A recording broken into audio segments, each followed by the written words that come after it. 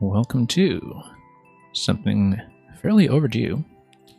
Our first unfinished business stream in a little while, where we clean up some of the levels that we were not able to finish previously, mostly due to length or because we had a viewer queue that ran long from spending an hour per level on weekends, or some other shenanigans like that. I remember with this one, we actually hit a soft lock that I think is unlikely to be fixed since this has been around since August, but it is something avoidable. And I believe this will be, including a previous version, my third attempt at this level at this point, but it is one that requires more of a dedicated sitting of upwards of an hour. So once again, we'll take a look at Super Metroid First Mission, a level by Mr. Greggy S. or Greggy Spike, who is kind of a specialist in large, ambitious, Metroid-inspired Mario levels. This is, I think, at least the 7th or 8th that he's done, and we've played all the previous ones before on the stream. But we still have this one left to do, and so we will destroy Mother Brain and use 2 key doors with the assistance of all upgrades and 2 checkpoints. Let's go.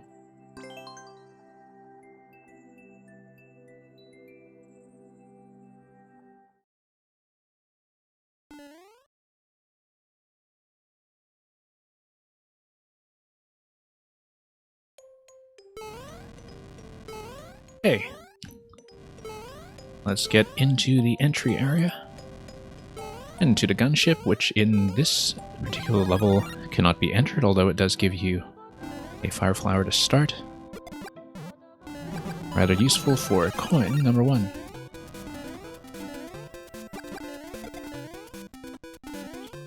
And if I recall correctly, this is going to show you the eventual pathway to the boss door over here, and this is accessible by way of the spiny helmet. Now, there are separate keys that we can get later on, which make me wonder if we can shortcut this door. But we'll keep that in mind, because right now I believe this is a safety coin that is guarded by a spiny helmet gate. Anyway, classic Metroid opening right here. Not so classic way of taking damage. Now, I don't know if we'll need that fire flower, or if I'll have a chance to get it back. We can sail under, we can also theoretically hop on top. This will get you back upstairs for fire if you need it. It looks like we will.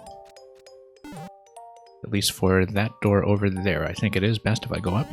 We'll eventually be hitting checkpoint anyway, so we'll go back for that shell when necessary. But it's going to be gunship first, likely the shell second.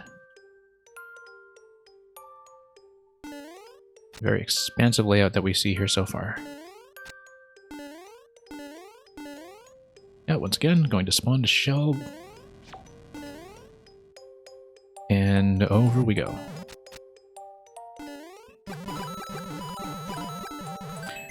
This allows me to enter this over here. Funked welcome. And yeah, doing quite well.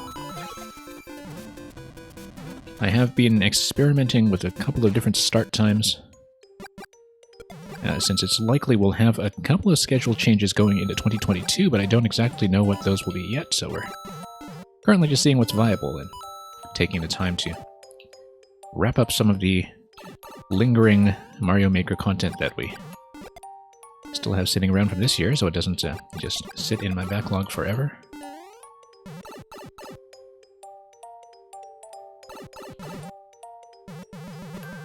And okay, let's see what to do here. I believe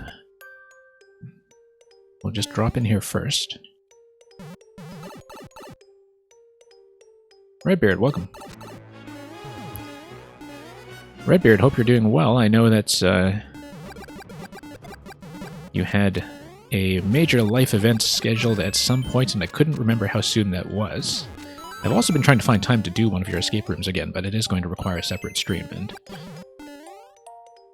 it's been difficult to keep up with a streaming schedule at all lately, so I'm a little behind my intended list of levels to play.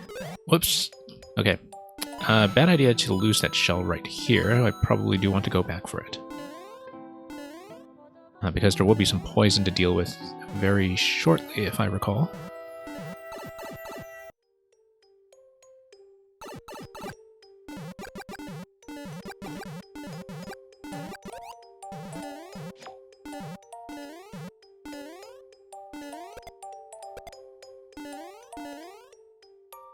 Okay, there we go.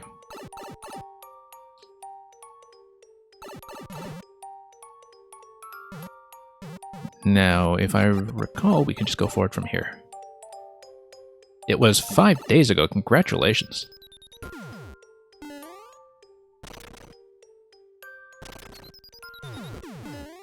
It must have been quite a busy week. Also, a bit of a time of tension when it comes to dealing with any kind of medical system, I would assume.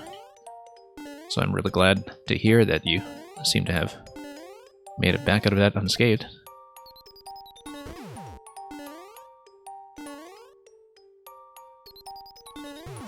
But yeah, I hope you've managed to get some sleep.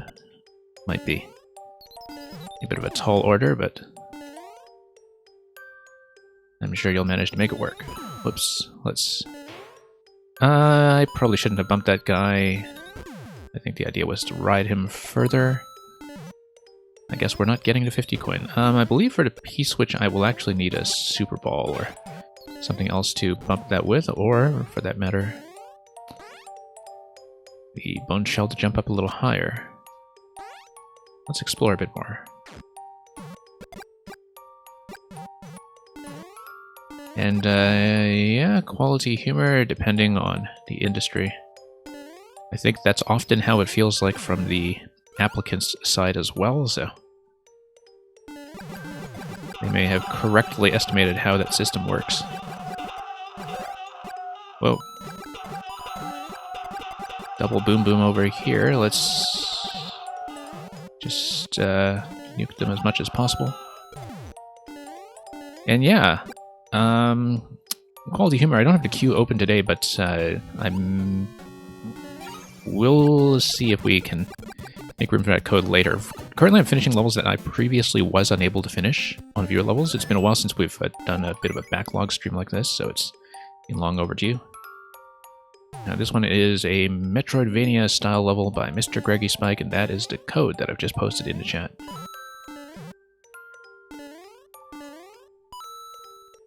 And yeah, I always tell people I'll run streams like this, and it often takes a while to get around to them. Because I find that, relative to many other viewer-level streamers, I get a very different experience just from being willing to play levels that are built on a bit of a grander scale. And I appreciate that experience, so I need an object for that. Probably Fire Flower or Super Ball, actually. I do need Super Ball, so let's grab that. Super Ball is going to activate the P's if we deflect them. Now, why would I want that? Because... can I actually kind of sidle into the star here? Not really. Not really. I've got 100 seconds to get the Super Ball again and eventually get to a checkpoint. Samus Returns is kicking your butt. Yeah, one came in. Samus Returns didn't kick my butt, but it certainly broke my 3DS circle pad twice. I've played Samus Returns twice, once in 2017 and once this year, and both times the circle pad just flew off my 3DS because it couldn't take the strain of playing that game.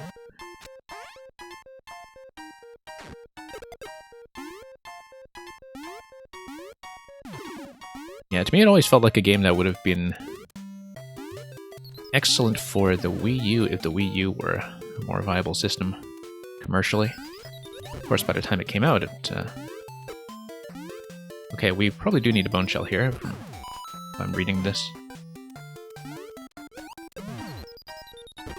But let's see what we can do here. Yes, we do need a Bone Shell for this drop, if I recall, in order to get over to the next checkpoint, which means I'll have to go back and get it within the next 40 seconds.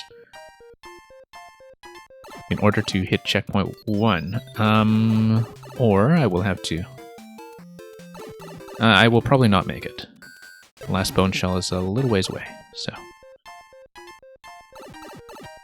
Yeah, that's the main limiting factor when you try to do Metroid-inspired designs in this game, is simply that the power-up progression doesn't function the same way. And needing a Super Ball and Bone Shell in that spot means that a timeout is all but certain at this point. But interestingly enough, we have one key. And I don't see why I can't just take this key back to the entrance, which I'm sure is actually the clear check method. Because we can get back to the entrance, skip all of this, and get to a checkpoint 2.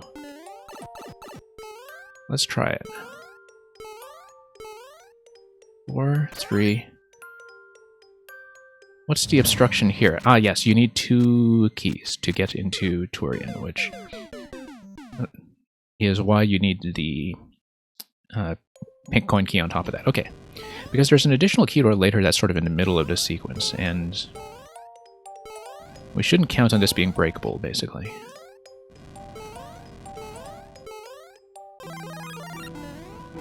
And let's get coin 1. And yeah, 1 came in. I don't know if you're doing the series in a particular order, or if you just went back to Samus Returns out of curiosity. It's sort of interesting to look back at Samus Returns now as a bit of a transitional game to a lot of the ideas of Metroid Dread. Because of course it was kind of like a trial run for Mercury Steam as a developer. And so those 2 games have a very analogous relationship to what happened with the Donkey Kong Country revival about a decade ago with DKC Returns and Tropical Freeze. Sure, we'll take the star and stomp this guy. You're playing through Samus Returns as you haven't played it fully yet, yeah. Yeah, no, I really enjoyed it. I do think that a lot of what it does has been superseded by Dread in such a way that it now feels like a bit of a middle child game in a way. But it was also, I think, a very necessary game at that point. Just given that, you know, Metroid 2 had been stuck all the way back on the original Game Boy back in 1990, I think, and was really due for kind of a refresher.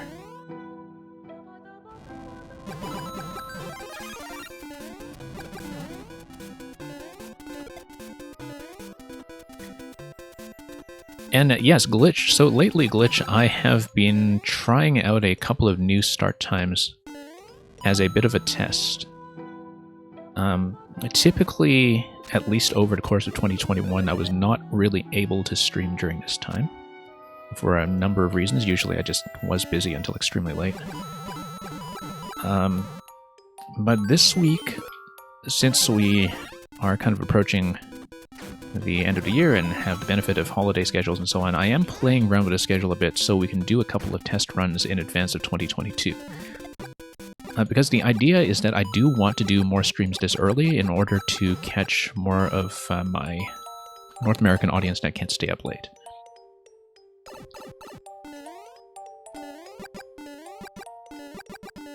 Yeah, Quality Humor, you might be waiting a while for that, simply because of how well Nintendo games retain their value.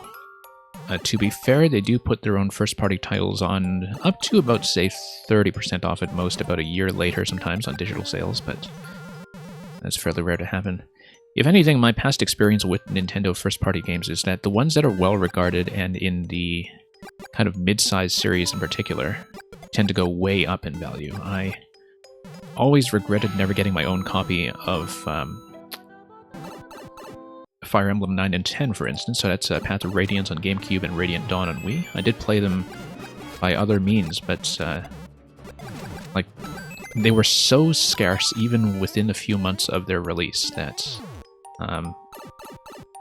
they've just appreciated to this really unaffordable price if you want to get them physically on original hardware. And so I find that, you know, with I mean, you know, I was a big enough Metroid fan that I was never going to wait for Dread anyway. I streamed it here day one. When most people couldn't watch, because if they were interested, they were probably playing. But for the most part, I find that, you know, if I'm going to optimize my budget, first-party Nintendo is not the way I'll do it. That I usually try to take the discounts elsewhere. But yeah, totally understandable, of course, to wait for sales on the games when the full price is quite that hefty. It's actually why I haven't picked up Skyward Sword HD yet.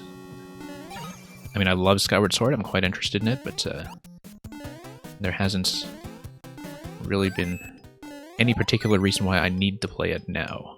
And so I'm quite comfortable waiting for a sale price. Oh, you got Luigi's Hotel, or rather Luigi's Mansion 3, which I was quite fond of. I didn't stream it because I played it before I had a capture card back in late 2019.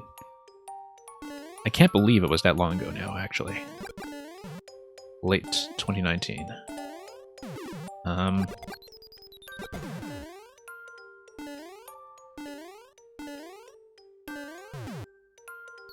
Let's see. This was Super Ball, right? Yeah.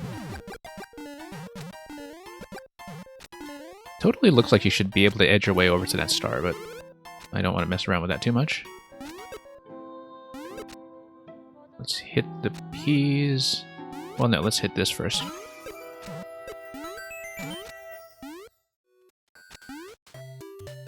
And Razor Sharp 8207, we're talking about Metroid Dread.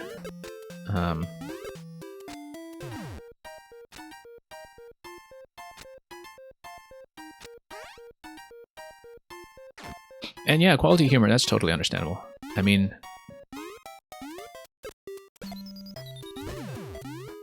I spent very little on new games this year. I think one thing that you'll notice, especially with the fact that I play Mario Maker and play it all the time, is that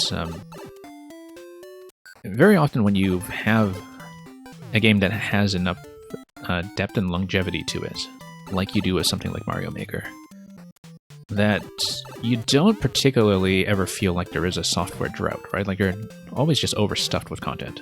And so yeah, I've acquired very little this year. Razor Sharp, yes, I have played a Zenmai level. If you're talking about the Metroid level that was in 6YMM. In fact, the Zenmai Metroid level that was in 6YMM was the one that was in the sequence directly after my level in 6YMM. So I'd always get to watch people play my level and then play Zenmai's level, which totally upstaged me because it was fantastic. Okay. And yeah, Zenmai is one of my favorite makers in this game. Zenmai, for those who don't know, is a Japanese maker who specializes in looping music levels that are also spectacularly playable. So things like looping music with bosses embedded in them, and other things like that. Whoops. I don't want to do that. I want to just come back in here and grab the shell properly. Quality humor, your favorite game is chess? Yeah. Cheap and accessible and has greater longevity than pretty much everything else we will throw at it within our lifetimes.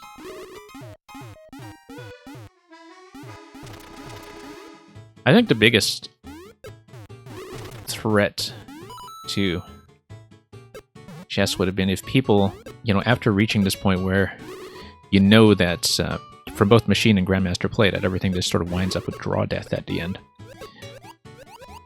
You know, would you just have human players saying, what's the point? And then I think we've discovered very vividly, especially over the past year or so with the chess boom, that that's not really the case. That, you know, there's still this desire for self-improvement at the game, even if you are playing at a very amateur level. And there are ways to have fun while being really, really bad at chess.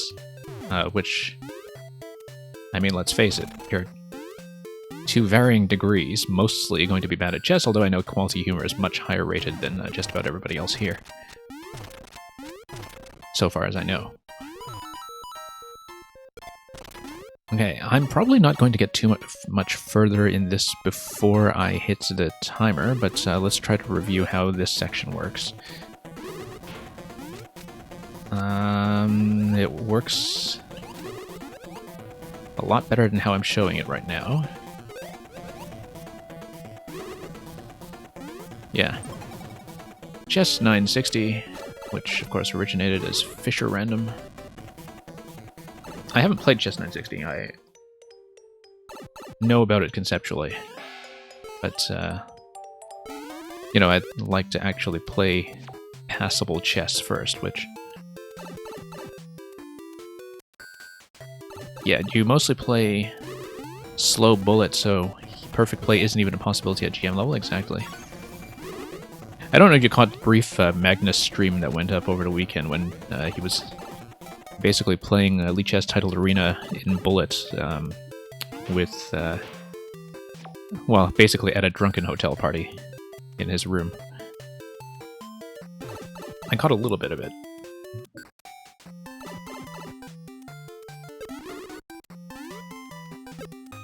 Yeah, ladder anxiety was something that I kind of had to deal with StarCraft back when I was playing fairly actively. But then that's because StarCraft is, you know, when you're playing against somebody who is evenly matched with a good matchmaking system like they had, it is such an exhausting experience even to win. And so there's always this tendency to want to retire on a win, right? And I think it was mostly in StarCraft that I kind of heard the specific term ladder anxiety thrown around quite a lot.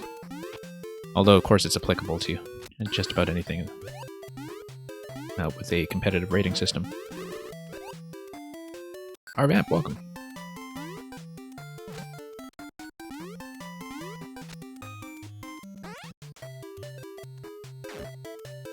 And yeah, I think my backlog, to go back to what some of you were saying, is a backlog because I put things off to play more Mario Maker, or rather my backlog is Mario Maker in some ways, where I have this huge list of things I want to do in this game that I have not had the time to do yet. You know, certain makers whose super worlds I want to go through, or other projects that I want to do. Other things that are relatively long-term. I believe these guys hold a key, or don't they? I actually don't remember. Okay, we don't want to get Lemmy too hard here. Let's... I don't remember this is even necessary, but let's check it. Yeah, no key. So we just need to get a deflection over to the pink coin on the left. Then we get in here, and we'll try to stomp this stack. And so yeah, RVamp today is me mostly going through levels that I was unable to finish in previous streams. So we have shown off this level before, and last time I made it past this checkpoint 1 and I kept dying to really silly things. So we'll see if we can do better today. One of these guys holds a key. And then it'll be similar after that. I have a list of unfinished levels, mostly from viewer levels, that I want to get through. And usually when I run these streams, because they're levels that are going to be harder or longer to begin with, I usually only wind up getting through a small handful. But we'll see what we can get done today.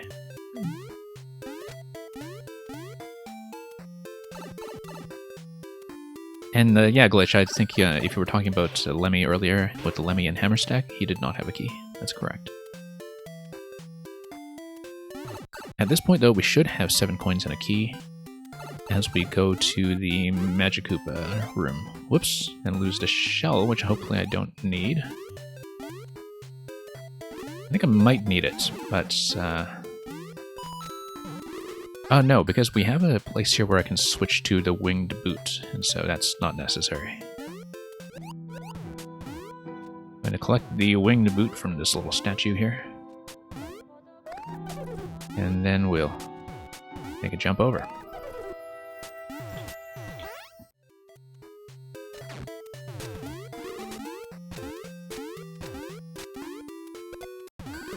Okay. Let's see here.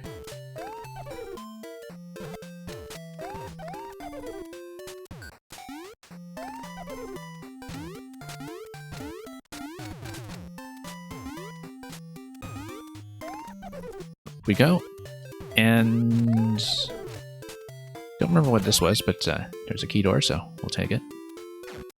Ah, yes, this is the Spiny Hat room,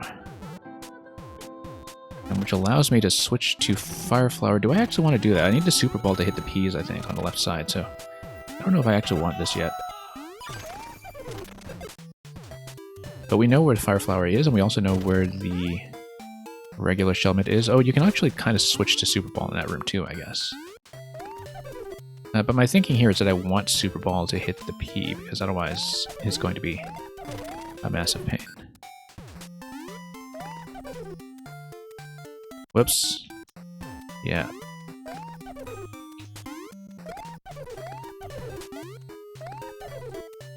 But we'll see. 2 more coins. One of them is going to be the safety coin that was at the entrance. And yeah, you need to face in to hit the P on the ceiling with the deflection. Okay, this was the fight that was giving me a ton of trouble. Getting rid of the Chomp right away, of course, is going to be very beneficial.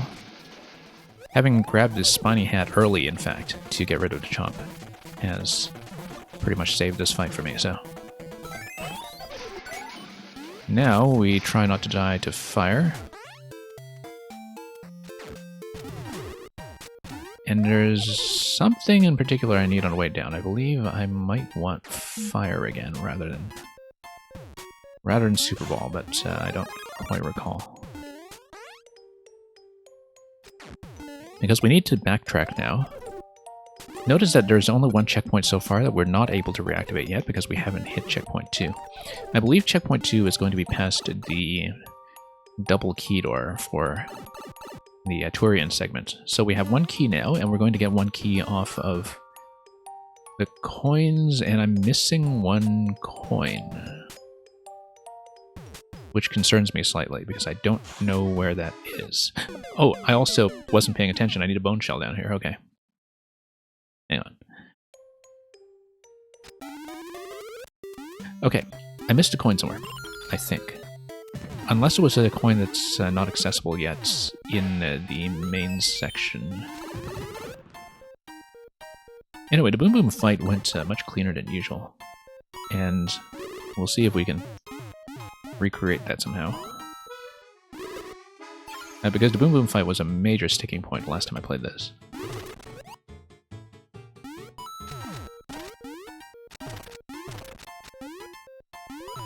Okay. Over here.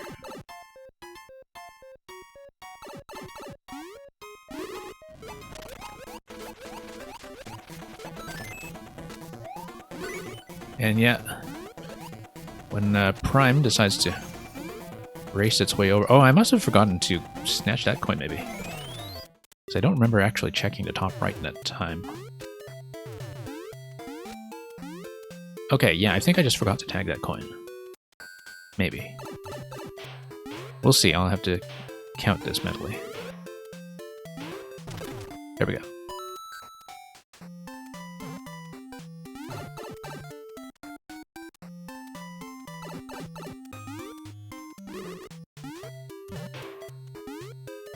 Okay.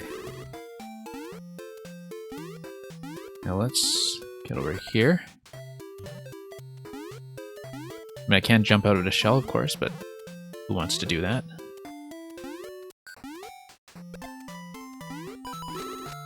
Switch to boot.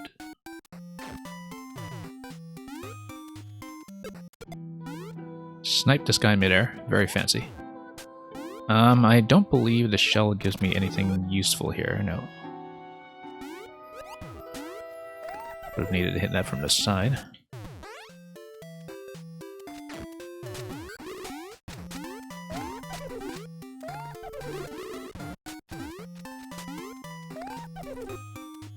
Okay. Bit of a tight fit there, but we made it. It's weird having to space jump before the screw attack. Is it really? Let me think about that. In the previous games, because of course the semantics of what the space jump is a little different between games. Okay, I actually do want the boot, but I want the spiny hat if I can. So let's stop this guy. Let's take damage. Come on. There we go. Tricky, but we got it.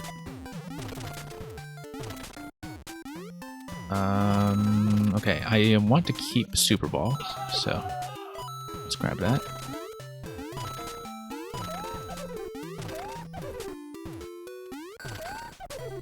Come on.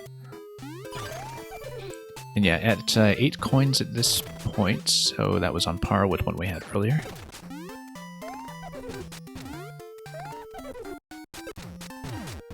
Get this, and let's hope for a good fight.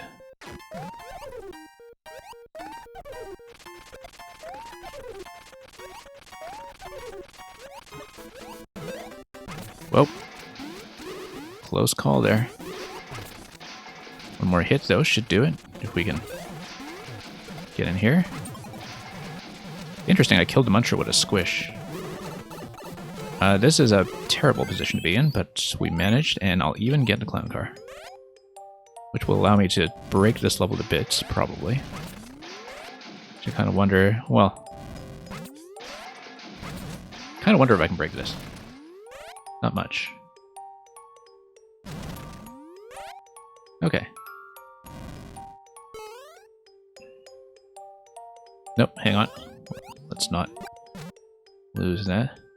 Yeah, we did run into a soft lock the last time I played it, which is a part of why I stopped, but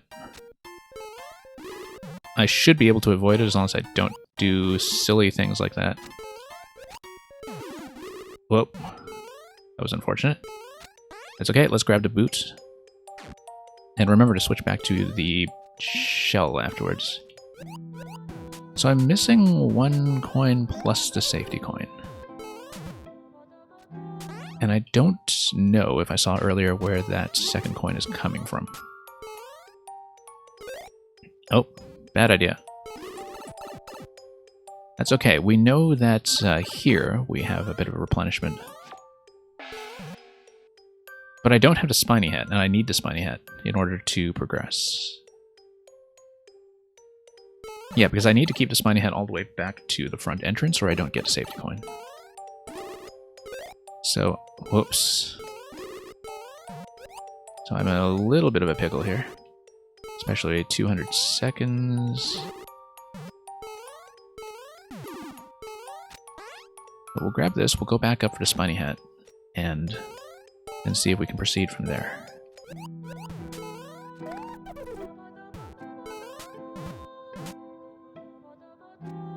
Whoops.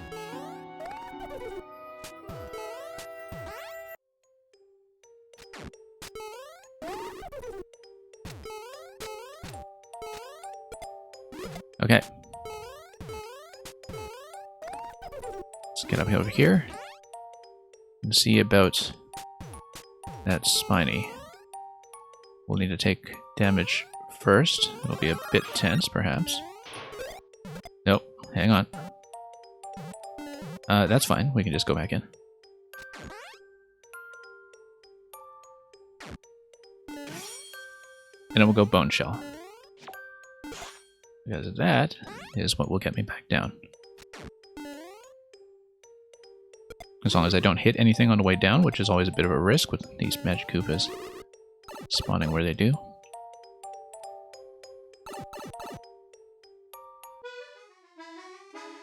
Okay, now let's not get sniped by the hammer. It is actually a little bit of a risk here. Checkpoint is there. Now this is the bits with the soft lock. Because you'll notice that the platform over at P is a hard block. I broke that once and it broke the level. However, I believe I do need to P-switch to get out of here, which means that this will be a little bit tense because I actually do need to hit that P. without hitting the block. I think the idea is to hit it with a Super Ball, maybe. Anyway, like I said, I am missing a coin somewhere. And I don't know where, because I lost the Spiny Hat. Okay. Yeah, there's no way, I think, to unlock the Spiny Hat elsewhere on my way down, is there? But let's see if I can account for that other coin then. This is a dead attempt because I just don't have time to go back for the Spiny Hat. But let's explore a bit and see what I didn't account for, because I think I missed a spot. Not here, because I had checked the Boom Booms previously.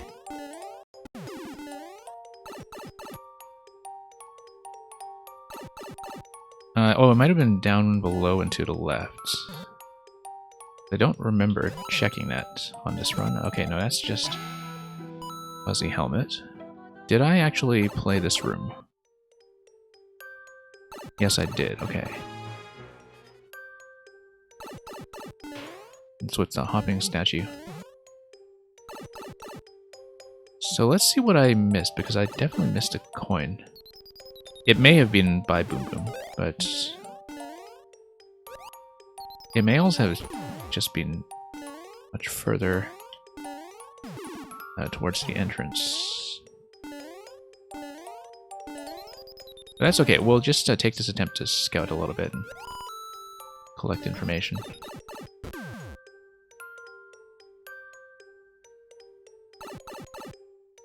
Yeah, so the first thing that comes to mind would be to check Boom Boom's room.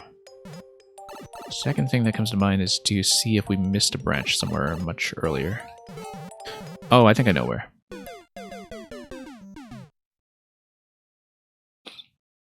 I believe I know where, but let's redo all this first and keep the Spiny Hat if we can.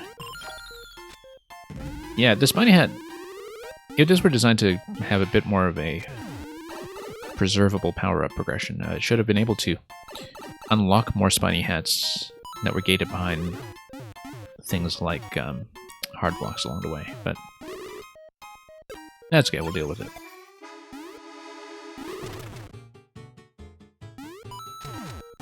Okay. Alright, let's stomp everybody here. Quick as we can. There we go.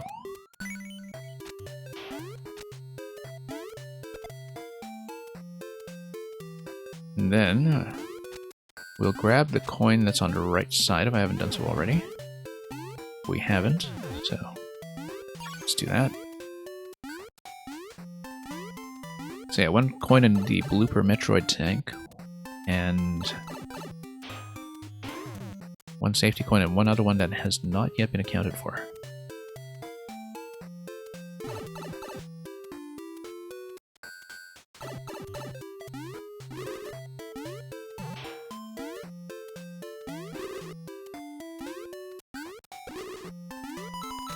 Okay, here we go. And let's see what we can do with this guy. Oops.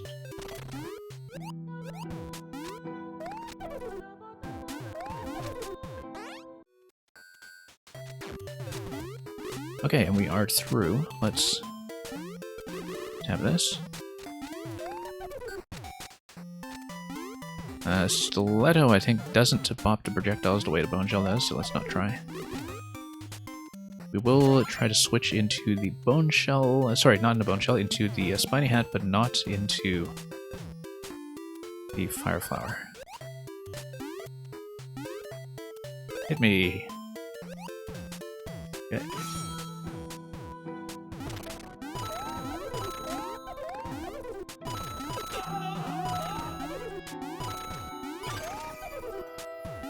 Yeah, Spiny Hat first should give me a slightly easier time with the next fight.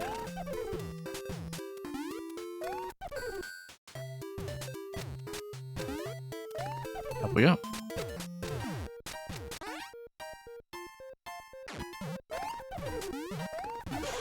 Okay, knock out a Chomp, that's important. And the reason to go Spiny Hat first. Let's get back down a bit. Yeah, I need a little bit of room. Gotta pull them down so we can get on top.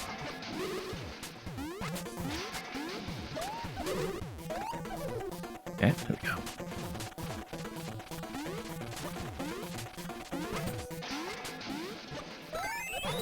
Alright, not too bad. Let's not get hit by the clown car, of course. Now, I didn't see a coin in there, so I assume that the coin we missed must have been much earlier. However, we do need a bone shell.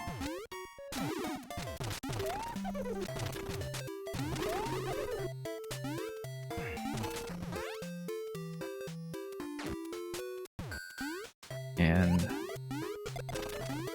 we need a bone shell. Let's go back in here and get it. Greznok's no list today, but if you want to see the code for this level, I can type it in the chat. I'm not running the queue today because I'm actually finishing levels that we previously couldn't finish during viewer levels. But I hope you're doing well.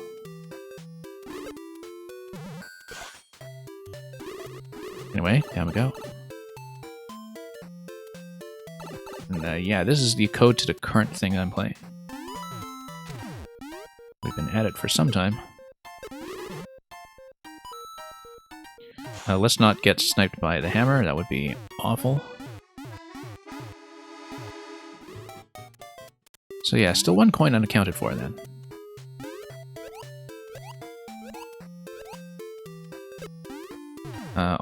Okay, good. Got it.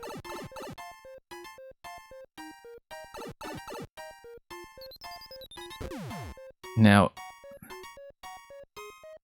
let's see what we missed.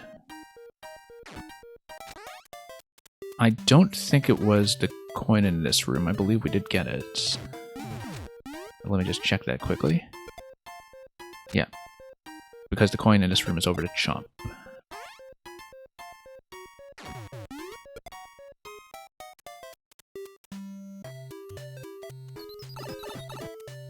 So there's the Boom Boom room down below in that area. Still missing something.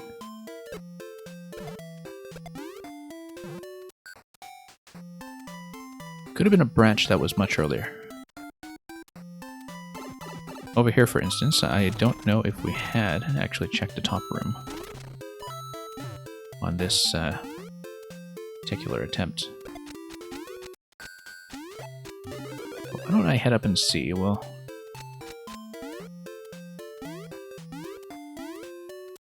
bust the block first so we can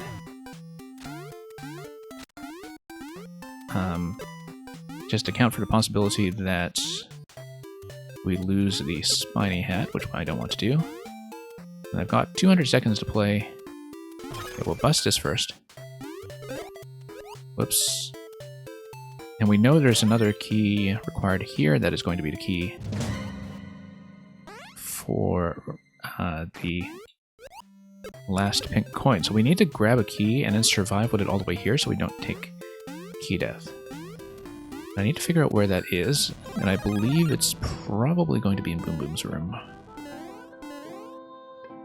Because that's the only thing that strikes me as something I potentially missed. Unless, of course, there was something else gated behind the spiny hat, which would not be good at this stage.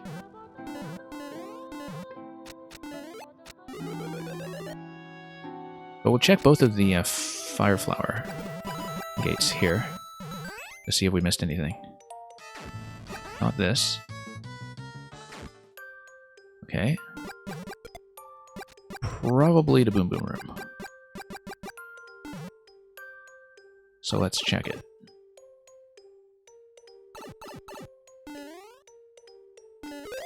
Oh, dangerous. Very, very dangerous.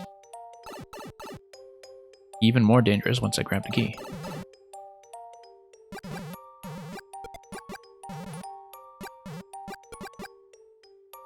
Let's grab the Buzzy helmet just in case. We've got about 100 seconds left to deal with this. And head back to the entrance. So the idea here is that I believe we might have missed something down here. I don't know if that's correct. But we missed something. And I can't quite see what.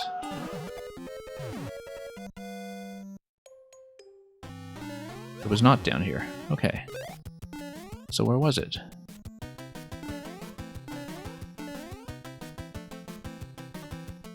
Wait, on the other hand.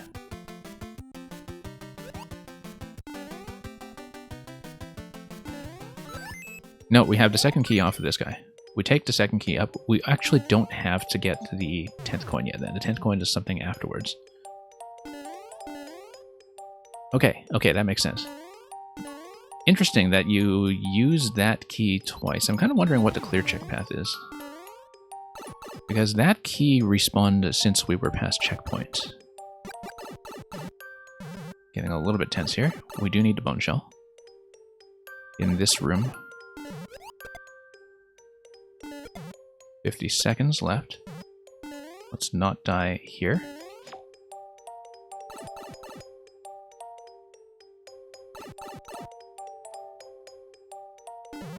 Okay.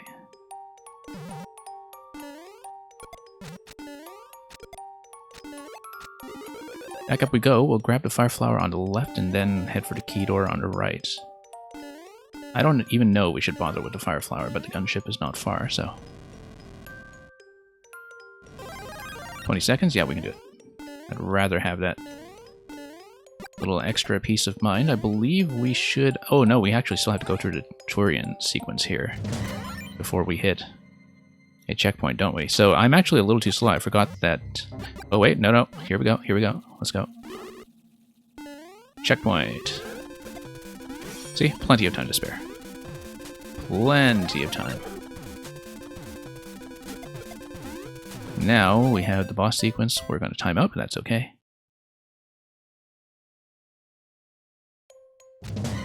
And I suppose, yeah, we'll need the final coin for something.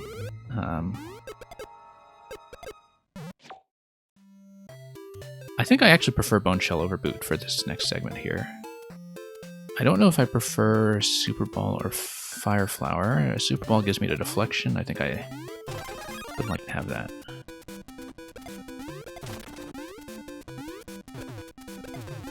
But yeah, vastly prefer Bone Shell. Ah, no, you need fire, okay. Whoa, okay, I'm in trouble now.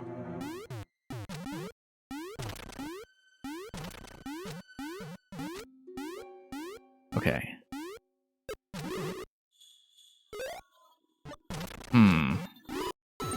Well, he's going to jump in here and sap. Yeah, because the last coin is in captivity there. We'll take a death here, because now I know what to expect.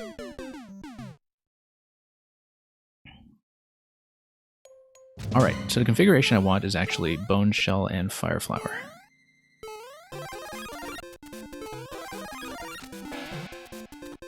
Probably Spiny Hat too, but too late now.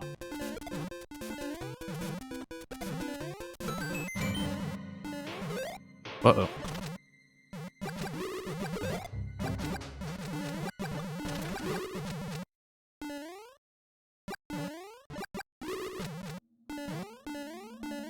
Okay, got a donut block down there. Let's do this. Maybe I do need a Super Ball in order to hit him back. That moment. Let's think about that. Because speeding through there with a star is clearly going to be correct.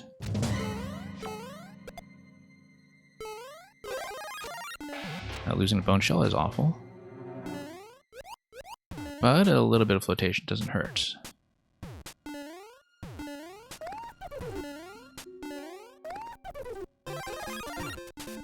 Okay, let's go with that.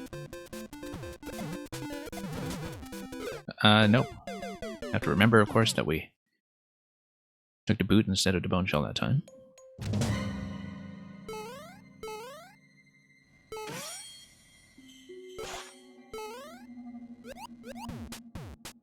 Nope.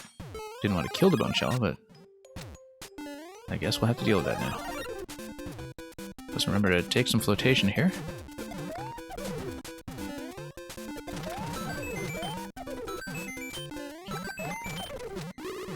A little bit risky.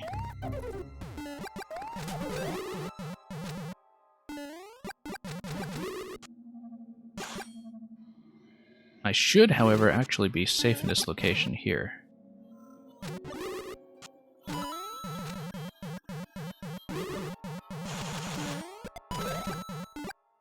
Okay, now I'm not going to be safe, but...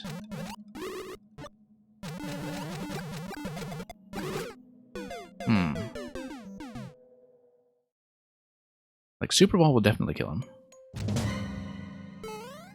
Maybe I need to preserve the star up to that point.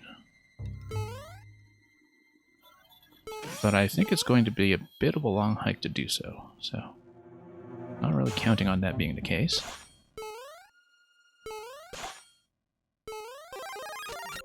So, I mean, if we grab Super Ball, we need to wait for the tank to blow up by itself. If we grab Flower, we can go for it directly, but then we can't really hit the boss. Super Ball.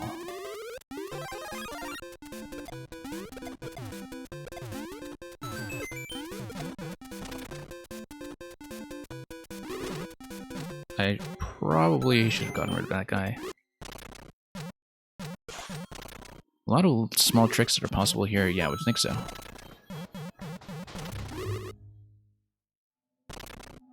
No, I don't want to get to shell form until the clown car has had a chance to fire, because then the clown car needs to nuke some of this stuff for me. And yeah, I like how the bone shell shuts off the clown car in a way that I think is actually an interesting mechanic that I rarely ever see used.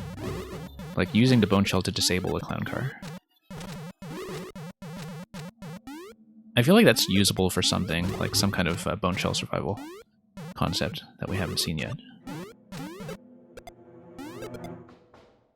Okay, that's one hit. Not much, but we'll take it.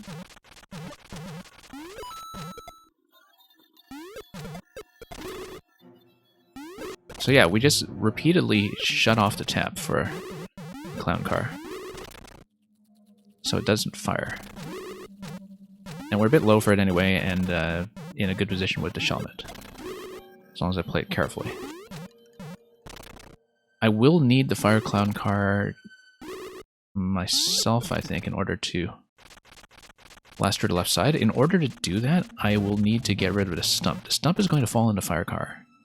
We can point the fire cars to the left after that, because we'll have enough room to move in to the left. Or we can stop it with the bone shell, because then that will allow me to ride the clown car directly. And then after that, it's going to be one coin, and then into the red pipe we go for what is presumably going to be an escape sequence.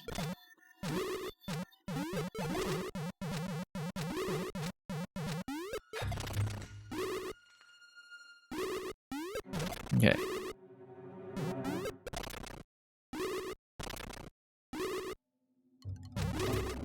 Must be quite something to clear check this thing.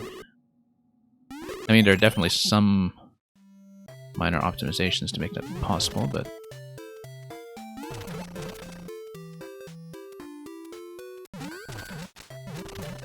Let's go around. Let's go around.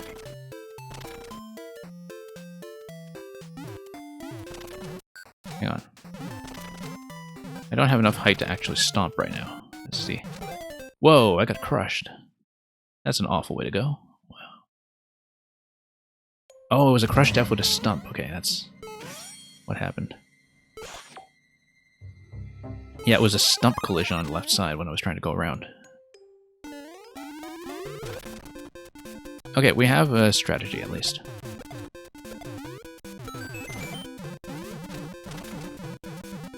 I left that Piranha Plant alive on the left side. That doesn't look good, but... Okay. I should probably kill that Chomp too if it tries to come down. There we go.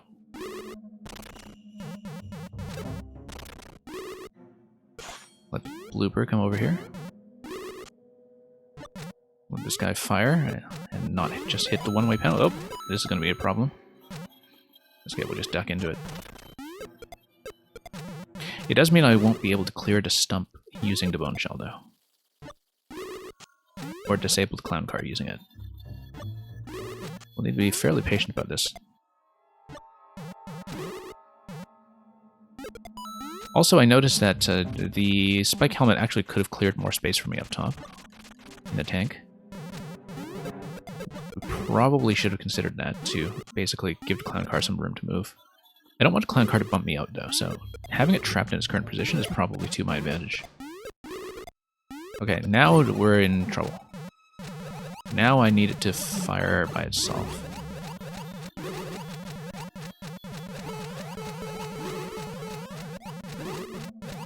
Yeah, now I want it to just fire on the left side for me. And hopefully not take a key death immediately afterwards. Okay, so here's the trick. Not take a key death. Or a squish death. That's okay, it wasn't a key death, we're still in good shape. Bit of a... yeah. Bit of an interesting way to implement Mother Brain here.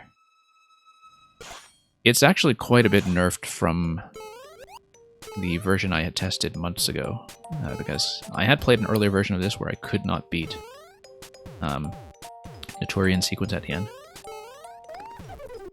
This time is going much smoother, mostly because of that star. Whoops. Alright, boot it is.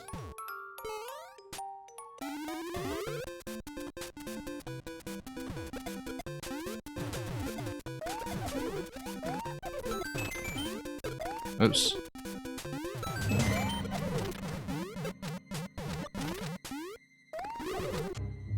Okay.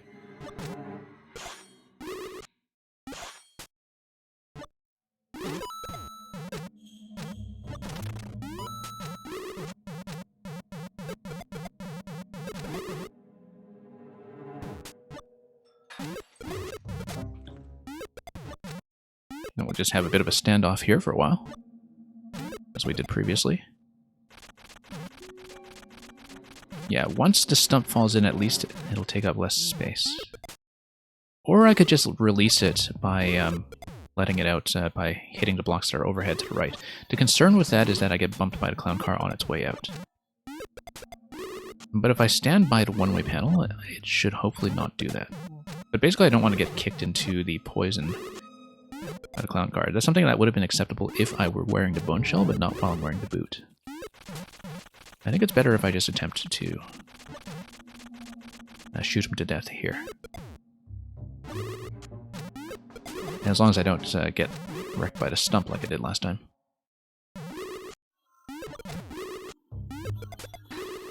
I kind of like how the power-up selection at the end does give you multiple strategies to choose from that do seem valid, whether you go for Fire Flower or Super Ball, or go for Boot or Bone Shell. Fire Flower, though, I think has a little bit of trouble actually getting rid of Roy. Okay, we need to... come on. Get some room here. Give me some room.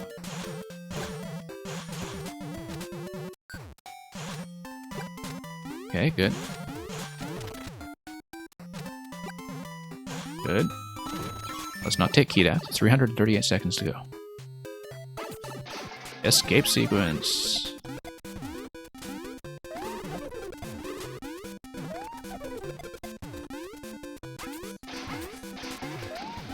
Okay, out we go. And look at that. It is the flagpole right here. But I want to, for a fly away in a gunship, see if there's any floor to land on. Okay, good. And I want to maybe grab a star before we go into the room on the left side. Okay, let's not hit the flag. Let's go into the bonus room. Okay, so we've got the Triforce for some reason, because it's just that kind of game. Let's tap some of this. 1-ups, probably. Whoops. And... 1-ups. There we go. That's a proper finish.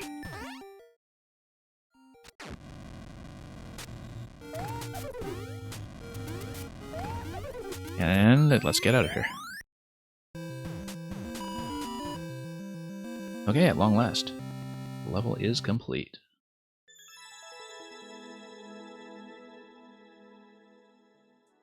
Okay, we're going to have a change of pace after this one and do something that's more of a platformer. It's an unfinished level from this past weekend's viewer levels. But before we do that, I want to take a look at comments maybe and see if anybody has left some art. The single segment clear check path here eludes me because of the key structure in terms of the way I used the key off of the Boom Booms twice. But that's something I'll have to think about. Oh, look at this guy. Somebody actually tried.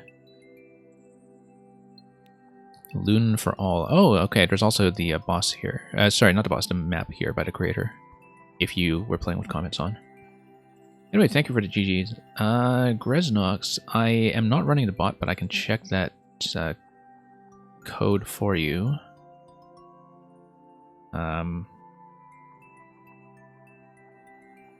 But I do have a bit of an order I want to go through today, so let me just check what code that is. So I know what people are actually sending me. And then we'll see if we can make room for that after I've done some of these other ones. And we'll see if... yeah, we have finished this one previously. Snowboard through Chill Transit. I don't remember how long ago I finished this, but I definitely finished this. And let me check the one that Quality Humor punched in earlier to see if it's unfinished business or something else.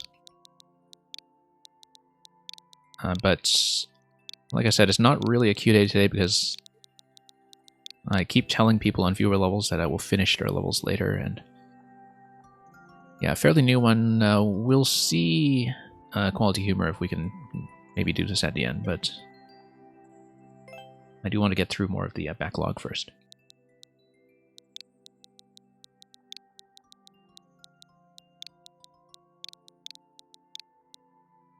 So people who were attending viewer levels of this weekend may recognize this one.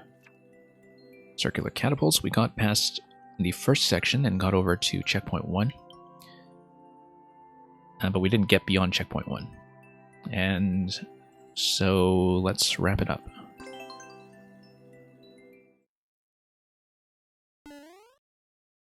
And yeah, Greznox, thanks for asking. So yeah, as a couple of you will have noticed, for those who came in late, I am running today quite a lot earlier than my usual stream time. That's because I am testing out some other stream times eventually to be potential candidates for something to move my stream towards. I would like to start earlier, most days at least. And so if this time is more convenient for most of you as viewers, we'll see about potentially trying to keep it.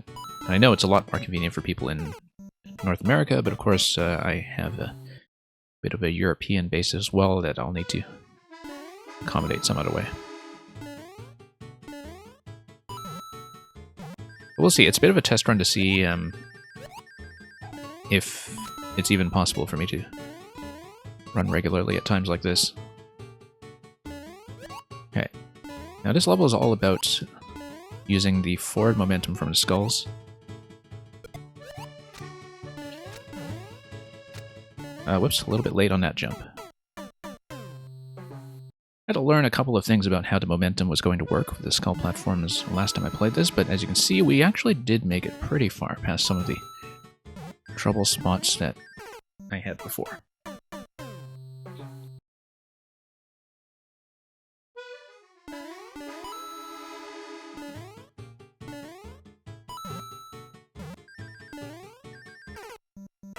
Okay.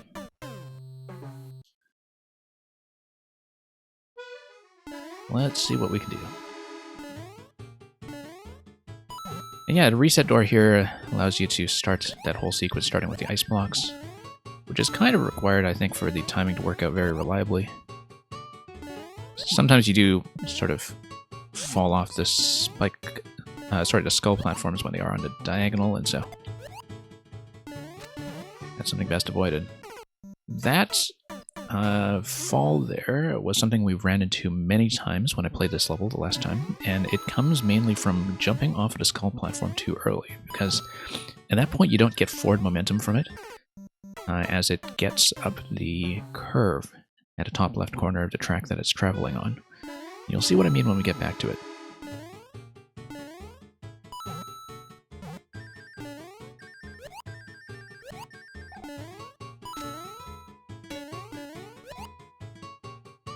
Yeah, there's a particular timing that I've gotten used to on that one.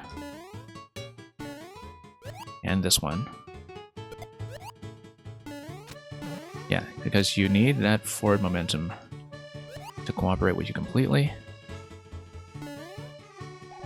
And then here, yeah, the level kind of tricks you out here, where you go down there expecting to bounce off the wigglers, but instead the skull platform carries you over. It is a little bit of a troll. We've seen it before, though, and that's all that's required to get over to Checkpoint 1. And yeah, in Mario 84, that's exactly what it is we're running today. I just cleared one.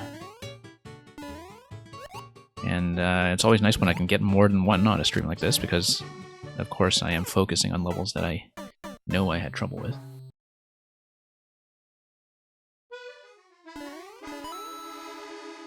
Yeah, and Mario, hope you are doing well. Thanks for dropping by.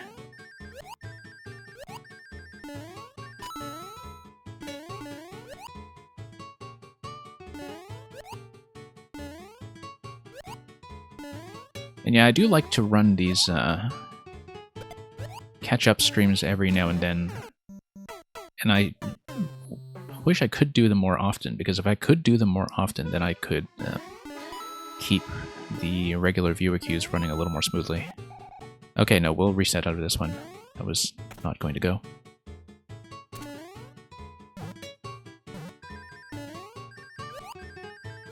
Because those of you who come by viewer levels know that I tend to take forever, as is. Whoops. But anyway, we've had one really solid attempt to the last platform before Checkpoint 1 already, so this is looking decent in terms of recovering my progress over to where I was previously. Oops. Not quite.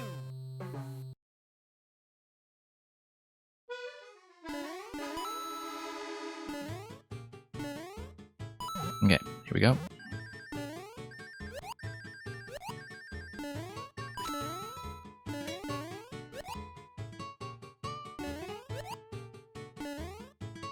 And up and down.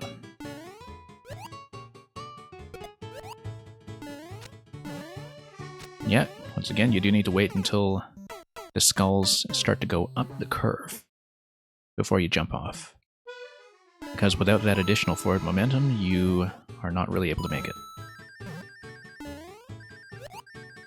Oop, that felt like it was going to be a bit short, but thankfully we had just enough space to work with.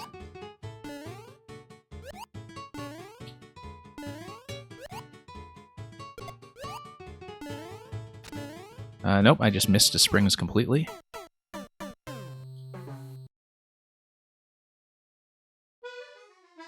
I should actually post the code to this one as well for those who are following along in case you wish to play it, since they're not displayed in the bot during these streams.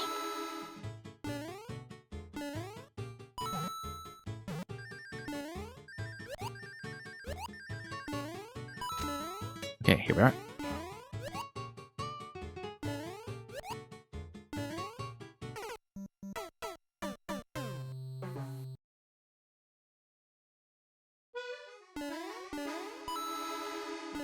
And up we go again.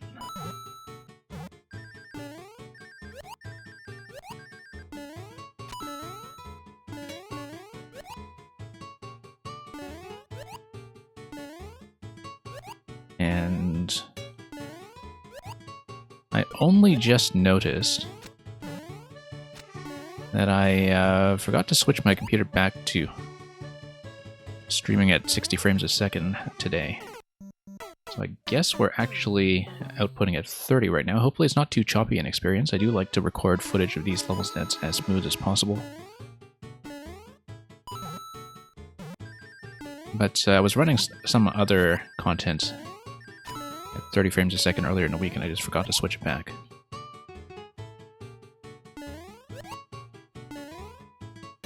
So yeah, hopefully the video quality is not too much of an issue right now.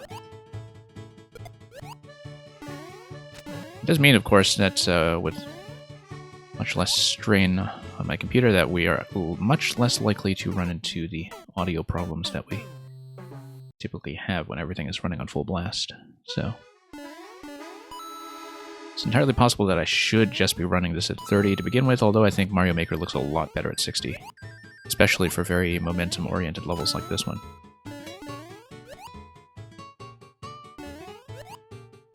So yeah, usually when the Switch is able to output at 60, I'll try to run a stream at 60, but today that just got overlooked.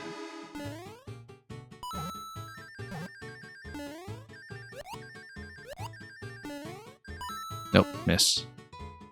That's going to be death, so let's redo it.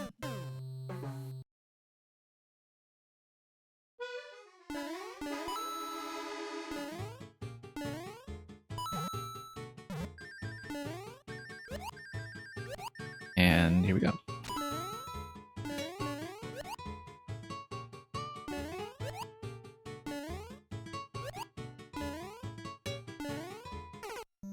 Not quite.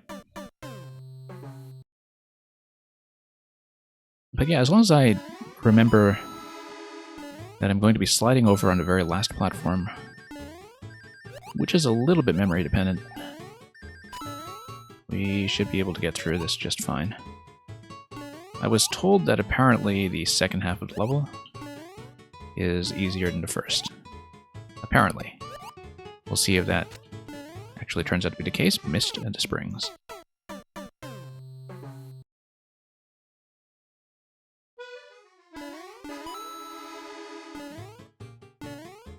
Anyway, back we go.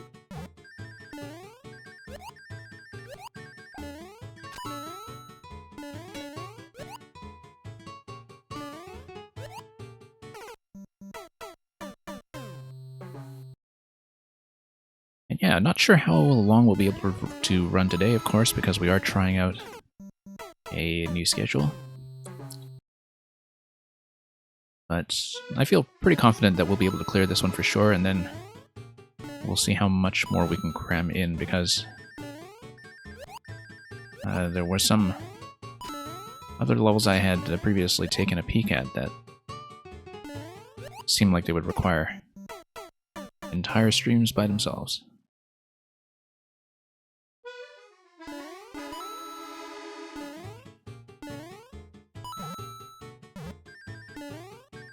Okay, let's get over here.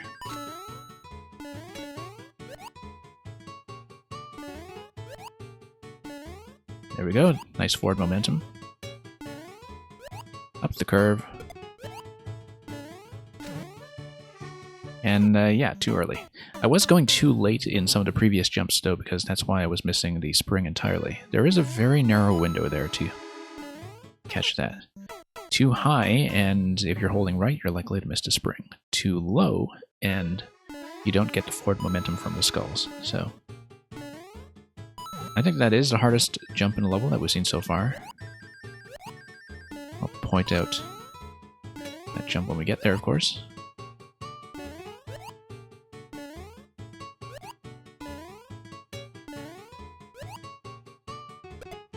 Yeah, this right here is the hardest jump in the level.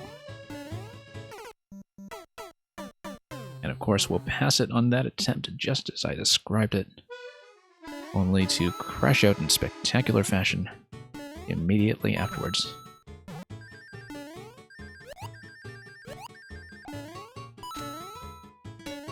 Okay, here we are.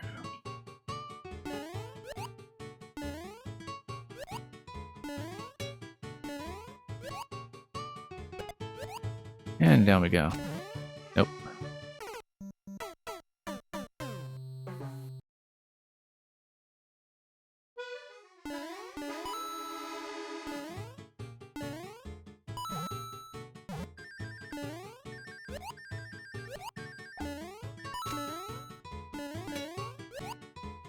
Alright, let's let this go over. Ride it out. And down we go. Nice. That was a pretty solid jump over there. Now we need to not choke. I was thinking of the next jump, of course, or rather the next landing with the wigglers, but yeah, with the wiggler fake out, you can, to be fair, see the skull platforms buried underneath the wigglers, but you don't know for certain what the priority is between the two. The fact that the wigglers take precedence in the overlap can totally throw you off, as it is very much meant to do.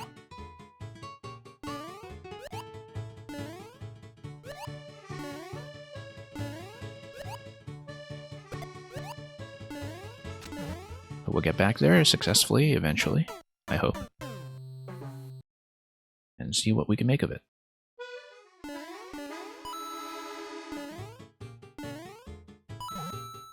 Back we go.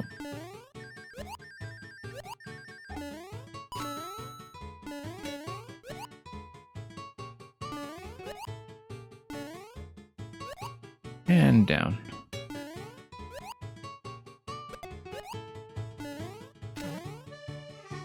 Yeah, still not quite into pocket on that jump. I love how that next track after that jump looks like a bit of a hook, though. That's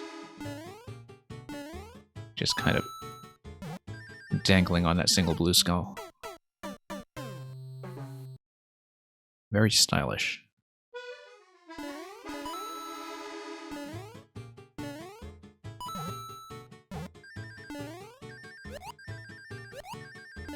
Okay, there we go.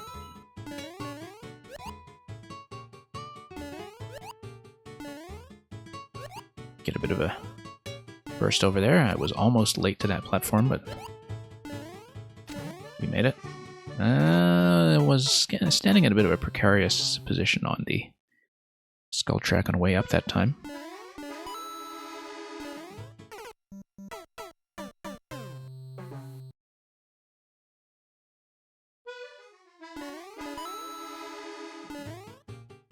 And back and forth we go.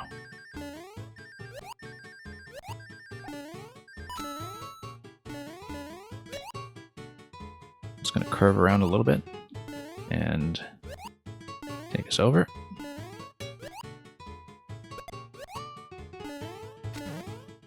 No, it's still a bit of an awkward exit there. We've gotten it a few times so far. It seems to be the major determinant of whether an attempt is going to go or not.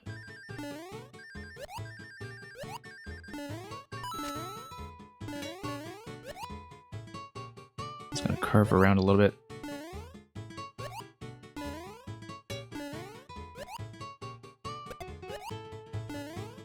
Whoops. Way off.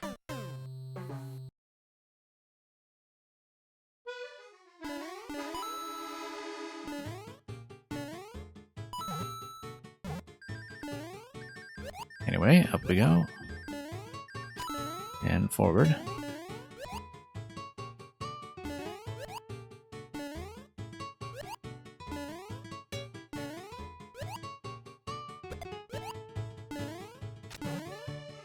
Yeah. A little bit of a weird position there, I think, because when you get on top of that skull, it's like you get bounced a little bit to the left on its way up.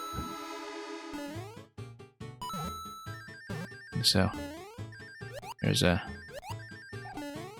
bit of left and right oscillation that you need to deal with on your way up to the sideways trampolines.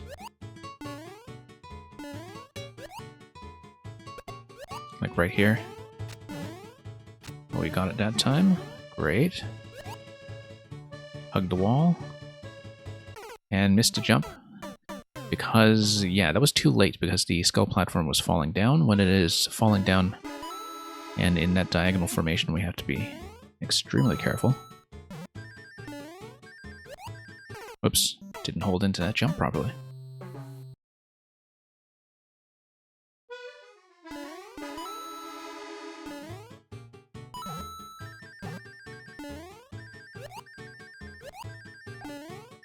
Nope, miss.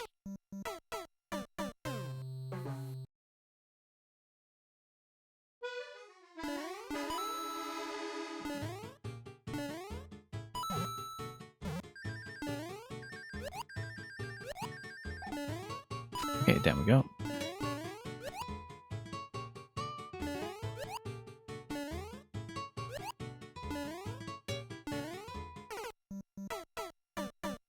Not very often we'll have trouble with that one, but we'll deal with it.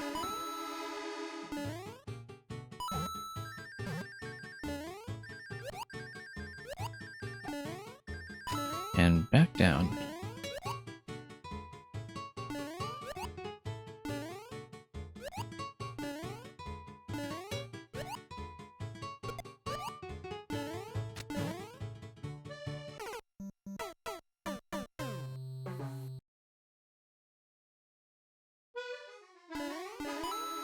Yeah, just need to watch our positioning very carefully there.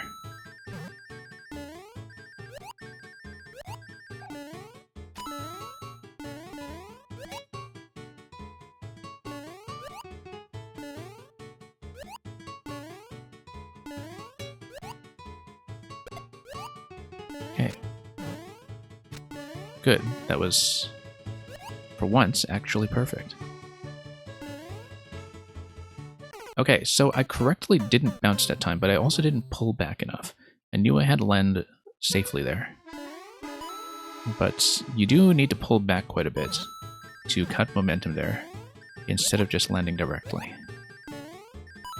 Otherwise, you do go too far forward with the way that you're carried by that skull upon landing.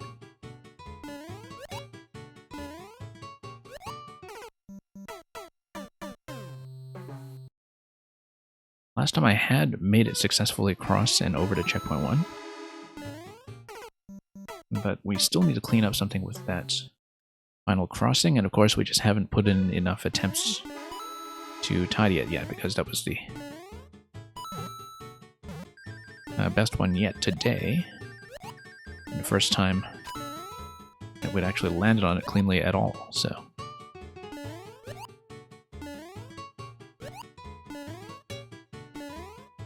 we'll see what we can do. Good. Oh, too soon. Kind of need the hook track to be at the top of the curve.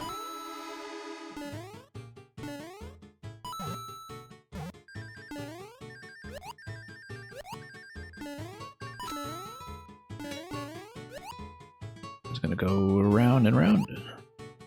Whoops.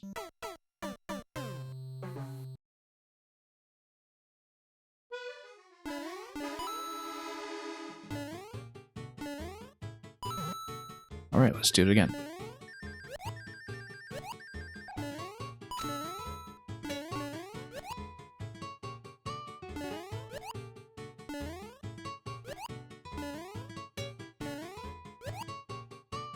There we go.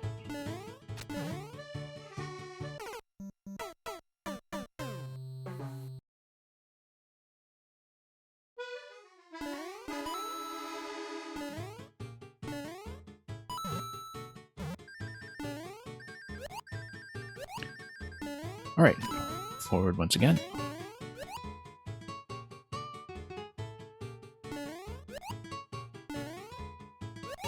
And the timing there is not too difficult to catch, once you roughly understand what's going on. Bounce, slide, hug. There we go. So that is, at long last, checkpoint 1. Now it's the vertical section.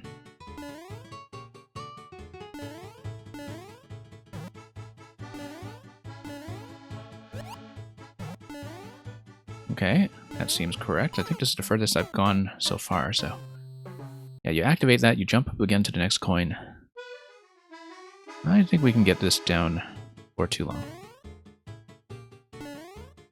Whoops.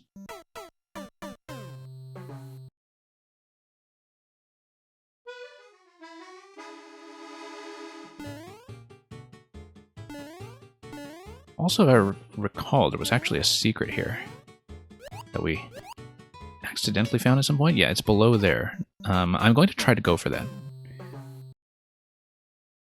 because we had found that by accident last time, but didn't properly explore it.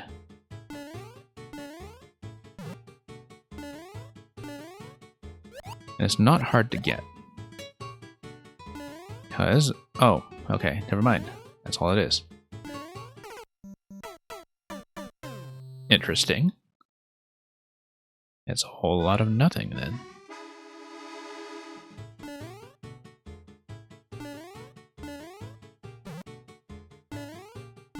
Okay, up we go. Pull back a little bit here. Yeah, okay, so we do need to jump off immediately before we hit the ceiling. I didn't see the ceiling come in like that, and so it did catch me a little bit by surprise because we hadn't pulled up the camera high enough at that point.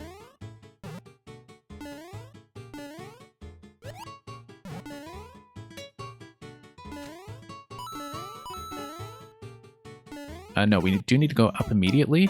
Once we go up immediately, then we need to ride the skulls again. Lantis, welcome.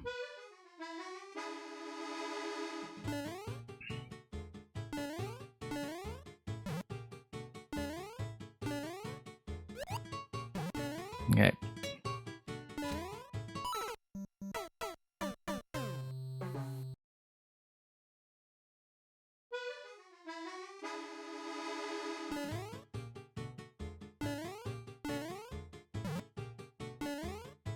Up we go.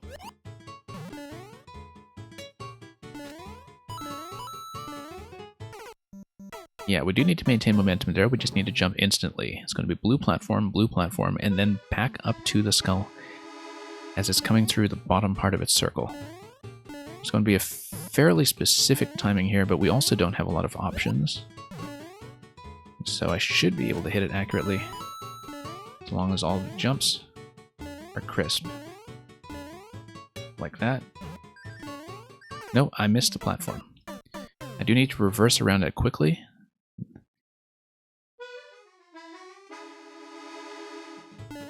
Yeah, I could tell that I was losing too much momentum on that one as I was going over the ice.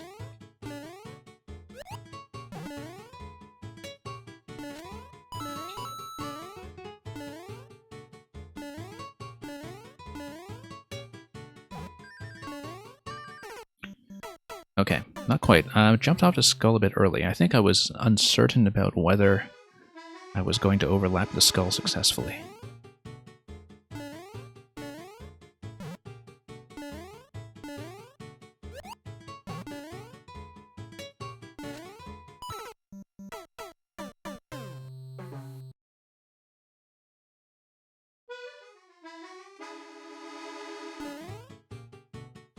But I think it's going to be okay. Whoops. Yeah, I have to get off immediately, or do we get a muncher in the face? Not a lot of time to dwell on a platform like that.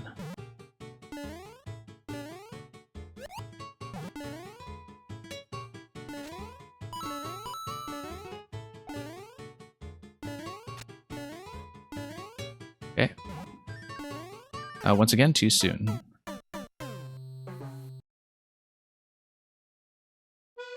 I felt like I wasn't quite synchronized to what the level wanted me to do, just from starting to run a little too far to the left on the ice blocks, but it does work with some of the previous sections, so we'll see if we can fix that up soon enough.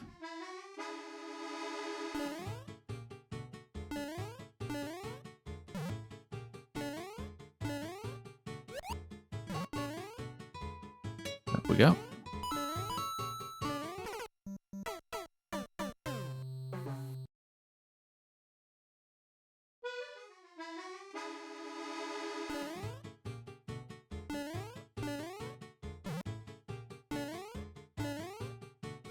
And here we are. Yeah, have to remember to jump instantly, of course.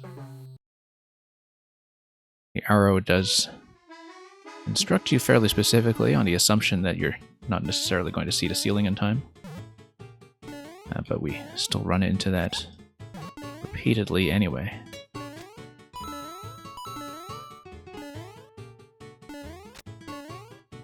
Yeah, that's an interesting corner. Oh, okay. So, yeah, the coin is just a bonus if you choose to jump over. Very fancy. Oh. This must be hard mode. It must be hard mode, come on. What else could that pipe be for? I guess maybe it is nothing. Very strange of Mang to give me nothing here. Unless there was an alternate exit or a secret.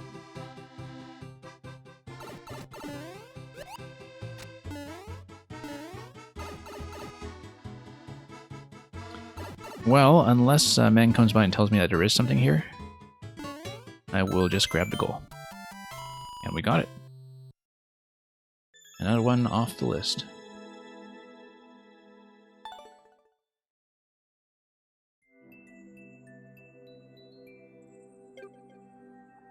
Okay, let's do another. This is another one that I didn't get too far in. Because, well, of some technical elements giving me a bit of frustration, but we'll see if we can do it today. Heat Riser 2 by Merlin. Here's the code in the chat. Yeah, last time I played this, I got absolutely wrecked by some of the ground pound cancels. And if I'm still not executing those well today, we'll probably not stick around on this for too long. But it was also a stream where I think I was extremely tired. Yeah, on to Piranha, up the wall jumps.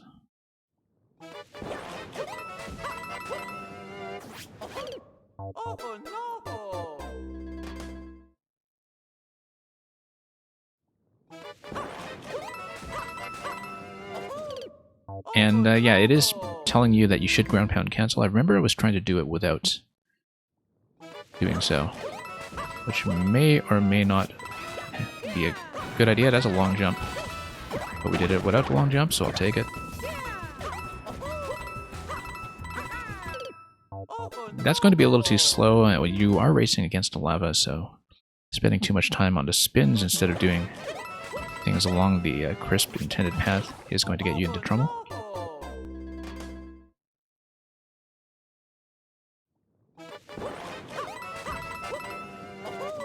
No, let's not spin it.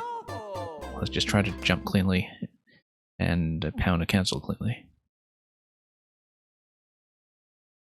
And of course I lose track of that advice straight away.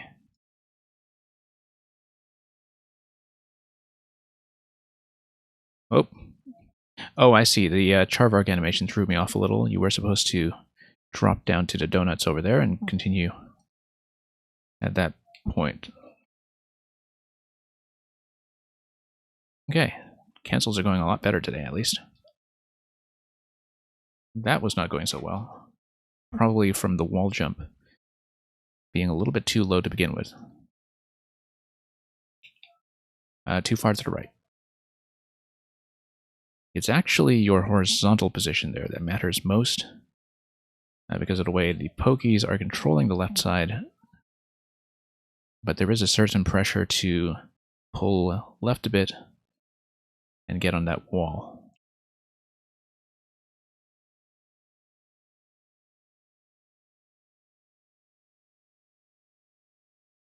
In general, holding onto a full jump is going to help you quite a bit here. Once again, just overshooting the pokies. Had plenty of time there before the lava came up, but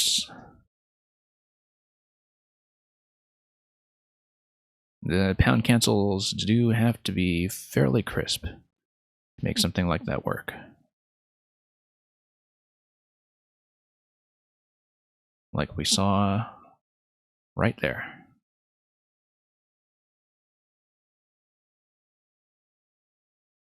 Nope, didn't cancel out in time. It's sort of interesting. The Charvarg doesn't hit you at that point. It's just its drop-in animation from when it's spawning in that part of the level, and you're scrolling in quickly enough that you see it in the middle of that drop. But it's kind of a nice aesthetic touch to have it drop right in that column at the moment that you're expected to reach it, such that it looks like an obstruction, even though it's actually not going to hit you.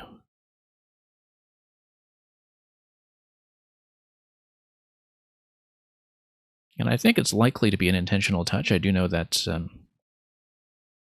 this maker, Merlin, is one of the more aesthetically precise makers that I've seen in a game, in terms of thinking about driving certain design decisions with artwork like that. And letting that guide some of the spacing. I don't need to land that far. I've been way overshooting that lately.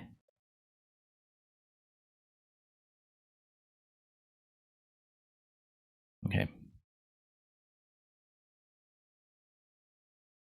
So I see that sound is dead despite our best intentions. So let's reset quickly and get this sound up and running again.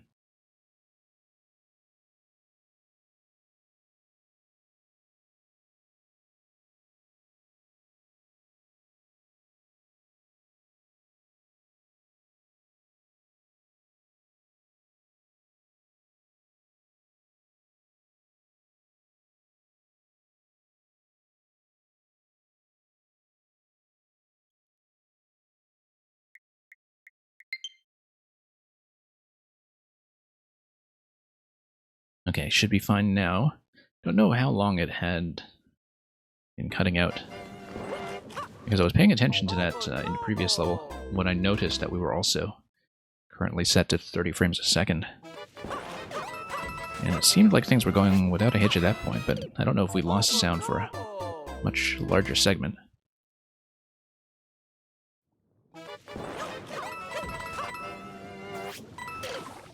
Okay, let's get back into this.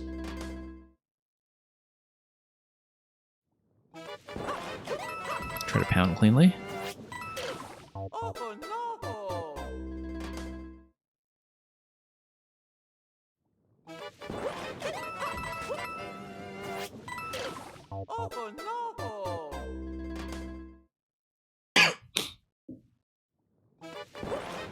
Okay, just need to get a couple of these attempts out of my system while we get back into this and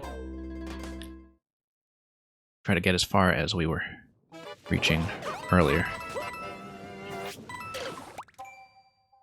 Current record is 40 seconds. The timer is not tight. The timer is mostly there to drive to music. The main timing element that is going to be inflexible here is, in fact, the lava level.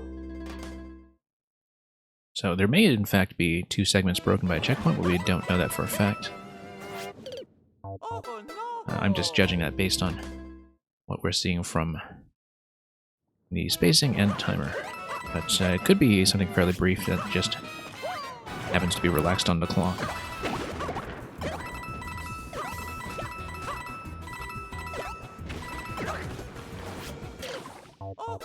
Seems like I was a little slow getting there to begin with. We will need to land on that left side wall, though, for anything to happen here. I do wonder in certain cases if the ground pound cancel is actually counterproductive in terms of delaying me too much when getting to the walls we need. But on the other hand, it does cut momentum instantaneously when it comes to your horizontal inertia, and we do need that in order to get some of the wall jumps down cleanly. It does seem to come a little bit late in that second wall jump by the Charvard drop that we see later on. Right now, of course, I'm just failing to hug the wall at the right time.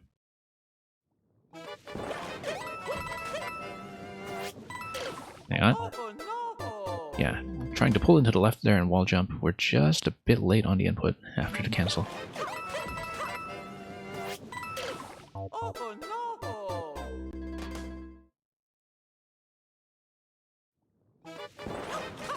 Hang on.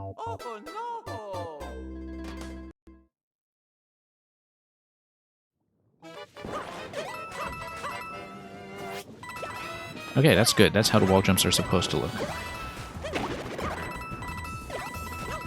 That's also probably how the exclamation block hit is supposed to look. Of course, still winding up too high there. That is a tricky spacing. It looks like the lava is pushing so close at that point.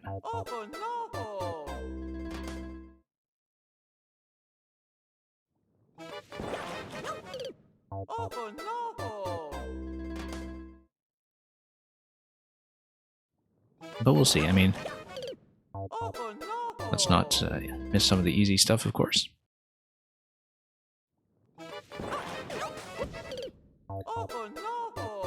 But we'll get some of these attempts out of the system and proceed.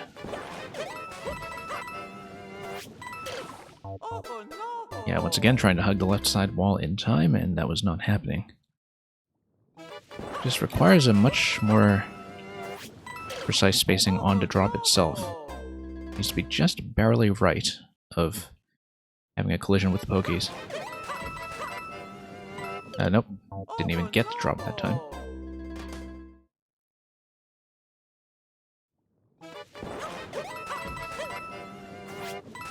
There we go, that's how it's supposed to look.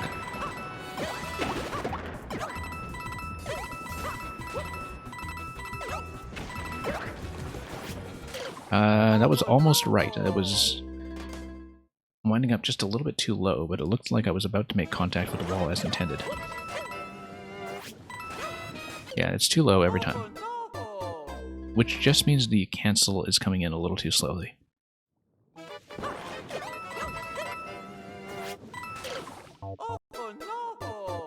Or possibly not even coming in at all if I'm perhaps pointing towards the wall right away. I am trying to cancel out before I go left on the wall, but it is a very quick sequence of taps. Make that happen.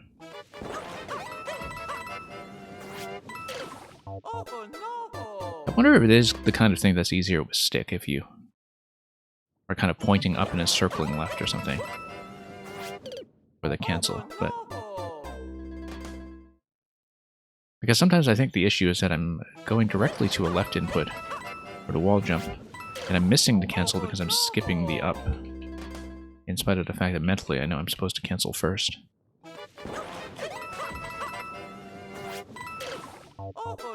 Yeah, because it might be something that's just coming off as a diagonal.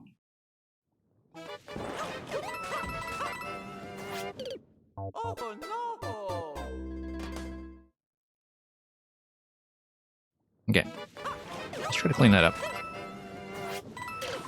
Just try to get that wall jump down as cleanly as we had previously. Just need to build up a proper muscle memory for this before we proceed.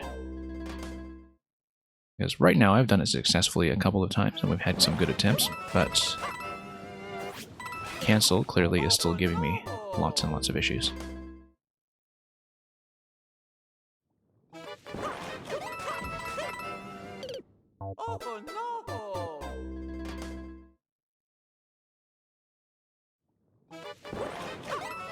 Okay, up we go. That was almost right, except we overshot the wall once again. Yeah. As you cancel, you have to go immediately left. Jump into that. It's just a very quick and precise directional sequence. And often what's happening is that we are still just overshooting the pokies entirely.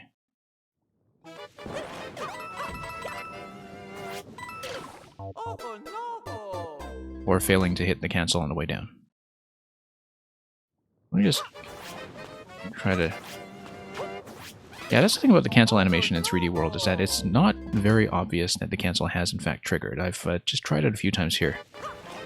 Just a brief exercise. It's difficult to see visually when you have successfully canceled, because there's a very subtle movement to it.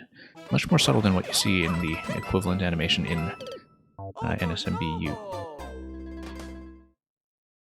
I wonder if skipping that entirely is actually going to be the right idea. No, you can't really do it. Probably for the sake of timing against the lava, we should just do it as suggested. Like that. Here we go, finally. First one in a while.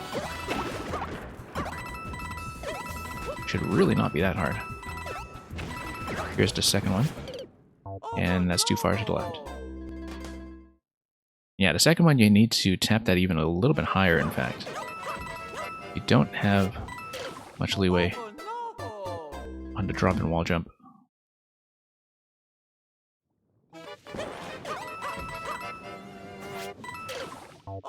It's purely this one technique in both spots that's just killing the whole run. But that's also, of course, why we were unable to finish it last time, and hopefully we'll be able to fix it up this time. Whoa, a little sluggish there. Probably lost too much time for the lava in this position, and indeed we see that's the case.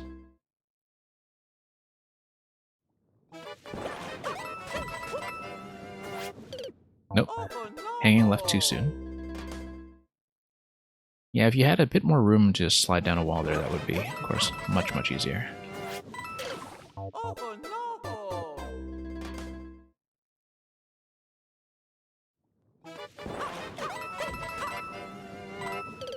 Nope. Just flubbing the input completely that time.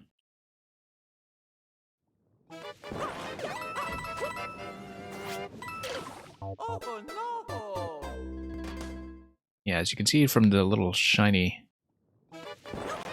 animation there, we are actually making contact with the wall correctly. But a jump is not going off. Or maybe, no, that's just coin animation, in fact. That's nothing to do with the wall at all. That's just one of the animation frames of the coin collection. Nope. Still late on the wall jump.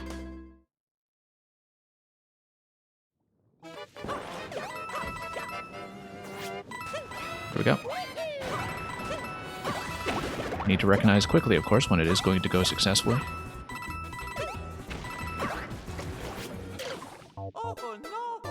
And that's the same technique right there.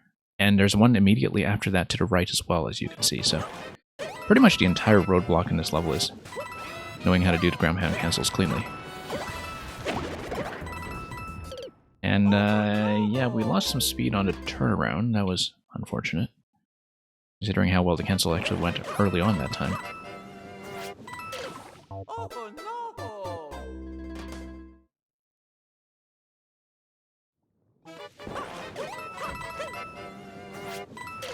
Nope. We want to catch it right on the top corner. It is a bit tricky to hit that.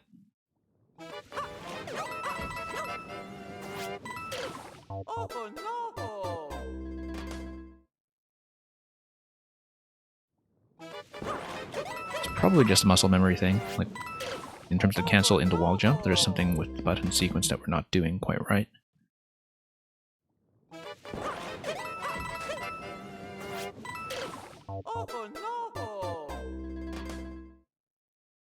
And we'll see if we can fix it.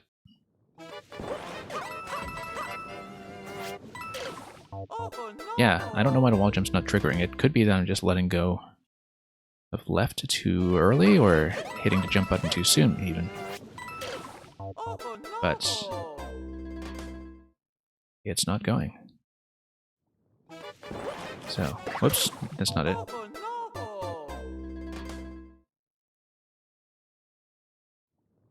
Like, you jump and then... Yeah, I'm just trying to practice the cancel there to see what's wrong with the timing. I think we need maybe a little bit more height into the cancel. That I'm going too low because the cancel is going to take you down a few spaces to begin with. And if we're starting it too low, then we're going to dunk into the lava. That's starting it too far to the right, of course.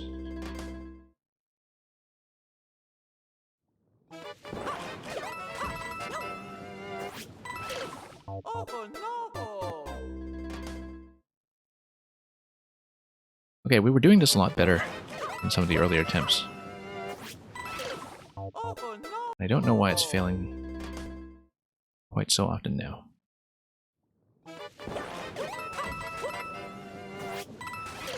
Yeah, we got the wall slide that time, but we didn't get to jump. I am almost certainly just late with the jump button. It's a reflex thing. I am hitting jump, but it's not registering. And so something about the timing window is just off.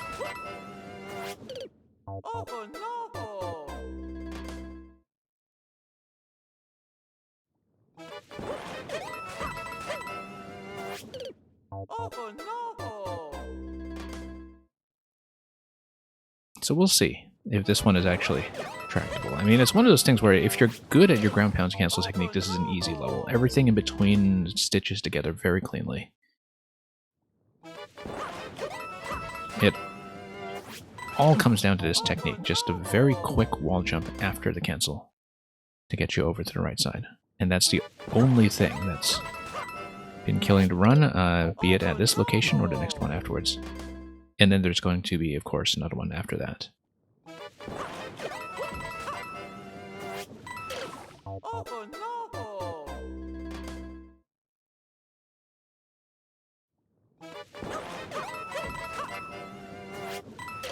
Nope.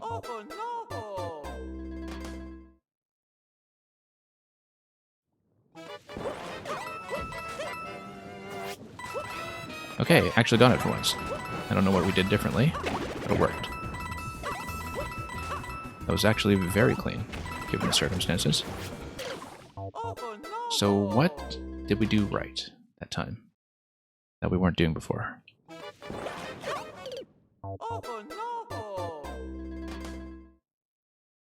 Because we need to get it down 100% of the time. Because there are just too many cancels in this level for our technique on that to be as bad as it is. And I won't be able to beat this if we can't clean up that one thing.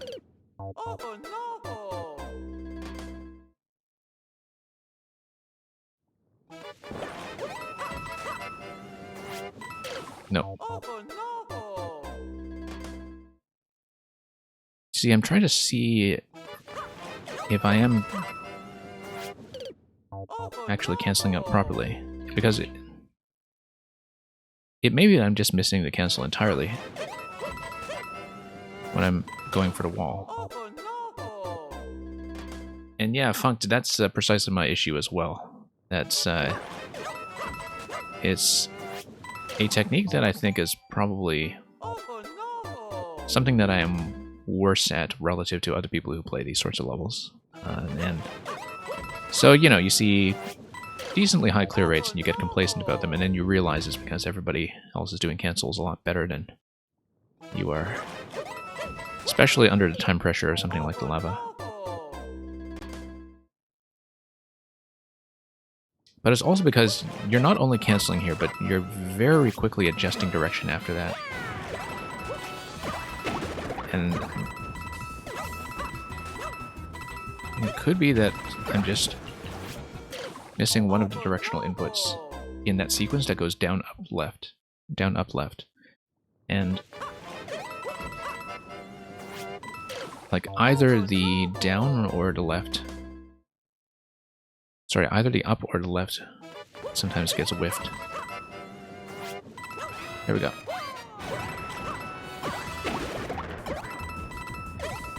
Okay, you would hope that it comes eventually with practice.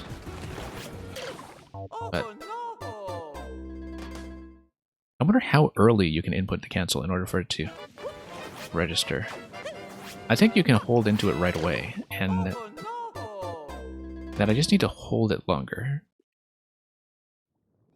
Like, if you hit down, you can hit up right away, and you can see that we can actually get that cleanly if we hold up for long enough before we change directions, because it could be that I'm trying to go down up, and I'm releasing too soon for up to actually perform the cancel properly. I suspect that's what's going on, in fact. Well, I mean, that and issues with spacing, like we see there.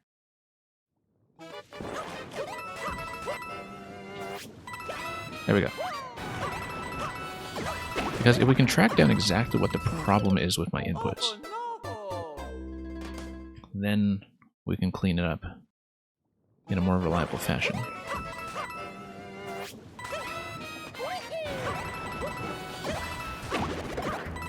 Whoa.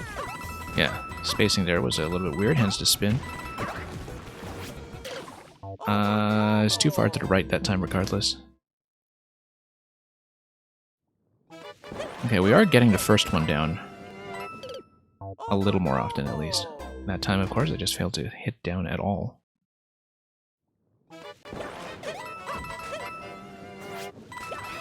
There we go.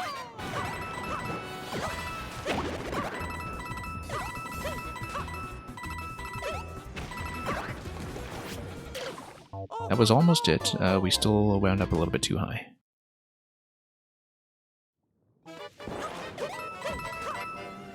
Oh, whoops. Just missed it completely.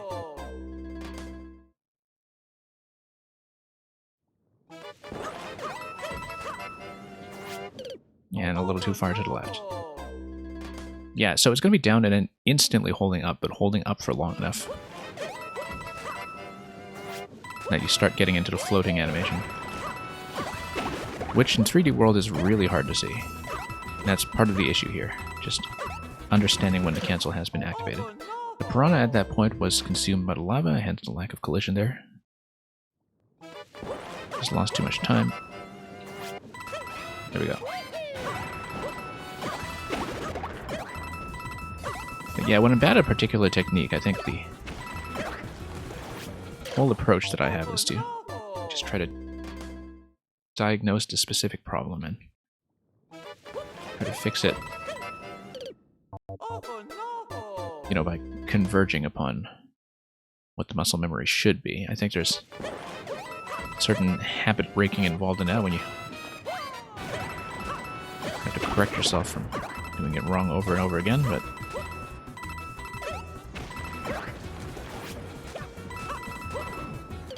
okay, that's fine. It seemed like we were ending up a little bit low going into that cancel that's coming next. So probably too low in that cancel wall jump that we had during the Charvard drop. It was done correctly, it was done too low. Yeah. Starting to get it. Usually full jumps are fine here. There are a few exceptions where you do need to pull back a little bit.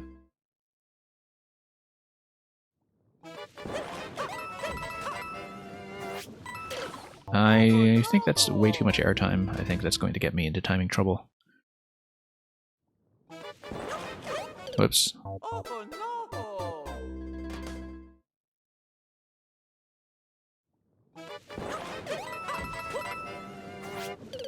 Yeah, a little bit too tight there.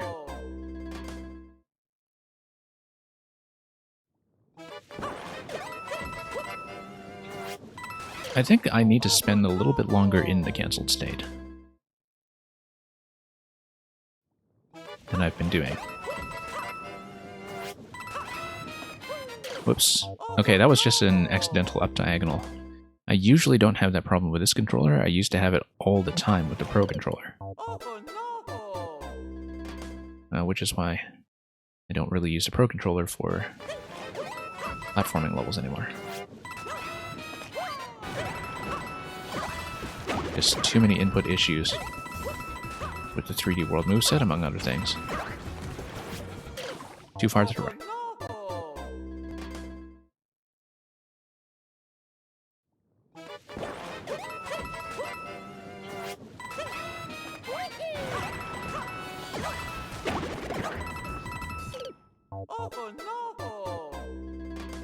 I'll have to remember that, of course, next time I play a Funked puzzle that uses either 3D World or an SMBU, that a ground pound cancel is perhaps less likely to be part of the solution. Just from the creator not wanting to do it. Of course, there's a very easy way to subvert that expectation and fool everybody.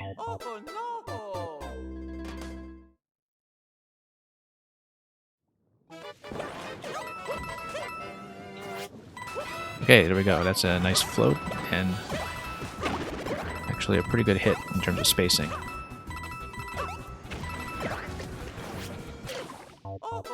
Yeah, not curving left quickly enough.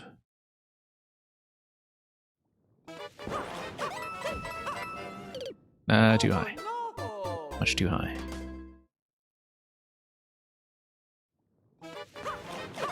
Nope.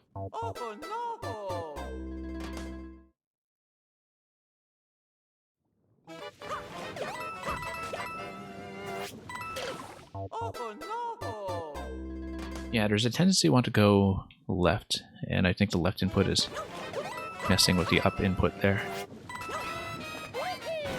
And that was pretty much the entirety of the problem. Very difficult to trace when you have a really quick series of inputs in succession in terms of determining why you're systematically having trouble with it. There, for instance, if we cancel properly, we should have been able to make it to the 10 coin with time to spare. The spacing felt like it was generous enough. And that was the best attempt yet, so...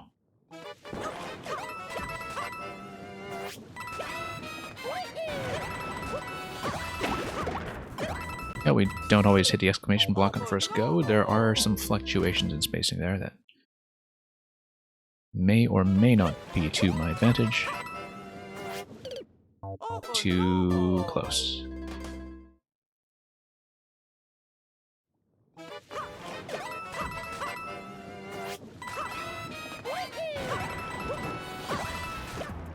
Nope, just missed completely. Do need to hit that, of course, in order to lower the gate.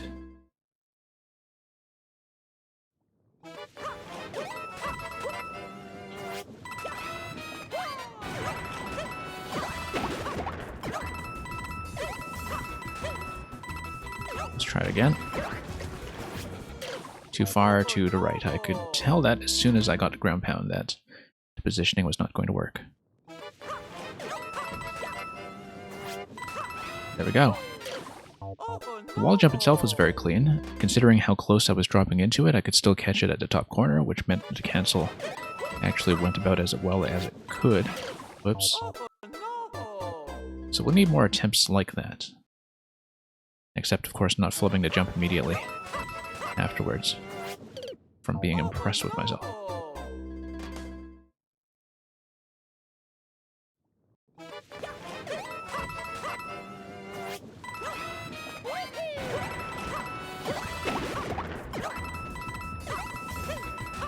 Okay. No, I was trying to hit down there and it just didn't come off for some reason. Probably just too late on that.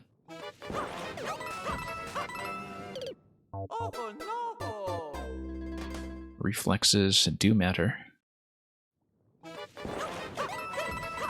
Can't have too much of a ping time between brain and thumb.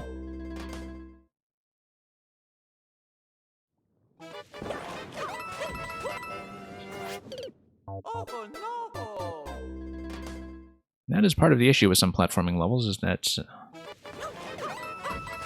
minimal slowdown and reflexes as you get older actually does play a role. It's something that comes to mind whenever I observe that a lot of the best technical players in this game actually do tend to be fairly young, in spite of 2D Mario in general attracting an older audience on average.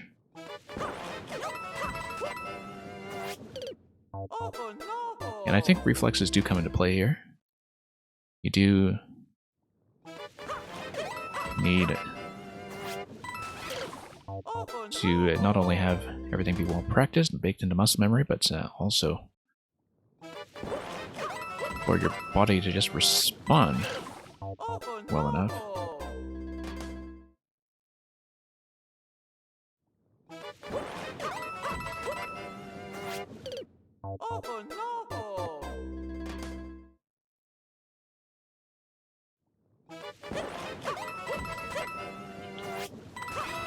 Okay.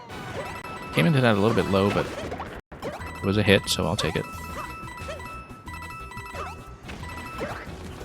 Nope. Trying to hit down there, and once again I just missed.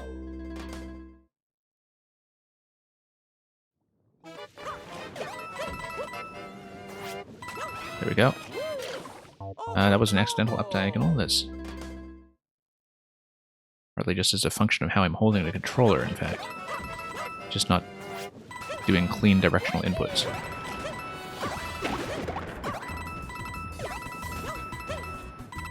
Not the controller's fault, just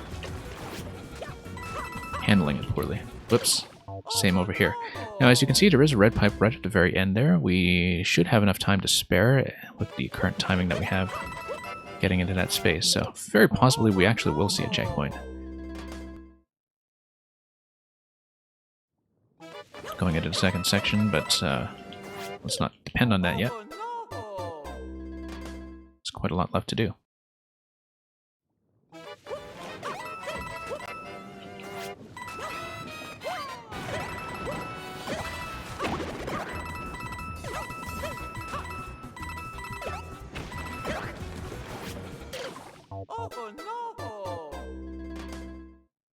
Yeah, I need to get all 3 ground pounds, and that's pretty much the entire trick to this section.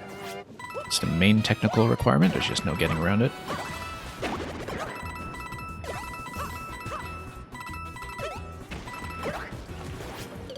And too far to the left.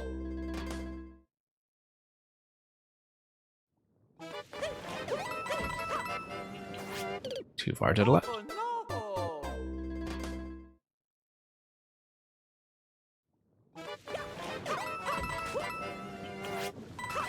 Okay, bit of a close shave there. I thought I was going to hit that wall. Nope. That's a miss.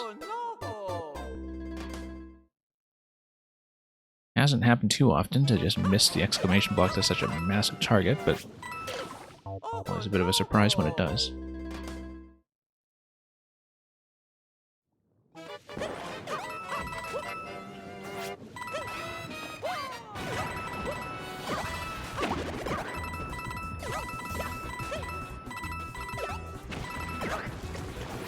Nope. Totally overshot. I could kind of tell that wasn't going to go. Reeboks, is this gamer gaming? It is not. It is falling quite short of that, in fact. We've died to some very simple ground pound cancels all over this level. I should actually post the code. I don't think I did earlier. Let's post the code in chat. And yeah, this is one of my leftovers from a previous viewer level session where it was at the end of one of my streams and I just was unable to do it at the time, so like physically unable to do it from probably fatigue. Not even that hard, theoretically. It's about 1%. Pure jump, not really Kaizo or anything. But ground pound cancels do have to be very crisp. It is very, well, I wouldn't say it's a cool level, it's a very hot level. Piping hot, in fact, but lots of fun, for sure. So yeah, Reeboks, hope you've been doing well lately. With whatever you've been getting up to. Don't know if you've still been on some of the 3D Mario mods lately, but it's always kind of interesting to see what hacks you've been bringing into the rotation.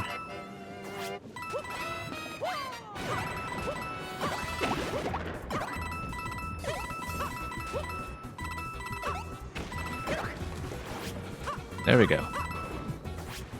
Oh, almost. I just needed to hit the jump button over there, and that would have been it. That would have been the attempt.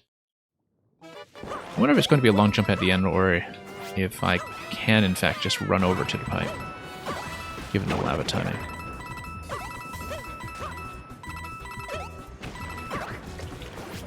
No. Recently been playing a bit of Mario Multiverse. Yes, I had heard about that. I don't know much about it, but I had heard people mentioning it. I haven't seen it on stream yet, which I guess kind of gives away that I hadn't dropped by yours in at least the last week or two. But yeah, my times on Twitch have been all scrambled around lately. I've been trying to find a new regular stream time, and so I've been trying a couple of different things. Today we had a much earlier start, like I've been on for about 2 hours, and it's actually before my usual start time. But we're still playing with that and trying to see what works, because basically my old streaming schedule started running into problems. I had to cut back pretty severely back in November, so just trying to manage things so that we can stream more often again. And play a bunch of stuff.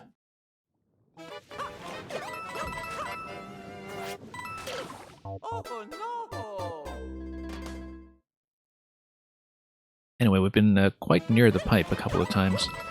I have not been watching what we're like on the clock at that point, but I assume that's pretty much going to be the halfway point. And so we've got lots to learn after that.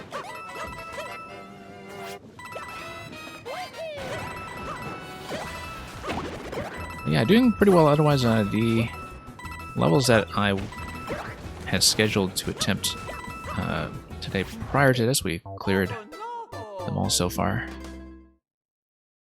So everything that I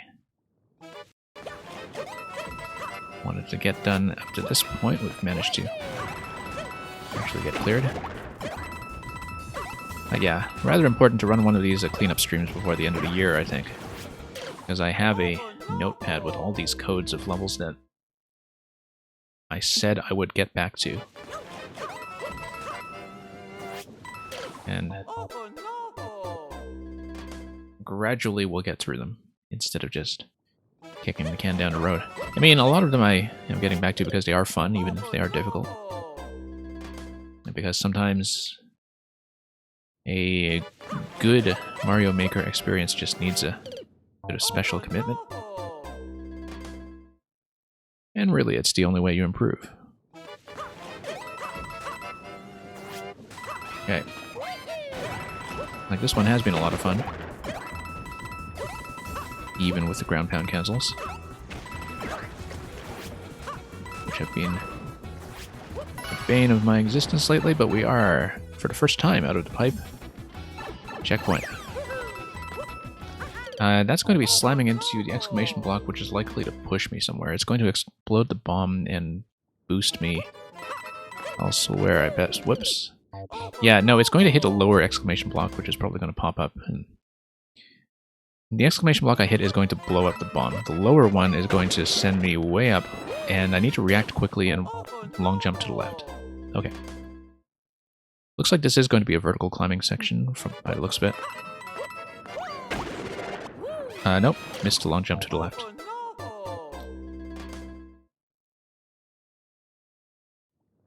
Don't know how time-sensitive the long jump on top is. But we do need to let go and do a series of short bounces. So we'll learn that as we go. Yeah, I might need to control these jumps a little bit, though.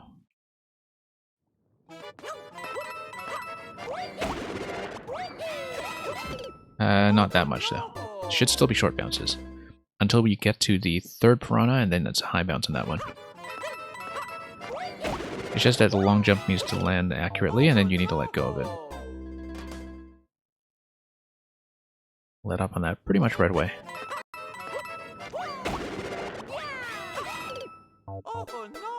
Yeah.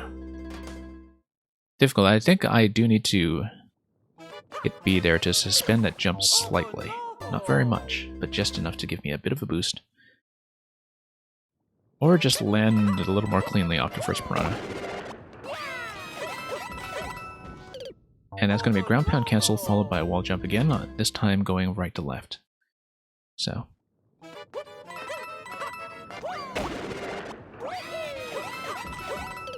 No, need to hold into that jump, of course. Hold into the third jump, down, wall jump to cancel, and then up the piranhas on the left side.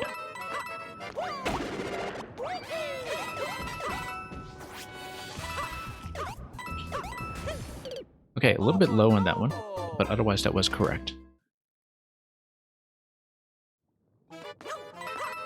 When you're scrolling up vertically, you do need to read fairly quickly to account for the camera.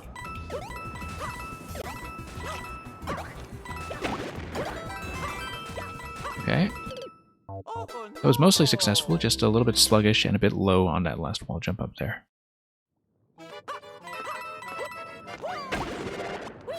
Nope.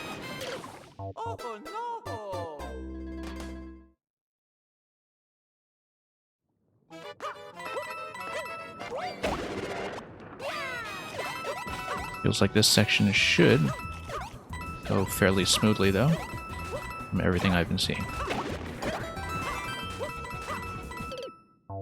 Yeah, coming in a bit low there, which just means that I'm sliding too much onto wall jumps. I need to hit them much more cleanly. Whoops. But if we do hit them cleanly, we will be in good shape. No. Well, long jump, of course.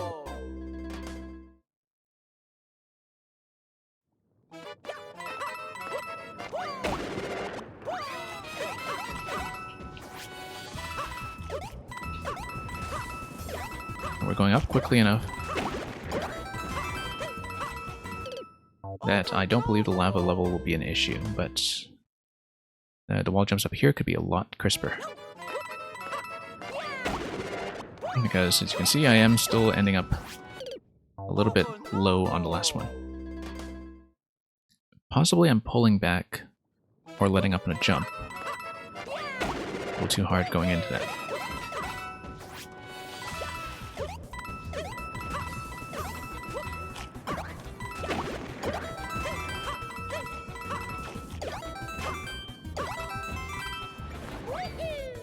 Okay, that was fairly simple actually. For a 20-second segment. And that's it, that's the clear.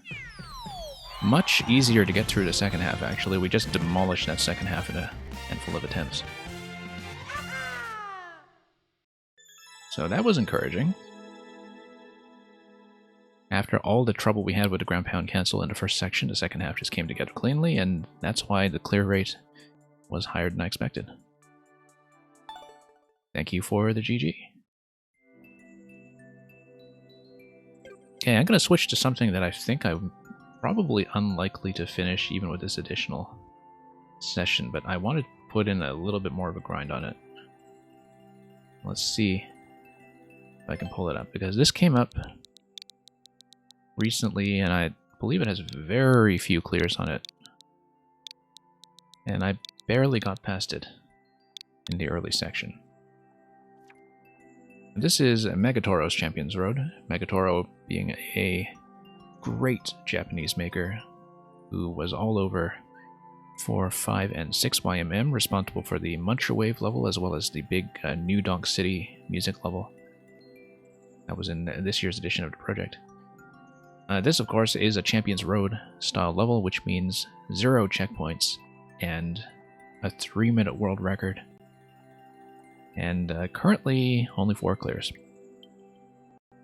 It's demarcated by pink coins. I think I got past 2 sections at most. So it's going to take some work. There's no way around it. I mean, this is the kind of level where you just need to put in time. I don't even know if I will finish it in this stream, but I want to at least learn a bit more of it. So yeah, 8 pink coins, and I think we'd previously gotten to coin 2 or so, but so I'll have to think about that. Oh yeah, there's one thing that I have to remember, which is that we actually do want this Goomba. And I want to preserve the Goomba going into the next section. I'd found that out. Or rather, I realized that when I saw something in the next section that we'll look at in a moment. So, up here, before the wake up, we try to toss it onto the bridge up top, which is where we will be exiting.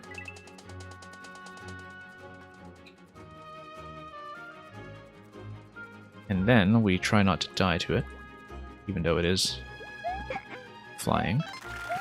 And that's coin 1. Now, the reason we grab this is because it gives me access to this mushroom.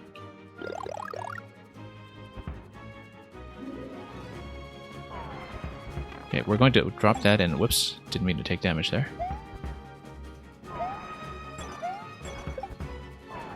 Let's see if we can get some more of this going.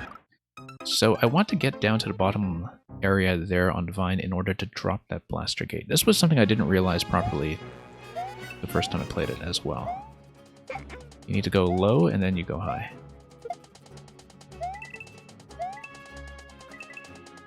But we'll see. Nope. Thought I could shortcut that. That was not the case.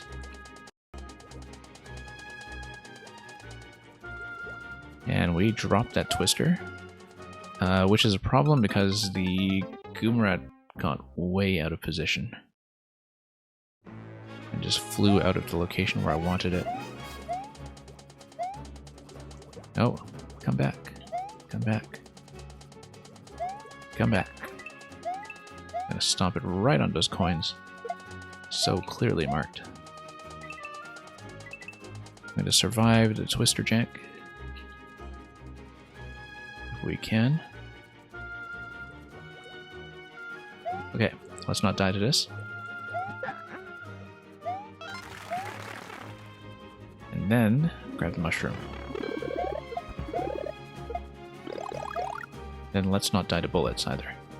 So the idea here is I want to drop as many as I can.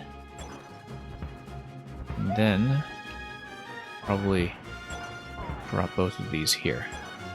Then I need to find a particular timing to get onto the vine to drop the blaster while being able to bounce back, ideally without getting crushed or taking damage. And then I have to get up over the vine on top.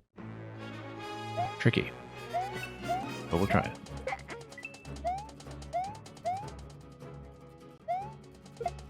Yeah, this is likely to be a long-term project. But we'll see. Okay, over here.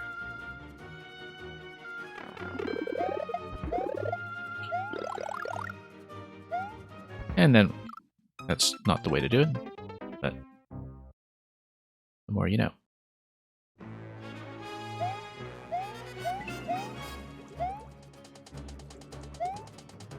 Come on, come back.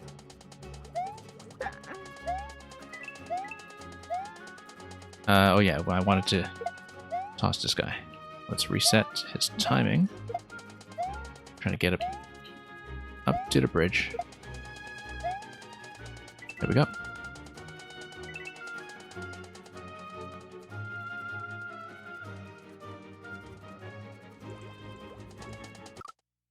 Yeah, I would expect learning this to take quite a long time, but the benefit is that if it has no checkpoint, it's not like we're going to lose progress at checkpoint if we do need to bail on it and learn it in many segments, as in true grand finale tradition.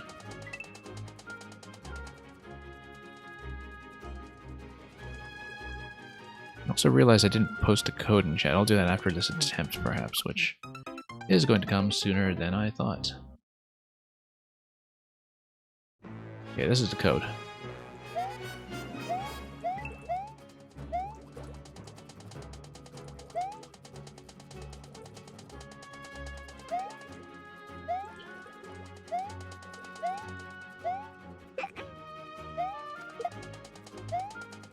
Okay, here we go.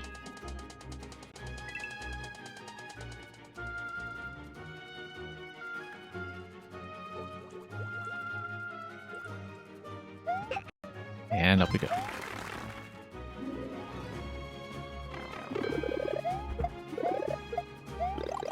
Okay, let's try to keep the mushroom as long as I can. I do need to be below the icicle to drop it. That's something that's difficult to visualize sometimes with the blasters being located where they are, but we do need to be on a lower level for the icicles to fall, which of course is the entire point of the obstacle that we're about to see here. Okay, yeah, catching it this way, as defined as coming right to left, is the right idea. Okay, very good.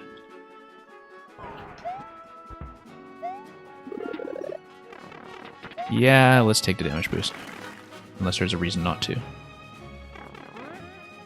That may be the reason not to. Wow, look at this alternation. Okay, let's see about this. We need to suspend ourselves quite a while.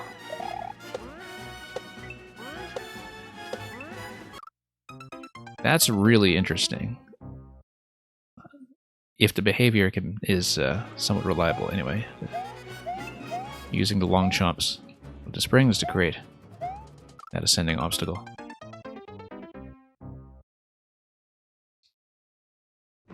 I've seen some pretty interesting stuff with the long chomps and a night theme before. Liking that excellent level by Mr. Electrodude, actually. But not in an obstacle that's quite like that sequence of platforms, so...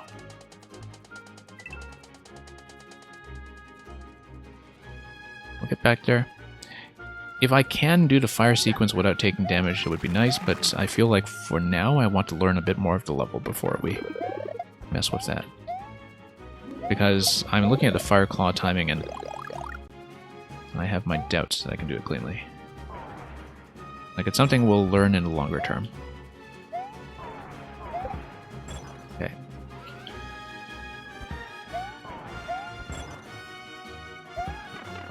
Nope, jump too high. That is the right idea, though, in terms of timing. And now we won't be able to take damage on the fire segment anyway, so that's a moot point. I will need to learn the timing. So yeah, you need to jump up towards it in such a way that drops the fire, and then I think you need to really do quite a bit to manipulate the claw positions there. In keeping with Champions Road,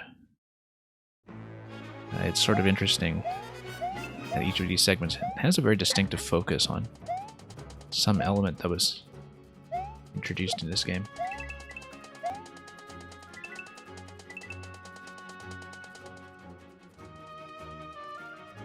Like a bit of a final exam review of Super Mario Maker 2. Which is something that the 3D Mario finales have been very good at doing.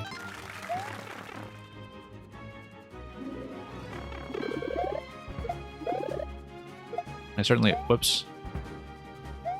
Hope the next official 2D Mario takes after that example. With its finale content.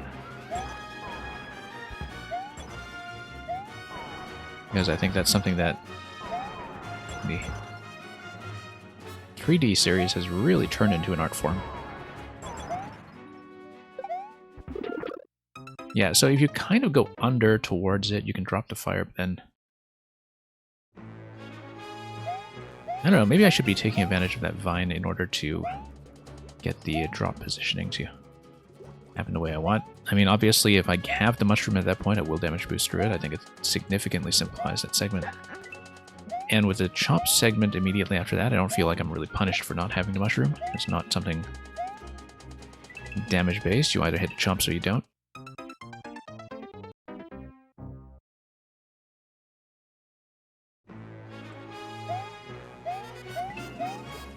So, let's see what we can do.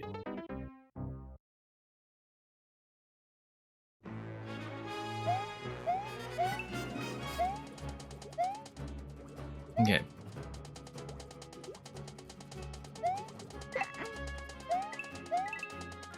Yeah, let's get this upstairs as intended.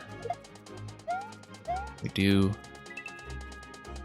really want to have that mushroom in the next room. I don't know if the mushroom in the next room is reachable by jumping on top of bullets. It looks really quite difficult, which is why I prefer this method. I mean, the level is giving you a goom to play with anyway, might as well use it. Drop it with Divine. Divine positioning helps you quite a bit, which makes me think that we should have used it more in the segment that comes next. Whoa, close one. I guess we'll need to do the fire the hard way. But that's okay, it's still good practice. We should learn the pattern eventually. Yeah, if you swing over to the next claw and kind of scoop your way up to its left, then you drop the fire and then you can land into the claw just fine. You kind of need to scoop upwards to the left of the claw. That's the entire trick. Doing it, of course, is much more difficult than what I'm describing, but I think there's a clear intention here in terms of a method that we can use to get through that safely. You just need to be very good at your claw positioning and understanding, what its drop range is going to be. I think it is possible to do reliably in a way that you can pick up and master.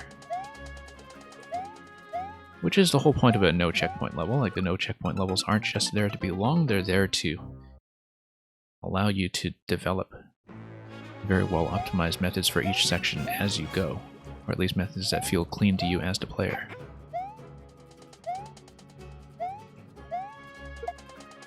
That's something you only really get, I think, by repeating a lot of segments in this kind of format. Document, welcome.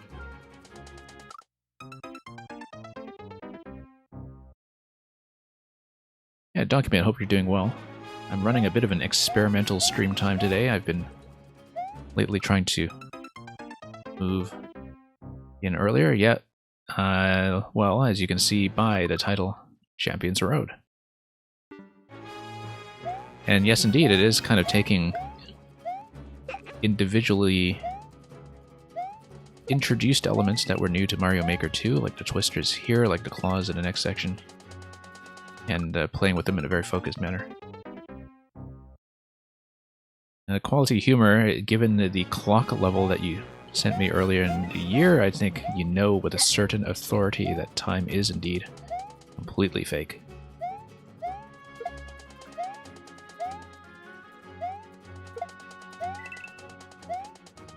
And okay, let's go over here.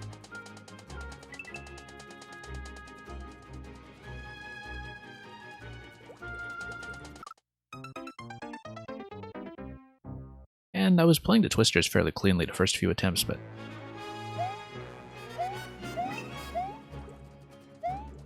time is a man-made construct. I don't know, there are a lot of naturally occurring flat circles, aren't there?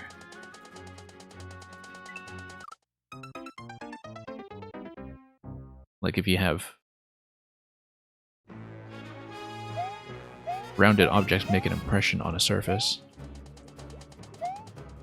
Well, I guess that's not really flat, that's just a circular outline.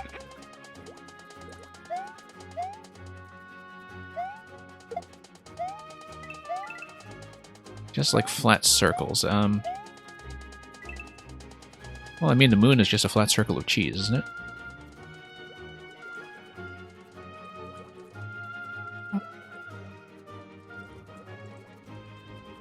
The things you learn on the stream. Anyway, let's not land directly on top of him. Quality humor. Isn't that something from Watchmen? Like, which character was it in Watchmen who has an origin story that has to do with watch repair? It's gotta be like Dr. Manhattan or somebody, right? It's been such a long time since I've read it, I actually don't remember, but I remember that like one of the characters in Watchmen has like a watchmaking backstory. I'm pretty sure it is Dr. Manhattan, because like his whole motif in the chapter where he goes to Mars is like the kind of simultaneity of time, right? Yeah.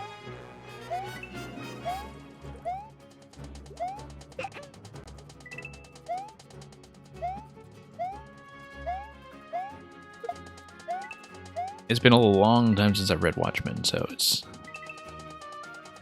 coming back to me in bits and pieces. Just like time. Okay, come on. This guy really does like to dodge. I have not seen the HBO Watchmen show. I'm vaguely aware of it. I am almost certain that I have it on one of the streaming services I have access to, but I have not had time to actually look at it. I'm vaguely aware that it's kind of like a scenario that's like it's not an adaptation of Watchmen, but rather something that's sort of based on the world of Watchmen, right? With a different cast.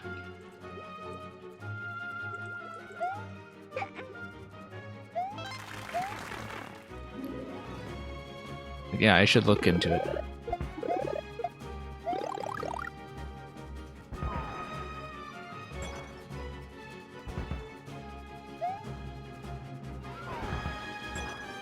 Okay.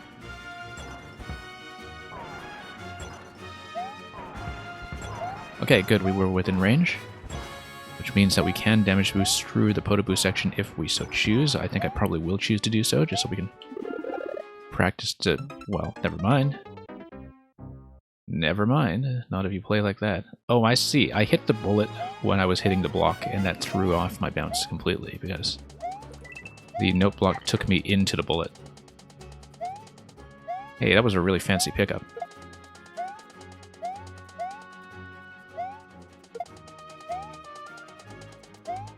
It seemed to break with the source material philosophically. I see.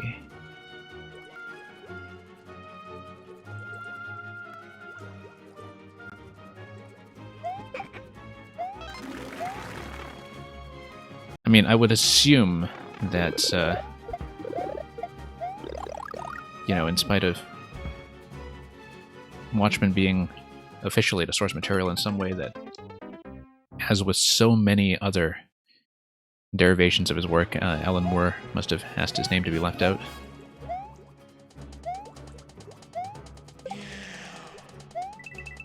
But I think he's notorious for having been displeased with anything anybody has ever done with one of his creations. Let's give a huge shout out to Chijiri, who I think must have been running quite a good playtesting session as usual. Good to have you here, Chijiri. Yeah, greetings to the Octopus Club coming in from the Octopus Cove. What happened to that Goomrat that I was trying to pay attention to when the Octopi or Octopodas all came in? And there it is. So, thank you for the follows, everybody who has come in. I hope you saw some very well-polished trolls today, or at least trolls that were messy enough that Chichiri made fun of them in an entertaining way. If you were indeed doing a Mario Maker over there.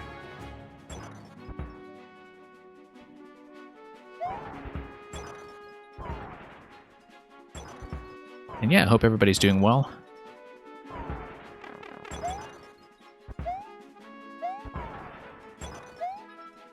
Both columns today, okay. Nice little variety show. I did not manage to make it to this icicle over here. I should have gone for that bullet, actually. That would have been a miraculous save.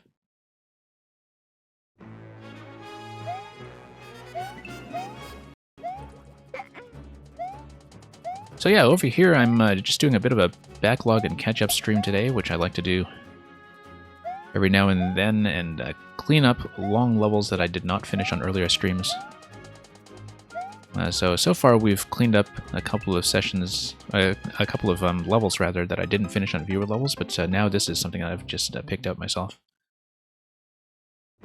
And for everybody coming in late, so this is a Champions Road style level by Megatoro, who's a well-known and excellent Japanese maker. This is the code. And I've not really gotten very far in it yet. I've gotten to 2 out of 8 coins.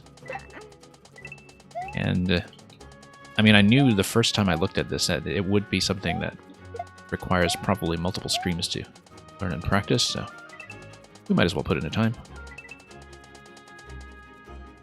Oops. And Eagle Gamer, welcome as well. And thank you for all the follows. And oh, wow, giving out some of the gift subs right away. Thank you very much. Really appreciate your generosity. Puzzbreaker. Yeah, it'll be very handy for anybody who comes in the next time I run a viewer queue. Which currently is in question because I'm actually running this stream earlier than my usual start time because I'm hoping to run during this block a little more regularly. So eventually we may have viewer levels at this time for people who haven't been able to make it here before. But hard to say how soon that will be because I will not be likely to stream over Christmas weekend. But for those who have not been here, Mario Maker is the main thing we do here. I play quite a lot of puzzles. I also do play word games from time to time. Been playing quite a fair bit of Battle Royale, which came out last week. And actually, the people with Scrabble experience have just been predictably killing it at that game. So yeah, Eagle Gamer, no queue today, but on other days, particularly on weekend streams, I usually do run viewer levels. Sometimes I do an all-puzzle day, though, and on an all-puzzle day I kind of take things a little more casually.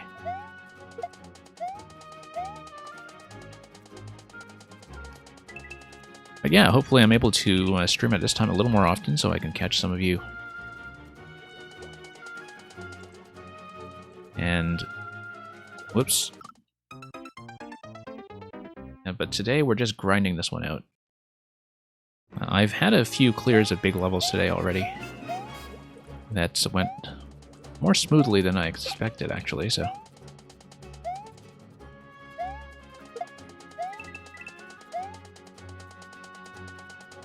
This will likely carry me through most of the rest of the stream, I think, as we try to push our way further into this one. Whoops.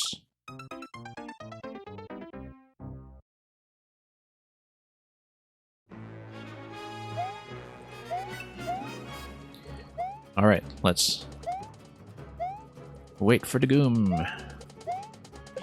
The reason that we're saving the Goom is because there is the question block in the next room that gives you a mushroom. I think you can theoretically hit that question block by jumping over bullets, but I would rather not try. I think I'd rather do this. I mean, it's not like this guy is useful for anything else.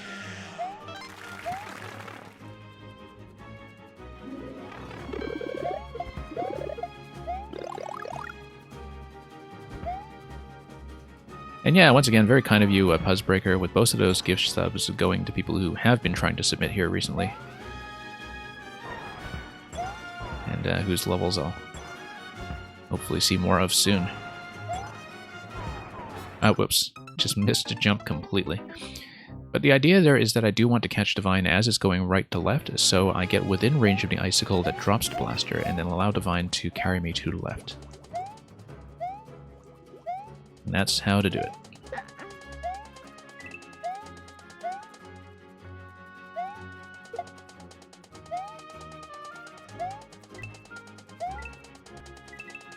Anyway, to go back to what we were saying about Watchmen earlier, Document was saying about the HBO series that you said it felt fairly faithful without retreading the same narrative path or philosophy. Interesting.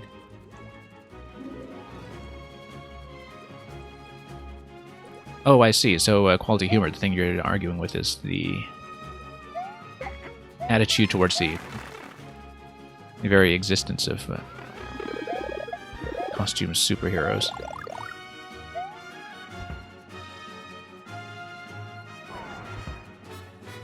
And yeah, I mean, I can't really speak to that until I've seen the HBO series, of course, and understood its attitude for myself. Okay, great. Well within range. That's exactly what we need. Now let's redo this and try not to die to the fire.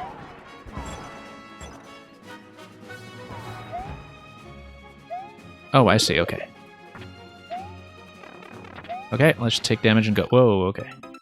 Oh, I see. Because it hadn't successfully dropped out of the claw yet. So we could not get picked up. Yeah, because previously the damage strategy actually did work there, taking a damage boost with the mushroom, but I think I just had everything line up cleanly enough that I could sneak under the claws while I had my invincibility frames on.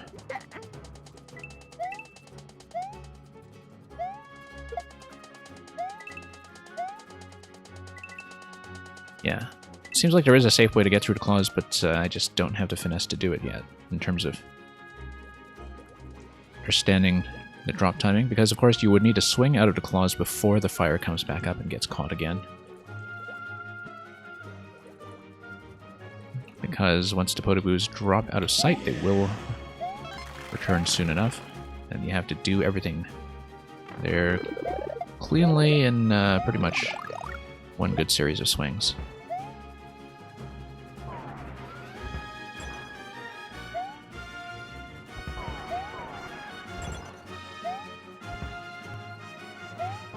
Nope, jumping a little too high, and a little too far. Right idea, wrong timing. And also just wrong jump height. Okay. So, let's see if we can just sort of round this a bit. It's going to come back up. Yeah, not quite. So you want to do a bit of an upswing on the column that is left of each claw on your way up. The fourth claw is going to work a little bit differently. I don't think I want to land on a fourth claw if I can avoid it, but we'll get back there and see. There is sometimes a little bit of spawning jank with the twisters, depending on how you scroll in this section here, but okay, now the Goom is going to be well out of position and possibly flying again, which is not great. That's okay, this attempt was messy.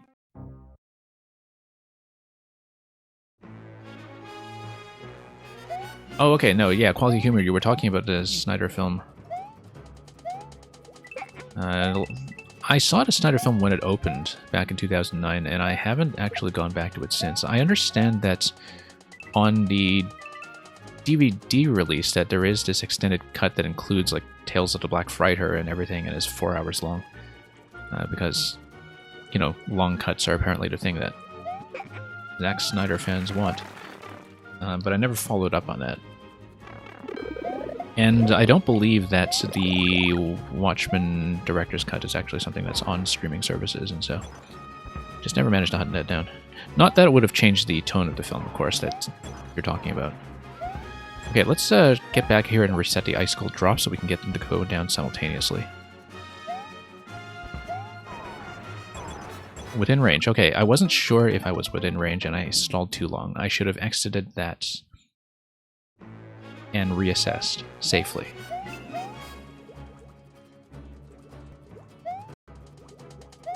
And yeah, I mean, Document, you're an artist. Of course you would have tons of stuff to appreciate about Dave Gibbons' work on Watchmen. Just incredible stuff all over that in terms of both panel layout and color. I'm not even an artist, but I do pay attention to things like panel layout and kind of design language and the geometry of storytelling through panels, and you learn so much just from reading Watchmen in terms of how it's dealing with the overall look of each page.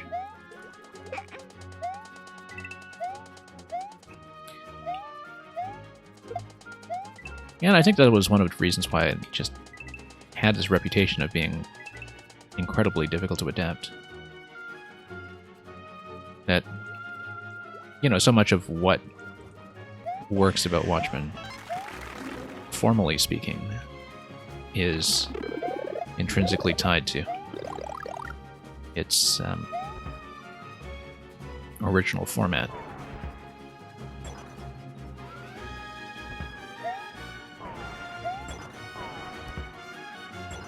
When you have a work like that, I think it's important for an adaptation to really find its own way in, artistically.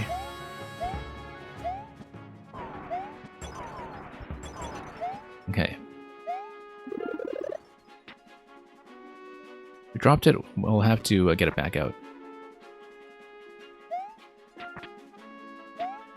Nope, not within range. I needed to have a bit more of a swing there.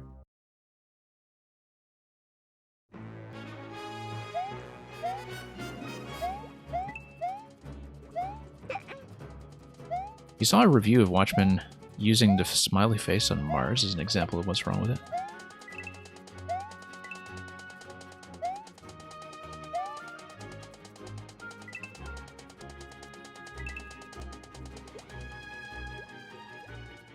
I don't entirely follow where that's going, but I'll have to think about that. Like in terms of arguing that the film itself just had too much neatness to it, or?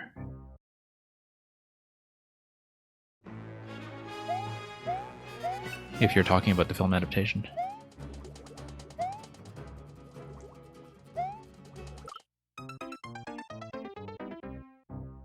And yeah, Document, I mean, you know, it's a piece that is so much more about being in dialogue with the superhero comic tradition than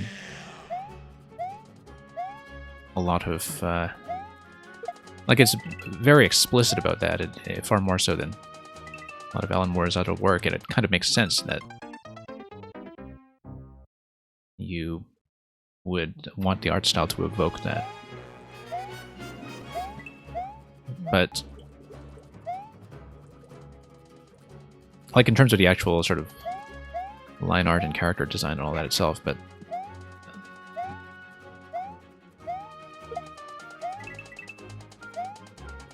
I remember it mostly for so vividly doing so many things with color, and, you know, with those purples and yellows and...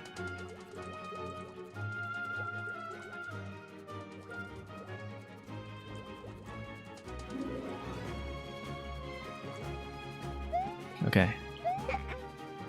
It's been a while since I've kept up with graphic novels. There was a bit of a phase, like in the 2000s, when I was just trying to become literate in graphic novels, and I was scooping up as many of the well-known or well-regarded ones as I could, and just reading a bit of everything.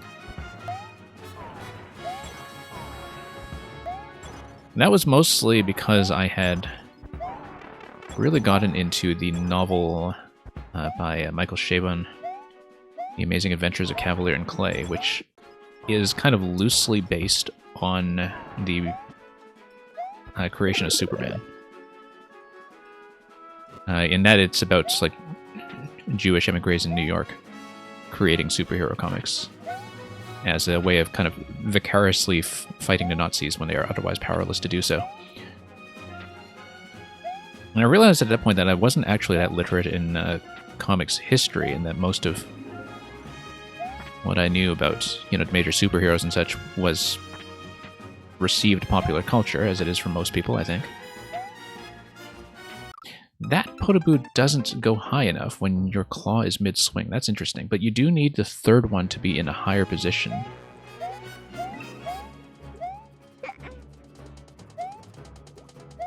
Yeah, quality humor. I never finished Sandman. I got through the first few volumes, and I lost touch with it for some reason. I think it might have been partly because, like, it was expensive to collect the whole thing. And also because it took me long enough before I thought about getting back to it again that if I had continued, the volumes in my editions would no longer match. Which, you know, is not a good reason to not continue reading it, but... But no, I just remember falling off Sandman after the first few volumes for some reason and just kind of forgetting about it.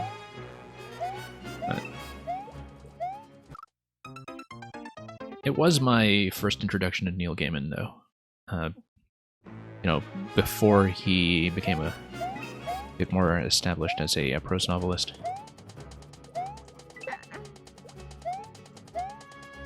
I kind of have mixed views on Neil Gaiman as a novelist. I remember I had some kind of... like, there was something that I found kind of off about American Gods, but I don't remember what it was because it's been so long since I've looked at it. And I understand that American Gods also got an HBO adaptation, if I remember correctly. I expected the Goomba to drop and forgot that it was going to just fly out of that. Yeah, I actually have seen Neil Gaiman speak on stage at one point.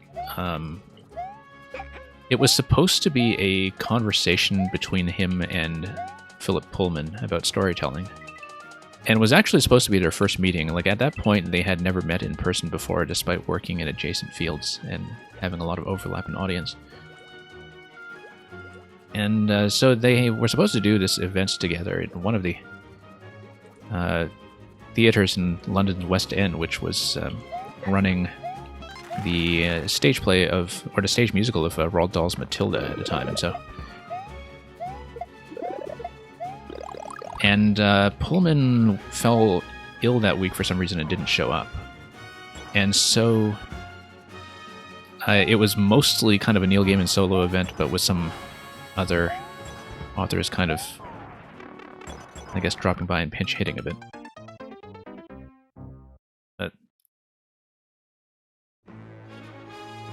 But yo, so I have seen him, like, speak about his work, but that was a long time ago, though.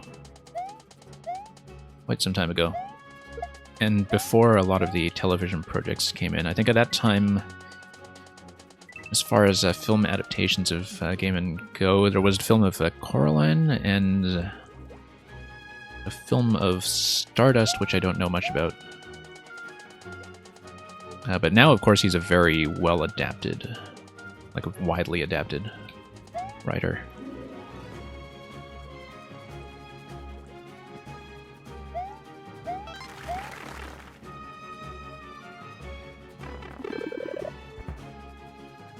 I totally forgot about Dagoom in terms of getting the mushroom. Too busy thinking about Sandman, or what I remember of it.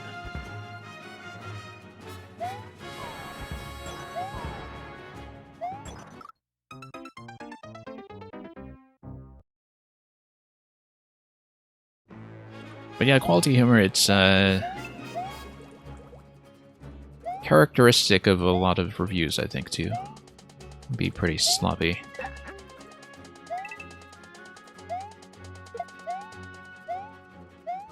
The most important thing to know about reviews is that people filing them are rushing to meet deadlines. And also as people who are often early into accessing something, be it with access to early screenings for critics for films, or people with early review codes for software and games and so on, and that they also don't have much recourse to external reference for fact-checking, and that they're also in a hurry and also probably under tremendous burnout. And so I've always found that because of that, and because of the sort of way in which a lot of criticism invites people who are maybe most literate in the form that they're working in, like, you know, film reviewers knowing film but not knowing much about the material that they're dealing with, like not knowing much history or politics, that's or literature or much of anything else, that you really kind of see that reflected in what their priorities are, and, you know, for better or for worse. Like, sometimes that's still good enough to work with in terms of giving you an interesting window into their experience, but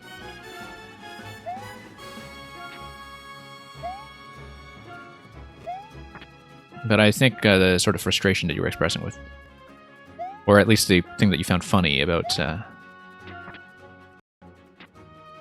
what that review was saying about a smiley face, is a pretty common thing to experience. Alright, let's just miss that completely. I should have gone for the fourth claw. I see what's supposed to happen here. The claw on the track is supposed to be in a high position when you enter it, and then you have to leave it when it's in a lower position before the fire comes up, because it has to be lower than the fourth claw in order to drop the Podoboo from the fourth claw, because you have to be beneath it. And so you only really get one cycle to do that in. The best thing to do, therefore, is to keep the mushroom and just damage boost through it and not care about it too much. Because I feel like the gap in difficulty between using the damage boost and not using the damage boost there significantly incentivizes blowing the mushroom on it. Especially because I know that the next section with the chomps doesn't really benefit from the mushroom very much. Okay. Nope. Jump was a little bit off. Timing was right. Height was wrong. Which means we have to deal with the fire again.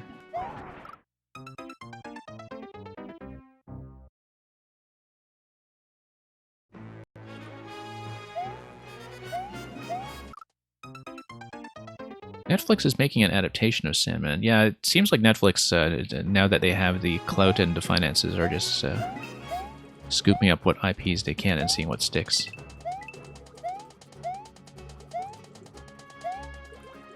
Like, I think I found out that their attempt to do a live-action Cowboy Bebop, I found out about it because I read the news that they cancelled it.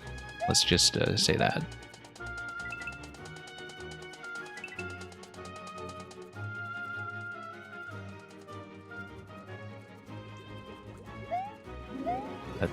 Anyway, let's go over here. And Chichiri, thank you so much once again for the raid. And for dropping by, and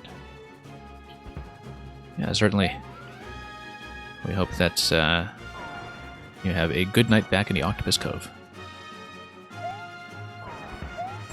I hope the rest of your night is tentacular.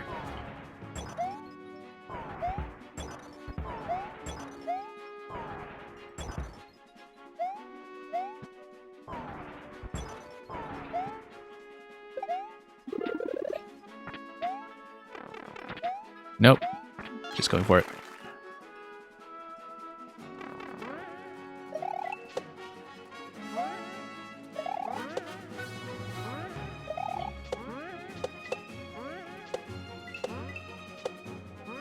And yeah, Quality Humor, I found that I was kind of able to enjoy cinema once again when I just stopped paying attention to a lot of the media around it. No, I have to get onto Spikeball there, and I want to lead the Spikeball into the claw, and then I jump on top of it. It means I need to stay to the right of the Spikeball when I drop down towards it, because it is going to follow my position, as we know from A Level by Atlantis in 6mm.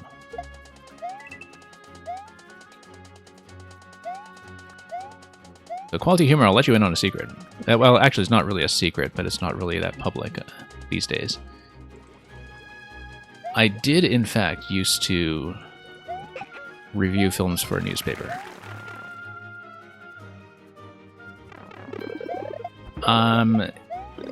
It's not really something you can find online now, nor would I share it even if you asked, because frankly it wasn't very good. Like, I mean, you know, I benefited from it in terms of just being paid to see early screenings and just file a few hundred words afterwards, but like I look back at it and I'm not proud of the quality of work that I was producing.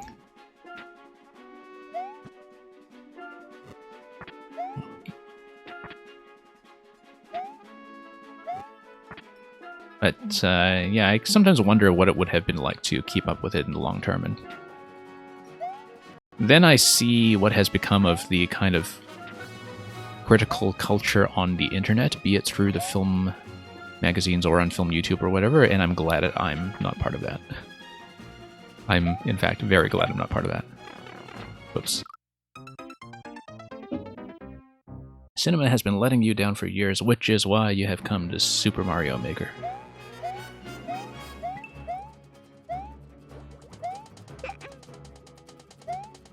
No, I found that I just needed to sort of reacquaint myself with it on my own terms, and like I had to take a few years off of it after a bit of burnout with it, and just kind of get back into it my own way. Like getting out of my comfort zone, discovering a lot of films through like curated programming or festivals and such that I might not have come upon myself. Really being a bit adventurous and just sort of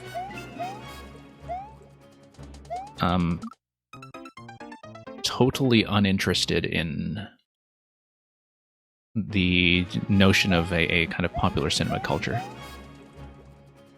I mean, I still watch like blockbuster films from time to time. I'm just saying that like I don't really care if they're part of a zeitgeist.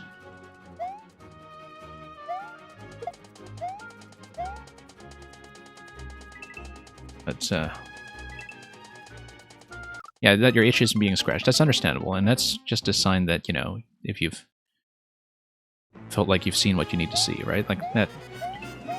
comes to everybody in every form at some point. And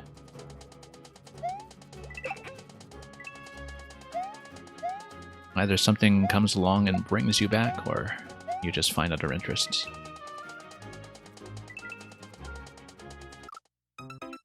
Cult classics aren't being made as much anymore. I wonder, though, if sometimes... Like, you have to wonder how immediately is something recognizable as a cult classic, right?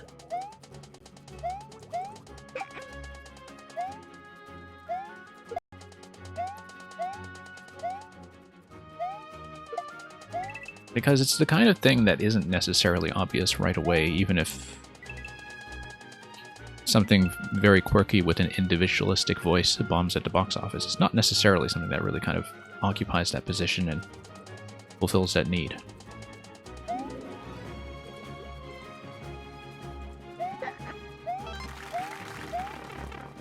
There hasn't been a modern Fight Club, so you bought the Iliad. That's a very interesting transition for sure.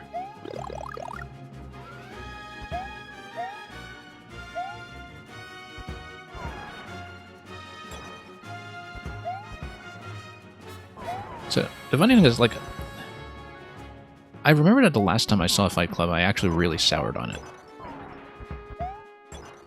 After really kind of loving it, you know, when I had first seen it when I was younger. I remember that the last time I sat through it, I just could barely get through it. And it was one of those things that surprised me, because I remembered that I liked the film very much. And maybe if I returned to it again now, my opinion on it would change once again. And it's not because of any fault in the craftsmanship. Like, I think, you know, in formal terms, it's certainly one of David Fincher's more notable films. But I think there were just a lot of things about the film that, like, at a certain point in my life, I just suddenly found kind of insufferable.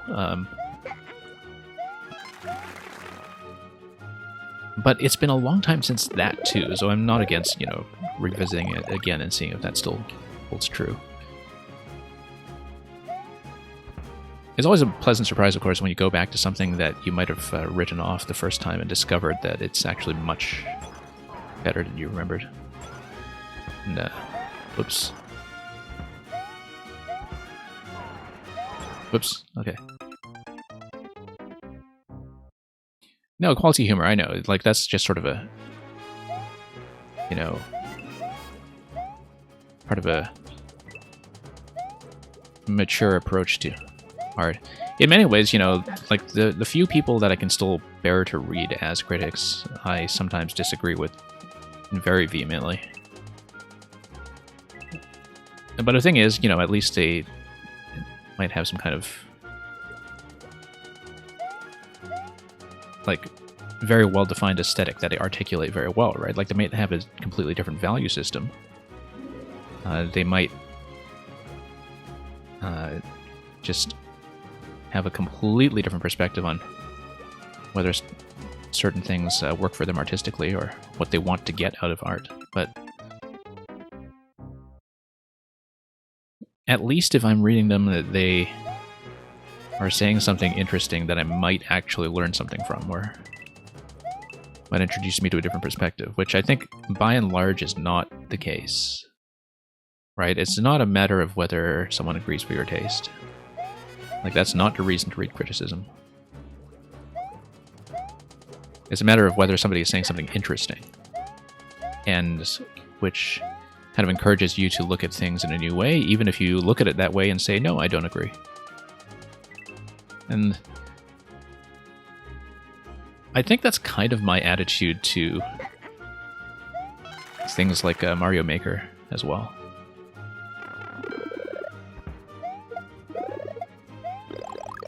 It took you a decade to give the Beatles a real chance, because in middle school the song you had to sing for a month was Yellow Submarine. Yeah, that's not a great introduction. Particularly because it's, like, not representative at all of the Beatles. I mean, like, as an individual track, it's not representative of the Beatles. I think as part of a larger project in a phase of their career, it is, but...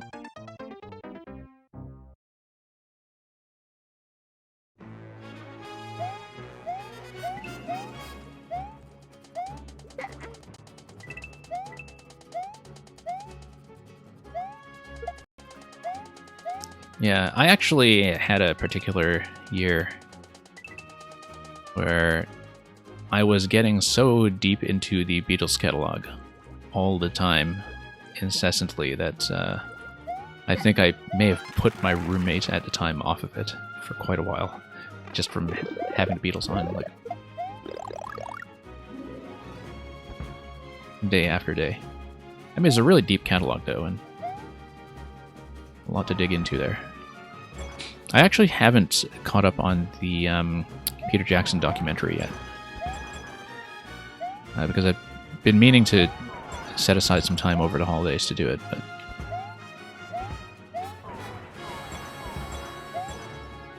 and actually it's because I'm waiting to watch it with somebody who wanted to watch it with me, so I've been holding off on it very impatiently.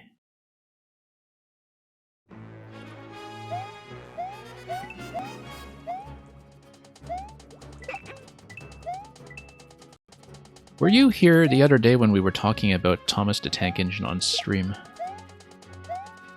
Because, of course, there is a very notable connection between Thomas the Tank Engine and the Beatles, which is that Ringo Starr was one of the original narrators of the animated adaptation and also the voice of the Fat Controller.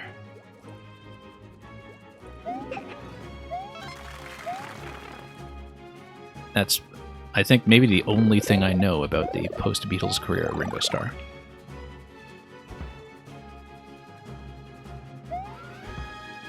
Yeah. Well, I mean, I run a long stream. You may or may not have been here. But for some reason, Thomas the Tank Engine came up in one of our streams the other day. Okay. Let's try to do the damage boost strategy, which is now busted. That's not going to go. So best we've done so far is get up to the bit just past the chomps. I want this icicle to reload. It will.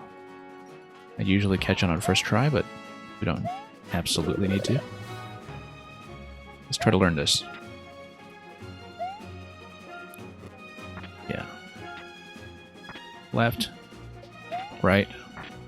Left. Okay, I was hoping to swing out of the way when it came up, but hard to guess that.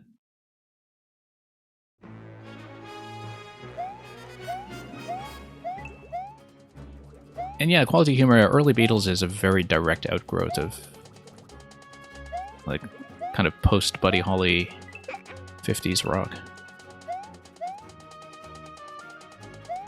I mean, some of it is formally interesting, but it takes a while to kind of stretch out. Like, I think even by the standards of that form, though, like, the Beatles were very good practitioners of that style.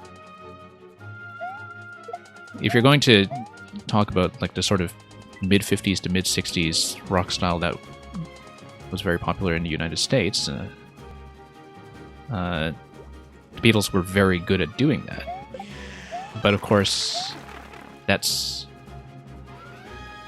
not really enough to have built their reputation upon, right? Like, that would have made them a very interesting flash in the pan.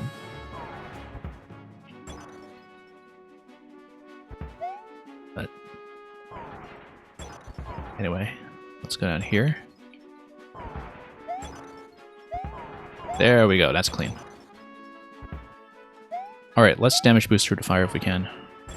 I don't want to deal with it. I want to learn the chomp segment. That's not how to do it. You still need to get under the claws to drop the fire first, and so... Even if you damage boost through it, that doesn't actually make it... Well, it makes it a lot easier, but it's still not something that's just trivial. You do still need to be attentive.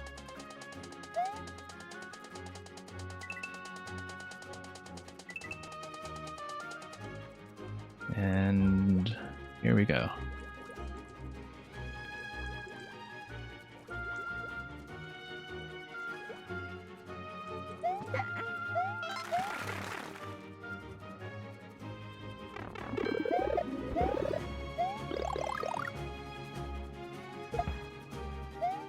Yeah, I actually don't know much popular music past the Beatles, to be honest. Like, My knowledge drops off very dramatically going off into the 70s or 80s.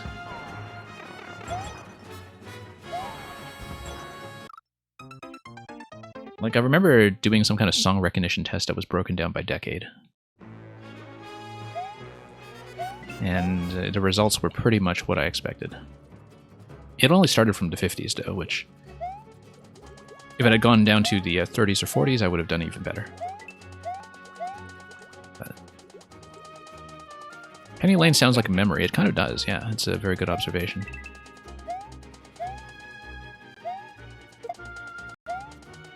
I mean, it won't to everyone, but that's an interesting way to characterize it that I think can make people go, yeah, okay, I can see why that would be the case. And, alright.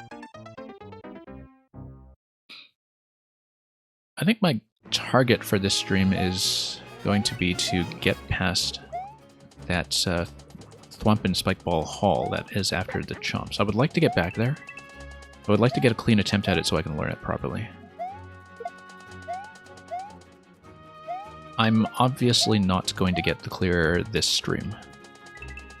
The fire segment has to be worked out a lot more methodically before I can do that, and it's going to take some work. But I would like to make some more progress here than what I've been seeing, especially because that claw segment was very, very doable in a way that I should have been able to spot right away.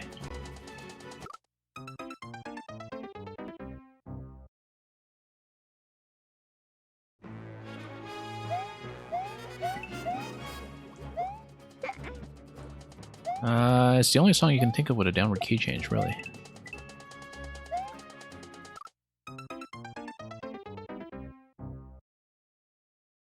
I can think of a few. But then I have to remember like which way is down and up, because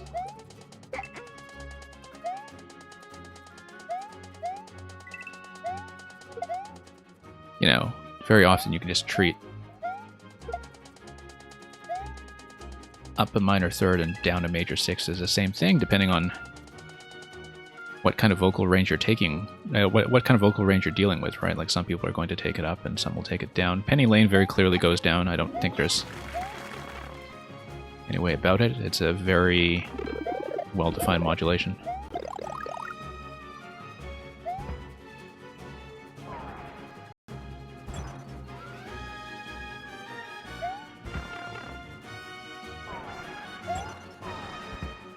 But yeah.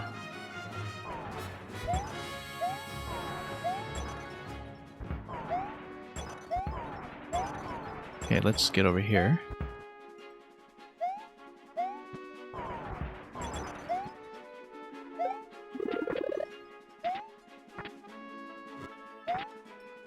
Hey, we actually have the method down. Look at that.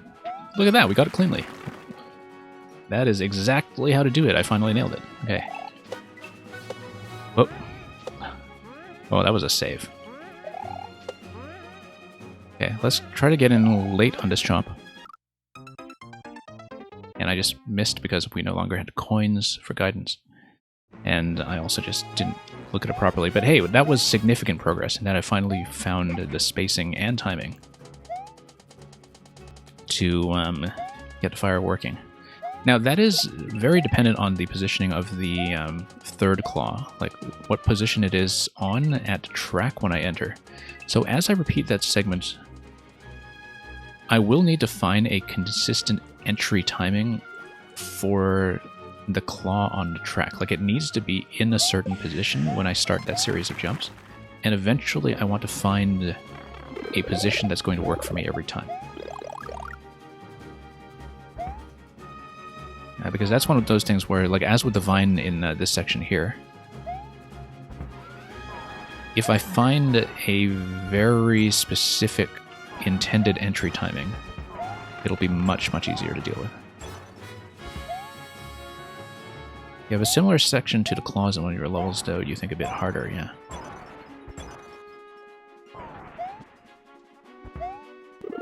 Whoops. Swing. Nope, miss. You need a slightly bigger swing than that.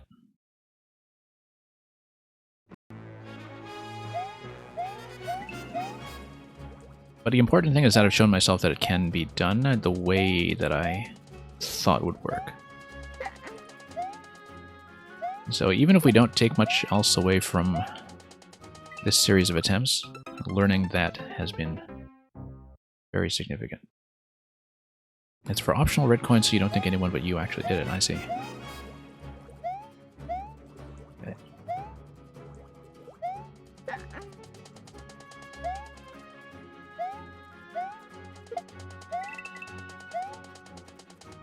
Yeah, so far this level has 4 clears on it, and I believe I checked that all 4 of those clears were from other players in Japan. So I may actually be the first English language streamer making a serious run at this, although a serious run... Well, maybe others have and they also just haven't cleared it, of course. It's entirely possible. But I'm a huge fan of Champions Road style courses, as people who are long-time viewers well know. And I find it unfortunate that they are kind of underrepresented simply because they don't fit things like the viewer level format at all. Like, they're not really a stream-friendly genre of levels, for the most part. So you don't really see a lot of people play them. But I enjoy this format a great deal, so. But of course, you know, when you're playing something that is going to take you this long to grind through, you really do have to trust that the maker is going to be good enough to really deliver on the experience, and in this case, you know, this is Megatoro, who is exceptional, and so I'm very comfortable with the idea that a level like this is worth my time, and you don't have to guess about that like you do with makers that you don't necessarily know.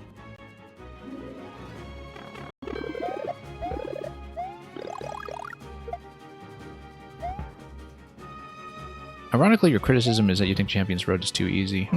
Interesting. Well, I mean, you did say that you did it with power-ups, though, right?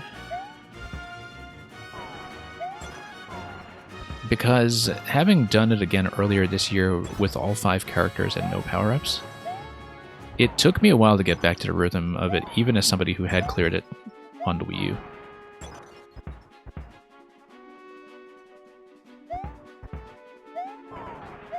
But I think that with long levels, I want the difficulty to be kind of medium difficulty throughout. Or medium hard, where like you have to be careful, but you don't need to be perfect. Because it's about long-term consistency, more than anything else. Nope. Oh, wow, that made it. Unbelievable. I didn't think I'd survive that. Okay, too soon.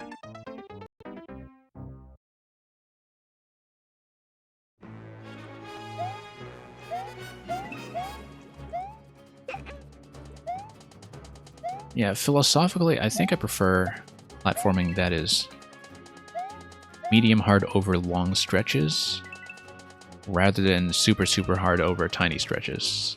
And I know that's kind of at odds with the tastes of most people in Mario Maker, especially on Twitch, where obviously there's a great appeal to watching good Kaizo players, for example, do Kaizo when you can't do it yourself. It's totally understandable that that's why that would be a popular streaming format. But in terms of level design, I think levels that have a little bit of margin of error and a lot of headroom are things that I find more satisfying. And generally you get that with levels like these. At some point, if I have any time in my streaming schedule at all, I actually do want to go back to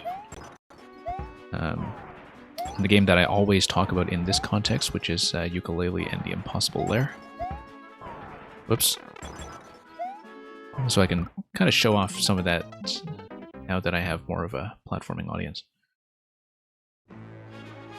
I thought Odyssey's... It's sort of interesting that you thought that Champions Road was too easy, but you preferred Odyssey's version, because I found Odyssey's to be by far the easiest of the finale levels that have occurred since Galaxy 2. Mostly because the Odyssey one, Long Journey's End in the Darker Side, is so generous with letting you grab health replenishment along the way, right? Like, you don't have this thing what you do in Champions Road where you take 1 point of damage and you realize, okay, I'm kind of on the ropes. Or with the 3 hits that are available to you in Galaxy 2, rather.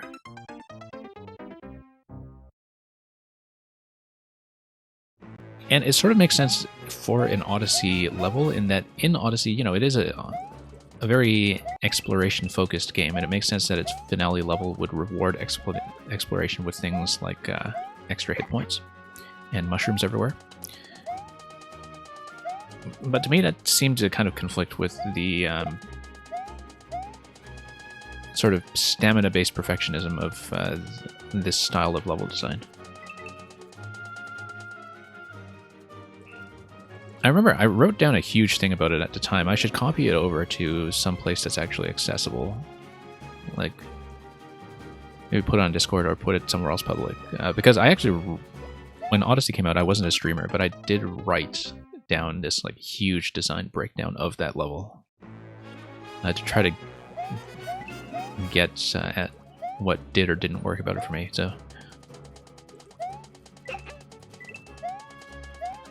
I don't take extensive notes so much anymore because I stream, and that already serves as a record. But I found that back when I was actually taking notes about what I was doing in video games and actually really writing a lot of stuff down, that I had a much better memory for specifics. And yeah, Millenrine, I don't know how far you've gotten. I've been at this for a while, and I've gotten over to the 3rd section so far. And I got decently deep into the 3rd section, but it's been difficult to get into that consistently. You gave up on section 6, okay. Yeah, I knew going into this that this would be a very, very long-term project. This has been my first serious sit-down with it. I kind of took a bit of a 10-minute preview of it on one of my previous streams, and just to look at the first 2 rooms or so. But the claw section has been a particular pain point here. I have found a pattern that works for it, I just can't execute it very well.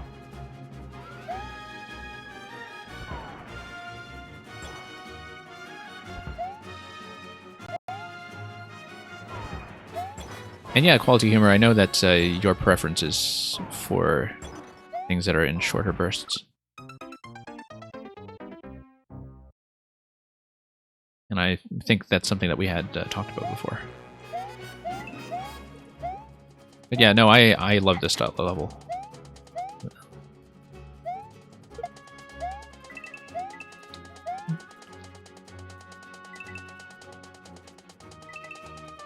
Because sometimes, you know, you can think of long-form level design as being able to do different things, I guess, than considered in a shorter package. Like, you know, one game that I am extremely fond of is DKC Tropical Freeze, and the thing about Tropical Freeze is that, like,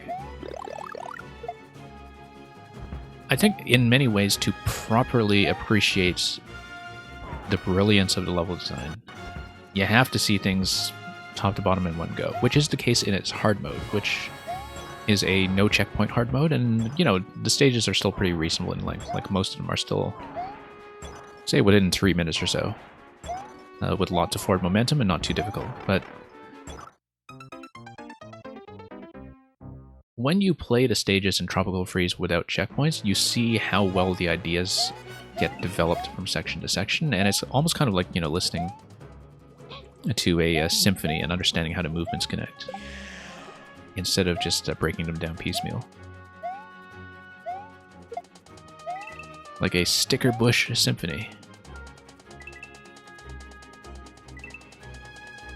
I think it's sticker bush.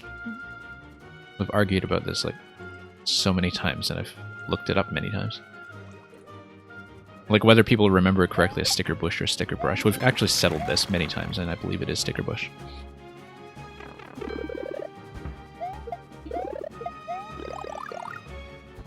Yeah, I don't mind going through it. It's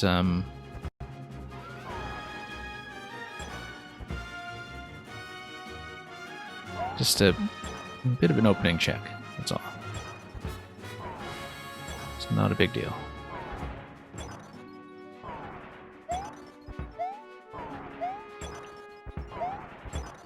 There we go. You just call it Bramble Blast. Yes, that's an elegant solution.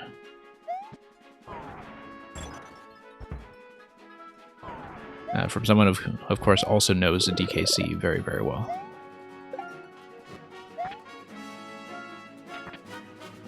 Oh, no, let's restart this.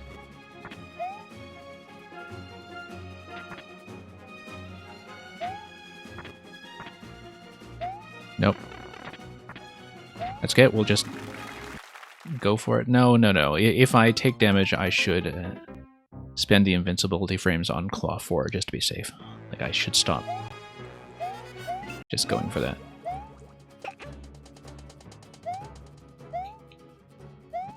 That's the other thing about going through levels of this scale, is that you kind of come up with contingencies and best practices for when things go wrong. Like, you figure out how to escape certain positions.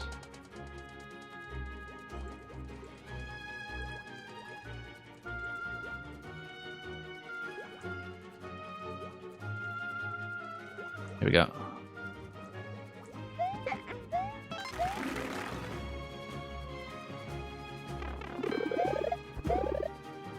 Yep, whoops, total miss.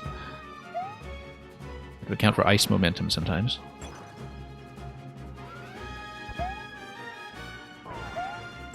That's okay.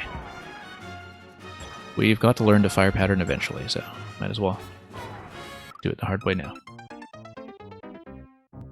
Big levels are like tiny games. Yeah, that's what I like about them, is that they're a video game in a level. And I've seen a couple of really good examples in Mario Maker. You know, like the huge Zelda Mega Dungeons by both Miss Yarrow and Tetraterix. If you know those. And,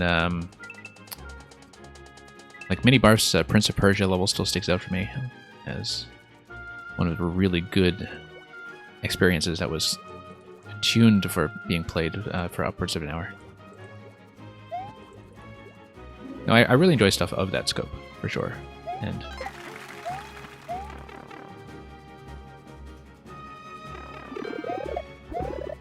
let's see. And you have to be very economical about that as a level builder, in terms of squeezing as much as you can out of each individual element, and keeping things under budget in a way that's still very interesting. Like, what you notice about a level like this with the icicles here, for instance, is that, you know, they're kind of a form of low-budget gameplay in a way. In terms of the icicles not eating away at the parts limit, but just very few of them creating a lot of different jumps at once, right?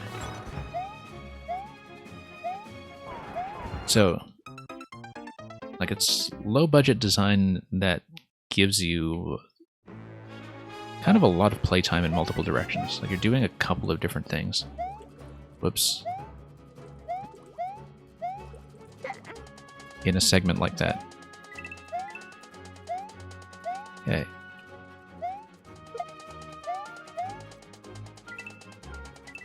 Up we go. Yeah, I've died on the chomps a few times now. If I get past the chomps, which is really not that hard, I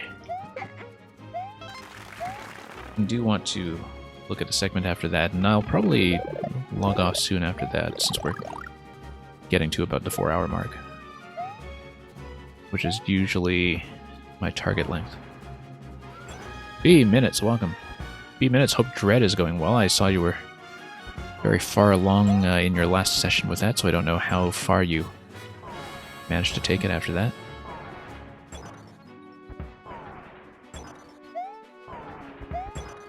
And yeah, B Minutes, I've been trying out a new stream time this week just because I've had the flexibility to play with it a bit. I didn't drop the icicle, I didn't even notice that.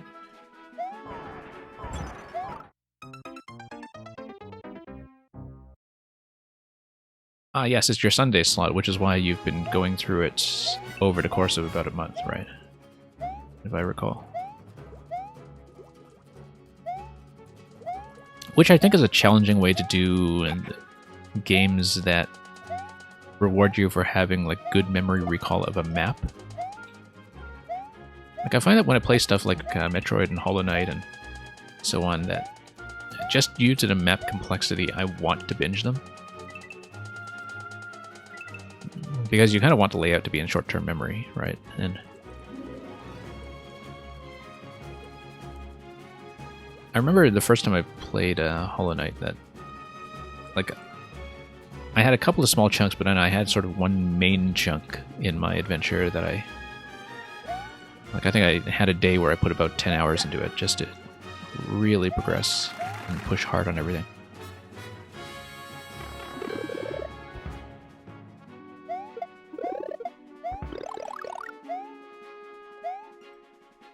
And yes, that is why you always get lost, yeah, probably. I guess it's much more noticeable with the recent Metroid games like Samus Returns and Metroid Dread, simply because they are fairly large. Maybe not even so much with Samus Returns, because everything is kind of blocked off section by section. Or, you know, designed section by section. But you would expect this problem to be much less severe with a shorter game like Fusion, for instance, where you can do it in 2 sittings, probably. And where everything is kind of linear as well. But yeah, it's not surprising that with some of Dread's looping structures that, like, spending time away from it does inflate the amount of time that you have to spend on it.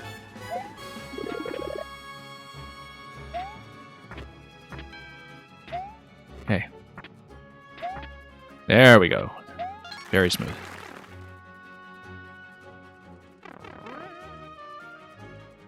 And yeah, I guess if you have regulars in that time slot who want to see it.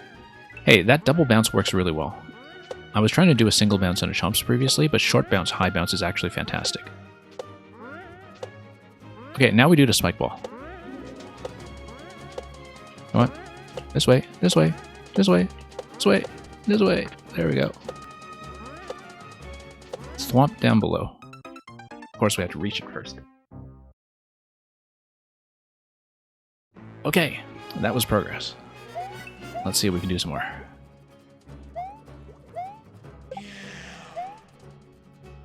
You have the gravity suit, so you think you may be close to the end. Yeah, I will not spoil it either way, but I mean, you can see on your character sheet just all the power-ups filling in, so I'm sure you can have a good sense of where you are.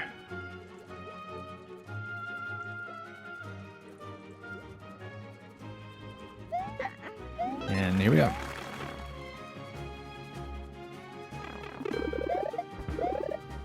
And yeah, definitely the problem with binging Dread for me was that, like, the die-hard audience that would have most wanted to see it was also playing the game at the time, like when I was streaming it the first week. So I didn't have much of an audience for it, but I also really wanted to commit to doing it quickly and doing it unspoiled, and so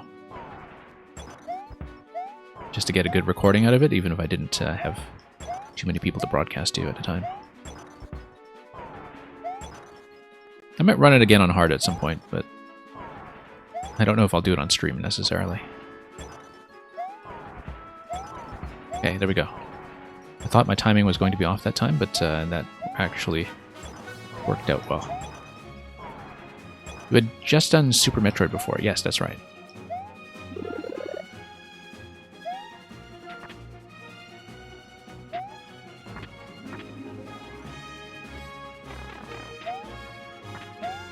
We took damage. Yeah, no, I wanted to get to the fourth claw while I was damaged, and I was not in position at all. I just couldn't get to it cleanly because the swing was not in the position I wanted.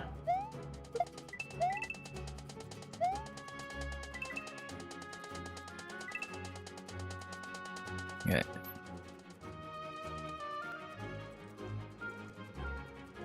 But yeah, I'm glad I figured out the chomp pattern in terms of the jump that I need to suspend them for the correct amount of time. Because that is a pretty good thing to establish for how to attack that section.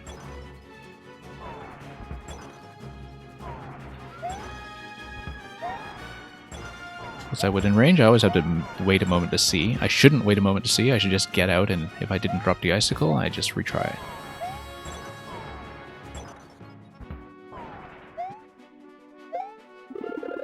Okay. Oh, were you referring to the baby sound effect on Goombas?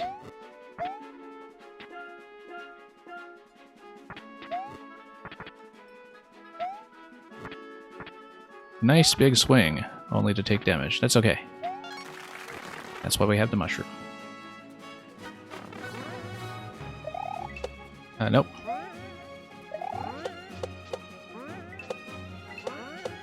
There we go. Very nice. Very nice. Okay, now we roll this. Then get some momentum. And miss. Okay, short hop off the first thwomp. It goes to the left. You land on the second thwomp. It goes to the left. You then have to deal with the first thwomp as it is retracting. And that is my prediction, so... Need to land cleanly first, but... I think we can actually get past that room.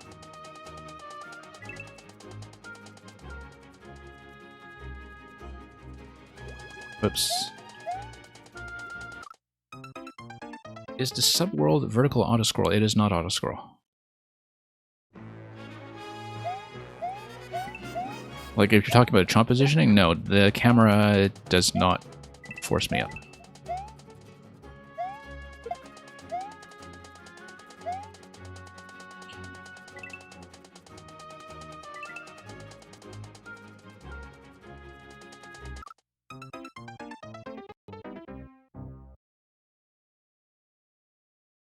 And hopefully the stream quality is fine today, by the way. I realized afterwards I had accidentally left my stream on 30 frames a second rather than the usual 60.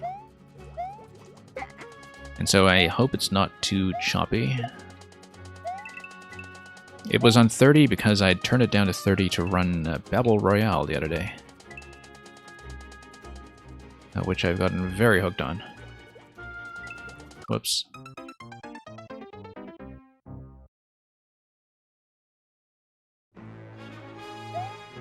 Speaking of which, for the other streams this week, we're going to be on a bit of an unorthodox schedule, because after all, it's only Christmas, but not Orthodox Christmas.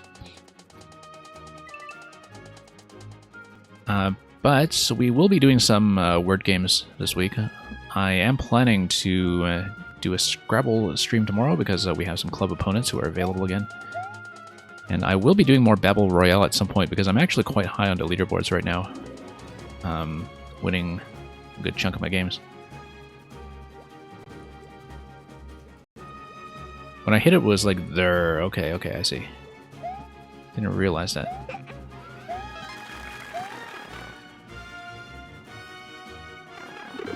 And as for Mario Maker, I'm way behind on a lot of the stuff I want to do, but...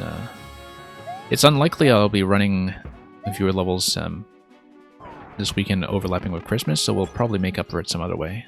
Especially as we try to find a more accessible regular stream time. So today I started about 2 to 3 hours ahead of when I usually do. It's...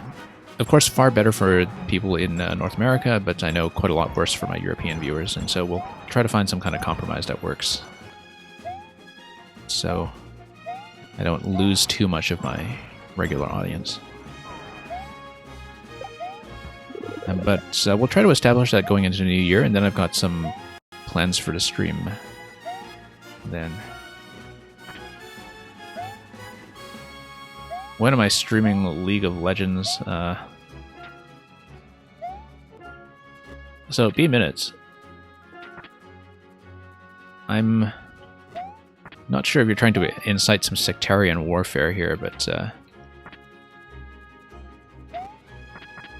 So, I'm from a StarCraft background, and so I have a very long-running kind of baked-in bias against League of Legends. Without even having played it that much, but I did play a lot of original Dota, like really original Dota, back when it was a Warcraft 3 mod, and I didn't like it. And I gave it a chance again with Dota 2, and I didn't like it. And League of Legends... Well, there's a bit of history between, you know, the way that StarCraft esports was kind of mismanaged back in 2011 or thereabouts, in a way that League of Legends just kind of came in and ate our lunch. Right around the birth of Twitch. Like, this was right when Twitch was getting off the ground as the newly dominant esports streaming service. But the short answer is I will not be streaming League of Legends. I will, however, be streaming Battle Royale, which, if you don't know about it, is very, very interesting. And Super Duper Alex, welcome. Sorry I couldn't read your whole name because I'm dodging icicles. Not far enough, okay. Come on.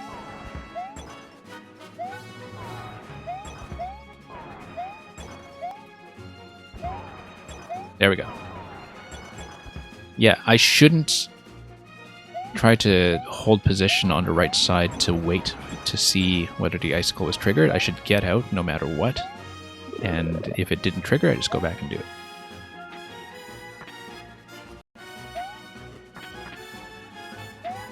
No. Too low.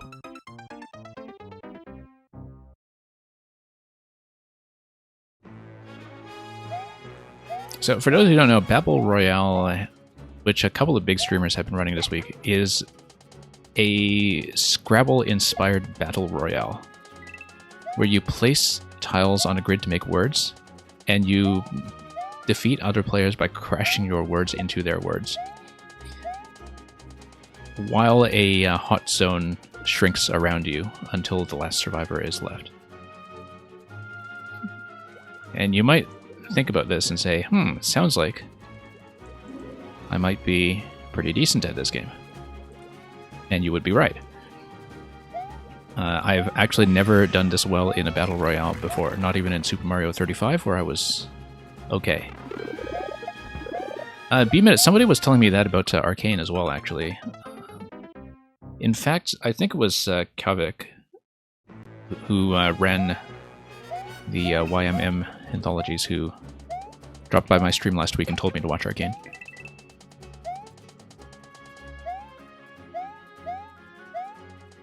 And yeah, B-Minutes, it really felt like Mario 35 was just kind of custom tailored for a particular kind of skill set in terms of your,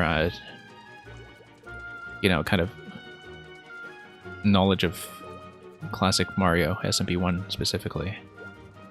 And moreover, the thing that was really magical about SMP 35 was that it created a way to reward a form of being skilled at Mario other than just speedrunning, right? Where people just normally think about being good at a game or being skilled at a game in a metricated way with platformers as, can you do it fast? And Mario 35 was able to step back and create a space where you would be rewarded for being good at other elements of the game that were not about speed. And I thought it was like one of the central insights of the design that just kind of made it magnificent, and which made it, I think, so much sadder that they pulled it, because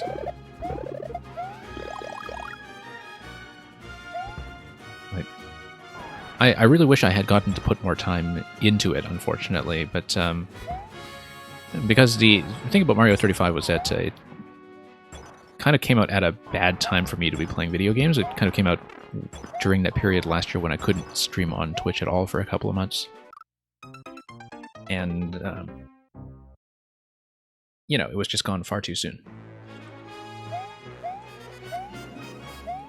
And no, I was kind of in a mad rush to try to unlock everything at the very end and unlock Luigi. You know, in the last week or so of play, and I did not manage to do it.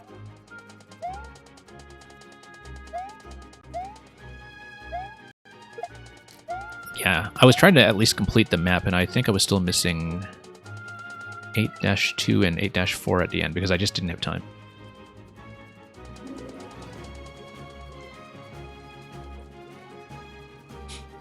Yeah, I had an okay win rate. Like, I was actually able to win rounds in it, which is unusual for me in a Battle Royale. But then this week I started playing Babel Royale, and I'm winning like 50% of my lobbies, which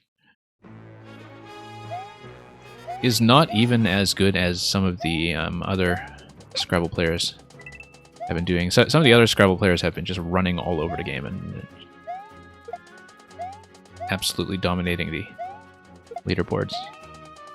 But they've been playing more than I have this weekend. They tend to be people who know more words and are faster, but don't necessarily have as much of a background in strategy games. So they're kind of coming at it from a different perspective than I am when it comes to... whoops, didn't mean to kill it. When it comes to the strategy involved. You want a Mario Battle Royale in the style of Fall Guys, where everyone is a Toad, a Koopa, or Shy Guy. I mean, I guess Toads, Koopas, and Shy Guys naturally have a ton of costume options built into their design and their historical legacy, but it would also be interesting to see what the alternative characters you could unlock along the way would be. I mean, the thing about Shy Guys is that you can just skin them like crazy, right? Give them stilts or whatever.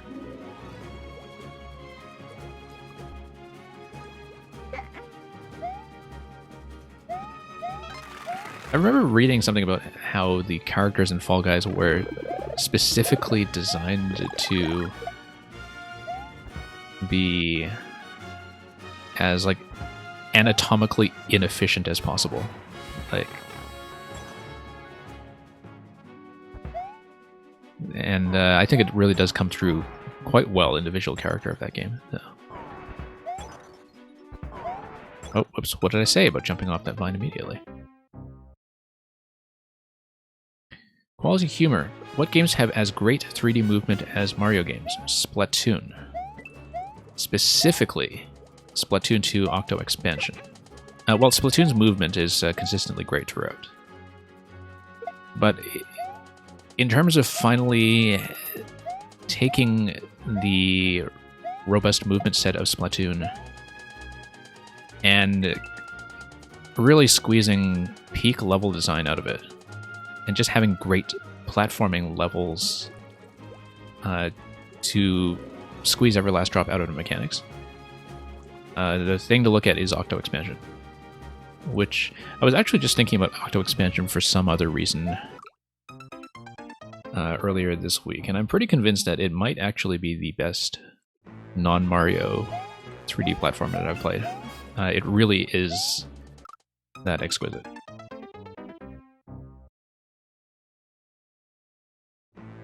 But if you think about it, Splatoon is kind of an elaboration of what they were trying originally with Super Mario Sunshine, right? Like, when I went back to play a bit of Sunshine with the All-Stars release last year, the thing I noticed about it immediately was that, like, I instinctively wanted to play it like Splatoon. Specifically with a bit of motion aiming. on the side. And in some ways, it was very much the prototype for how the sort of slipping and sliding momentum-based movement works in those games.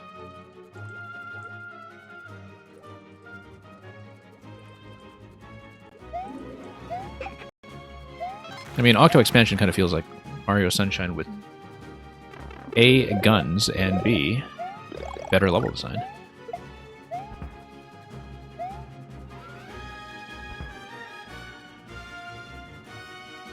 Imagine 64 Sunshine without Flood or Odyssey with or without Cappy, but you give Mario a knife or a gun. Well, yeah, that's what I'm saying. That's Splatoon. That is literally Splatoon. I mean, you don't have a knife necessarily, but you do have the ink brush, which is terrifying.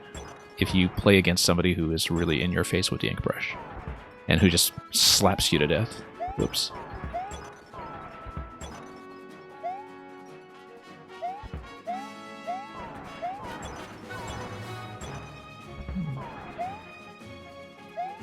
But yeah, that's an example of a 3D platformer of sorts, where the movement completely makes the whole game. No.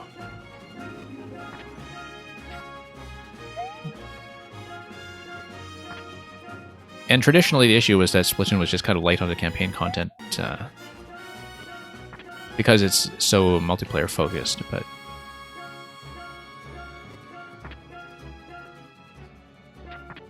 yeah, I kind of want to play Octo Expansion through again, in fact, before Splatoon 3 comes out. Okay. Whoa, no. That was wrong. I should have just gone back to Divine to reset the whole thing, in fact. Okay. I would like to have at least one more attempt get back over to the Chomp and Thwomp room. And that will likely be it for this stream. But I would like to get back to that point to see what we can do with it.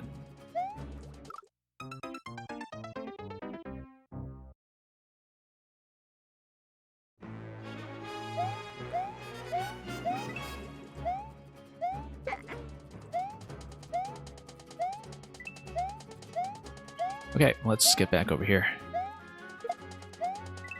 But yeah, it's kind of true that when you're talking about movement, that even in 2D games, that especially in the early days of indie 2D platformers, when there was beginning to be some interest in the form again, say, you know, early 2010s, early 2000s or so,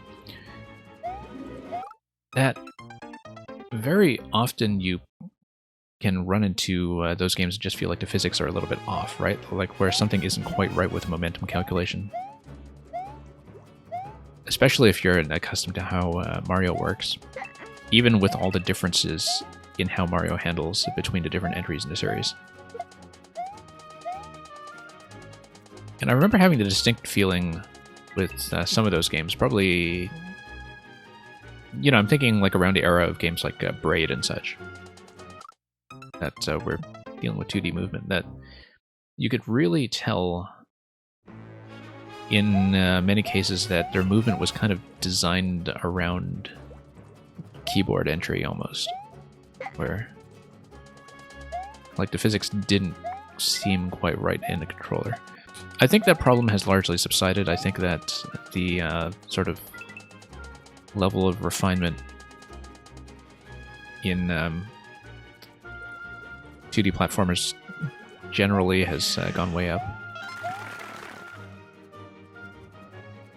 But for a while it was definitely a bit of a problem that like the physics just would feel a little bit clunky. And in fact, even one particular Mario branded game has that same problem, which is if you were around for when Super Paper Mario was originally kind of being marketed for the Wii as being this, you know, RPG platformer hybrid. Then the game came out and you saw how the actual physics handled, and you realized that it's not even remotely a platformer at all. It's just, you know, Paper Mario overworld that happens to be flat half the time. Because you can tell that even with controlling Mario as a character in that game, that like there was no attempt to emulate platforming style physics.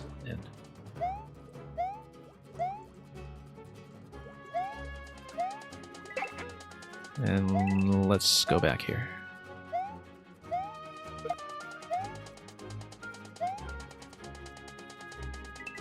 And yeah, that's the thing, that, you know, if you're playing platformers at all, you're almost certainly going to be literate in Mario in some form, and so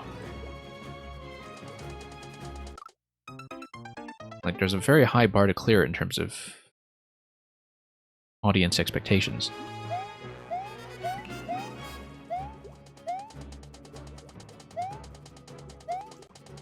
Whoa.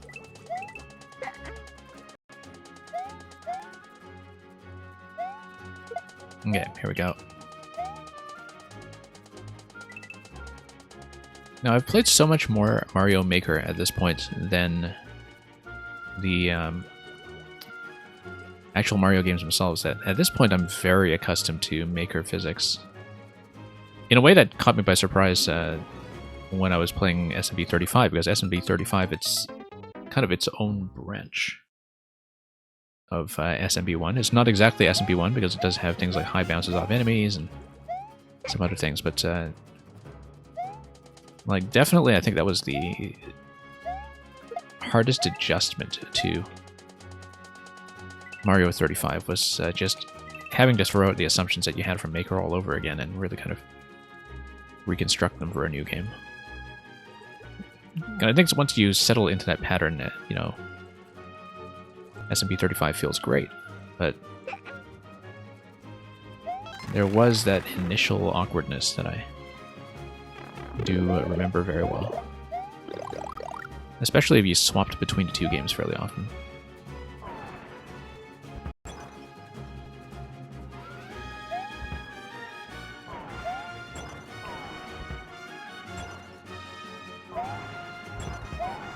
Okay, perfect. That's exactly how to do it on the first cycle as well. Very smooth. Okay. So, I still don't know what the optimal starting position for the third claw is. We'll just eventually have to pick one and narrow that down. I mean, often it depends on whether I can actually get onto the first claw successfully anyway, so...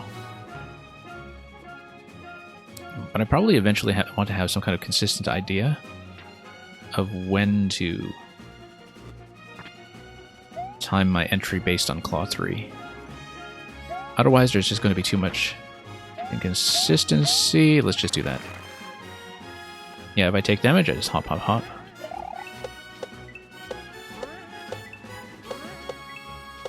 Okay. There we go.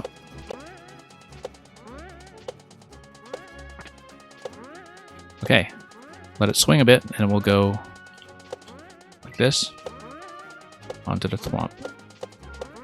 Oh, interesting, it isn't going this way.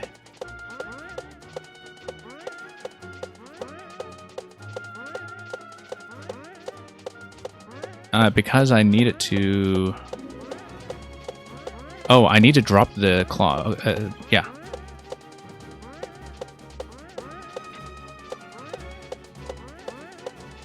And I need it to go like this. Oh, okay, I see.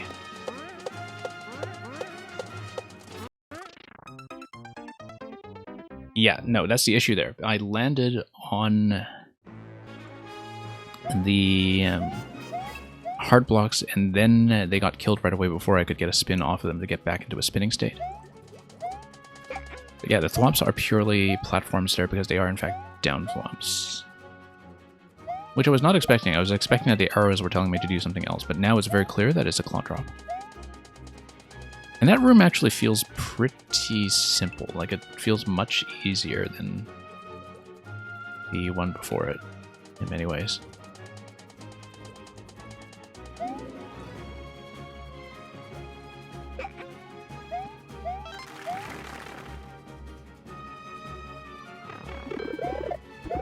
So yeah, Gilmore earlier was saying that he got to room 6 or section 6 out of what looks like 8.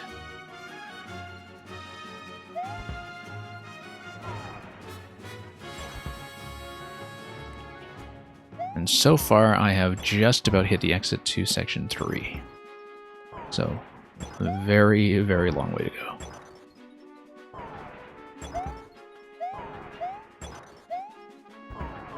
Nope. Bad jump.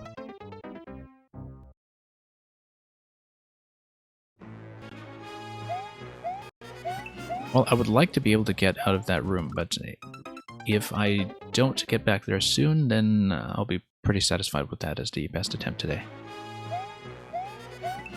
But if I can get past room 3, that's going to be a decent amount of progress for this stream.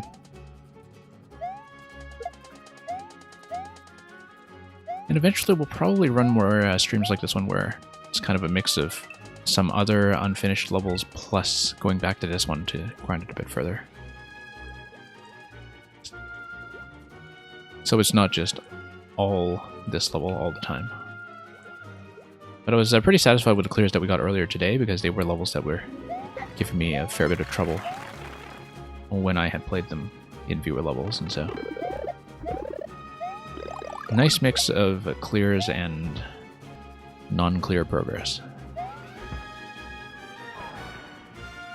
And okay, let's get up here. Up everything.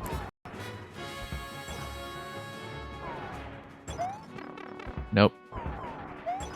That's okay, we'll have to do the fire the hard way or not.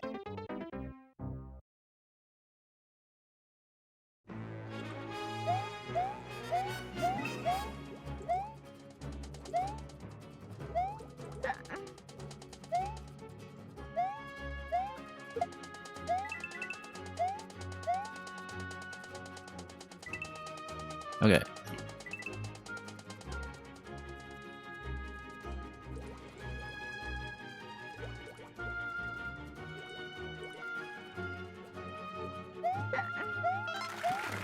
Up we go.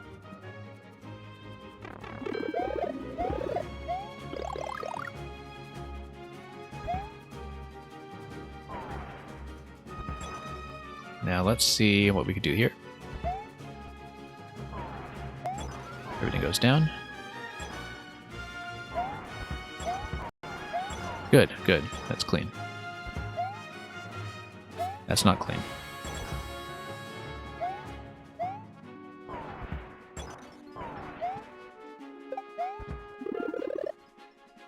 Okay. We'll try to do it the proper way to preserve the mushroom if possible, but if we can't, we can't.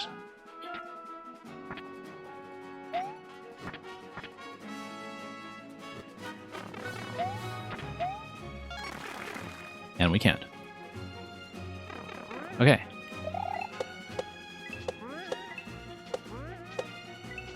Very good. Very good. We'll roll this thing over and miss. Because of that claw swing to the right, catching me off at the end. First time I died to that.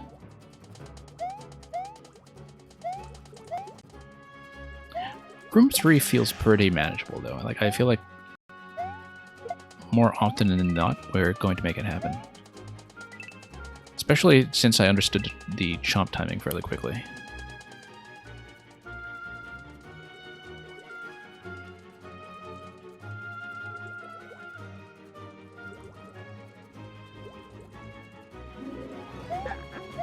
Okay, punch that guy in the face.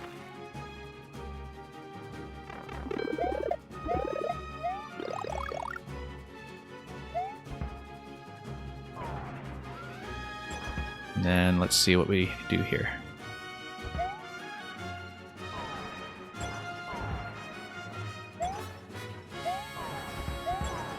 Great, nice short jump down below.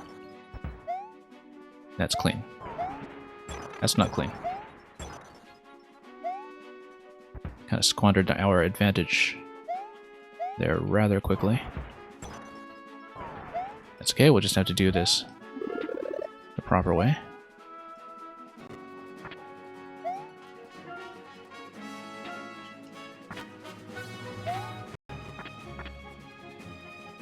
Nope.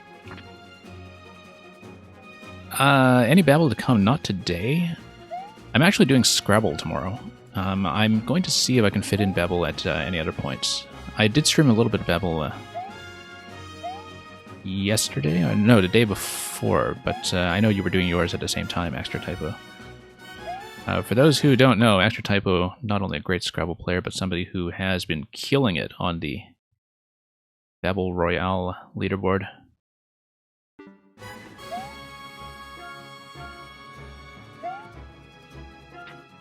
Yeah, I don't know if you actually recorded your level 20 run earlier today, or if that was off stream. But that was a crazy statistic.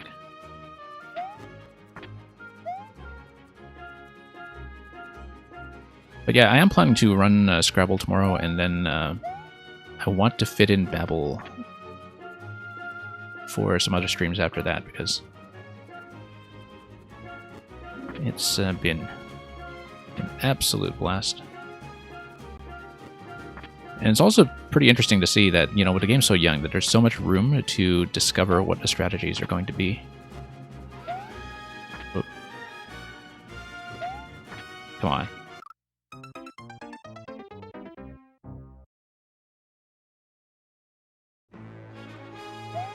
Alright, let's do this once again.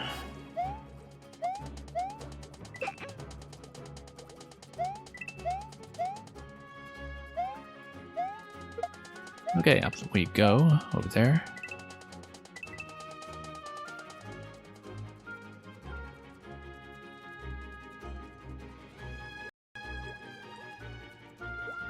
And then down over here.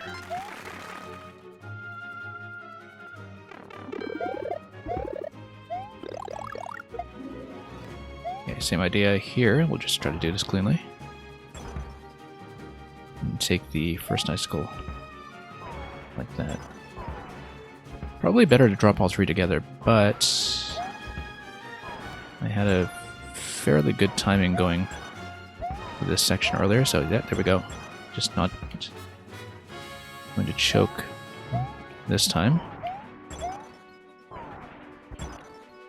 And now we have a bit of a damage buffer. As long as I don't fall. Didn't record it, sadly. I'm sure you'll get back to it soon enough.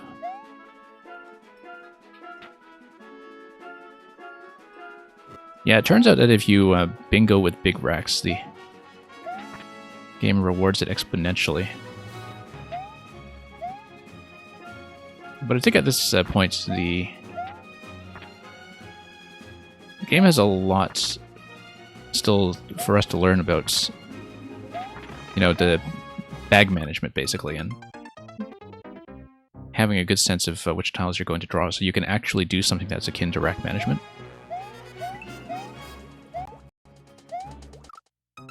Because right now, I think, you know, we're at a point with the game where things are developing so quickly that nobody is really at the point where they need to think about leave, for instance, and or at least not when I last checked in. Like I said, it's developing so quickly. Maybe the meta game has been transformed once again.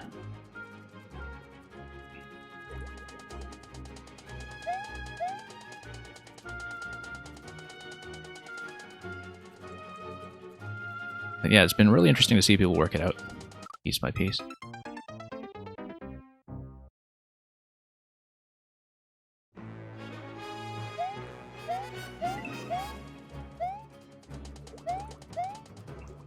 Okay.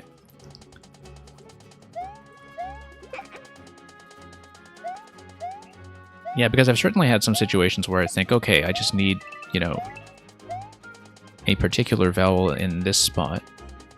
Why don't we just spam by a vowel and see what happens? And of course you pick up like all eyes or something. And the thing is, those kinds of situations should be at least partly predictable if you're paying attention, but there's so much other stuff we're paying attention to at that point that, like, that's not a side of the game I'm even prepared to think about yet.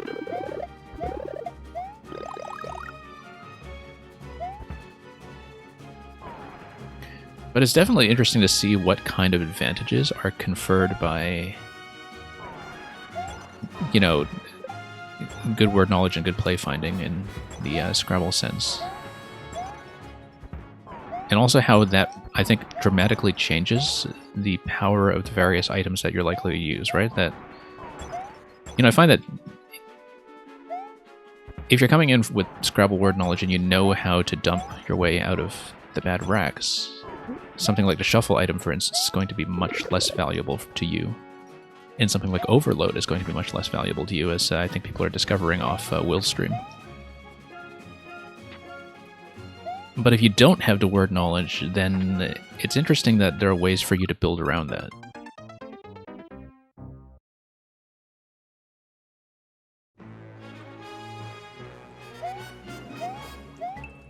And Blue Blur, welcome.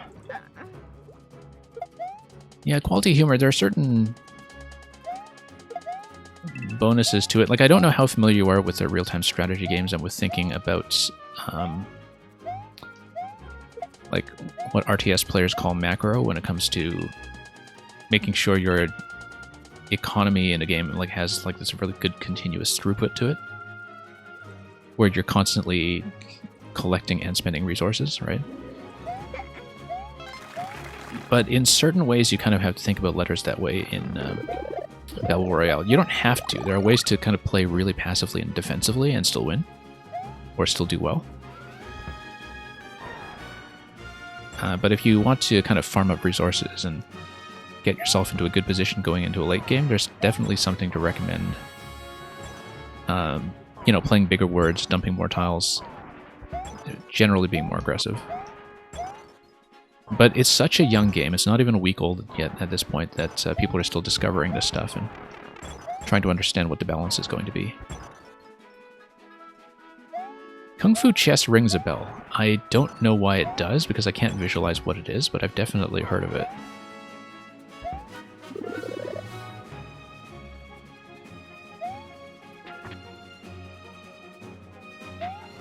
It's probably something I know about. Hey, we made it.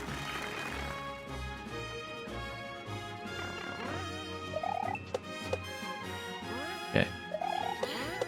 You know, Actor Typo, you know who I really hope gets into Babel at some point? Is Deldar. Because he's an Age of Empires player, and like I think he's going to understand some of the sort of real-time strategy economy elements of the game instantly. And of course his word knowledge is crazy, right? But I haven't seen him on the game, and I don't know if he knows about it. Like, I don't know if he's really even aware of it right now, but I think Deldar would be just a monster player. I just have this hunch. Whoops. Okay, didn't manage to get close enough to the spike ball to get this spawn.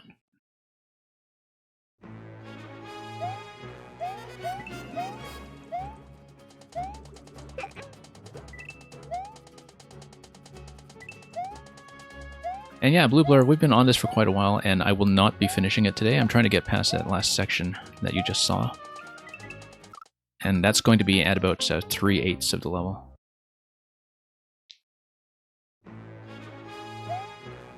And yeah, Extra Typo, very true. We kind of have to enjoy the leaderboard while it lasts.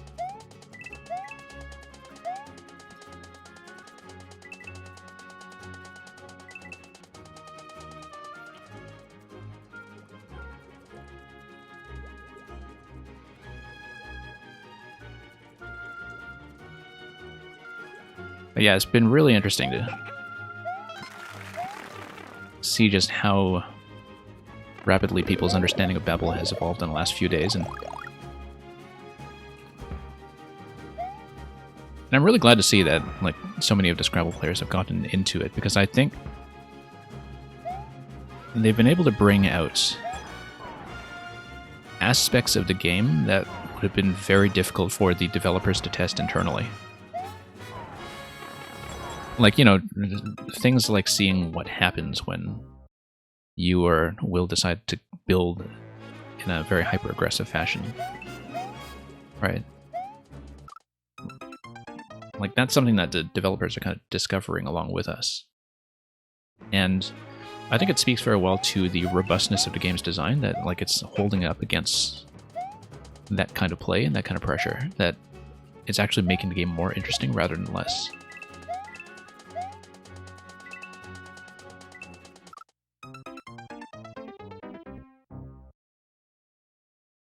Anyway, this is apparently the stream where I talk about Battle Royale while not actually playing it. We will stream more of it at some point. I'm very eager to get back to it.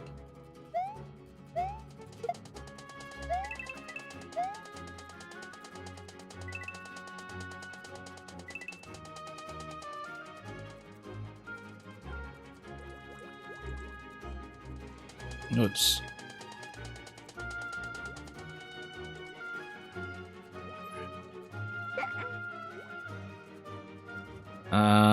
I didn't want to drop that guy into the abyss. Let's try this again. What game will I be talking about during the Babel stream? Probably Scrabble, actually. Or StarCraft, for that matter. So it turns out that the developer of Babel Royale is somebody like who's kind of overlapped with my interests in a couple of different contexts. In that he himself was kind of from a semi-pro level StarCraft background, like a sort of Grandmaster level StarCraft background. And I think was also one of the lead developers of Invisible Inc., which is a stealth tactics game from a couple of years ago that is one of the best stealth games I've seen. Like, it just... If you're familiar with XCOM, it's kind of like XCOM, but...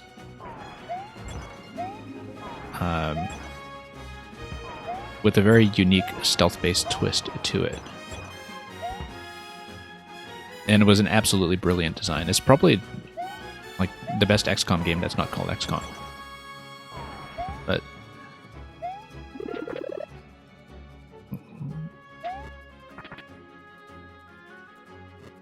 no worries about derailing.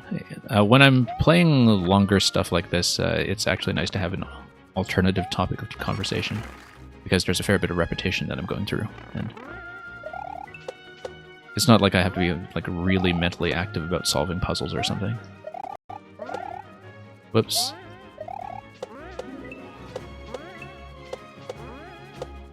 Yeah, extra typo. I haven't actually had, I think, a lobby with one of the other Scrabble players yet, at least not to my knowledge.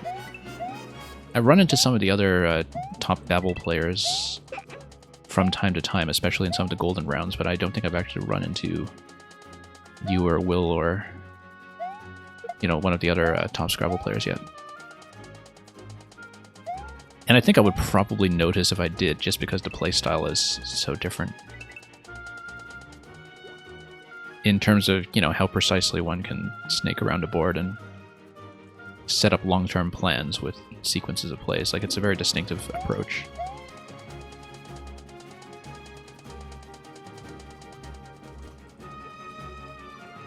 You had Ulus on the board, and this one guy played Oculus. Fantastic.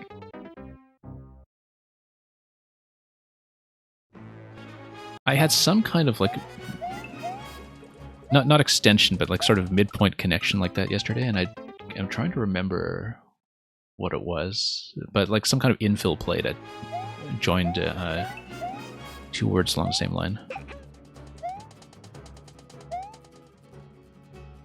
I will say it's excellent hooks practice. It's one of those things where like I'm kind of motivated to get back to studying hooks again and cleaning up my,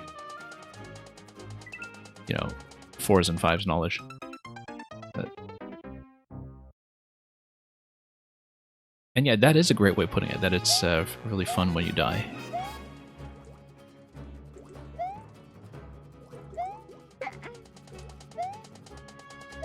Which I think is necessary, because you sort of need that to keep a player base engaged, right? Like, I think most games that are competitive sort of struggle with that when it comes to retention of people who are in a slump or not doing well or whatever, but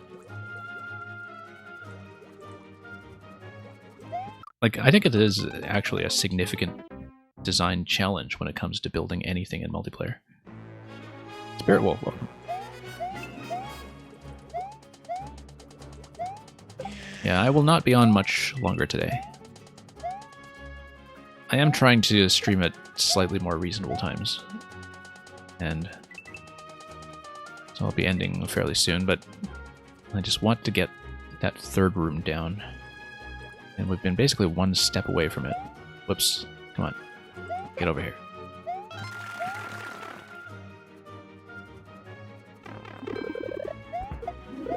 Quality Humor, the game that is most mentally challenging for you in terms of tilt is chess. I should not have read that message while I was myself subject to tilt over here.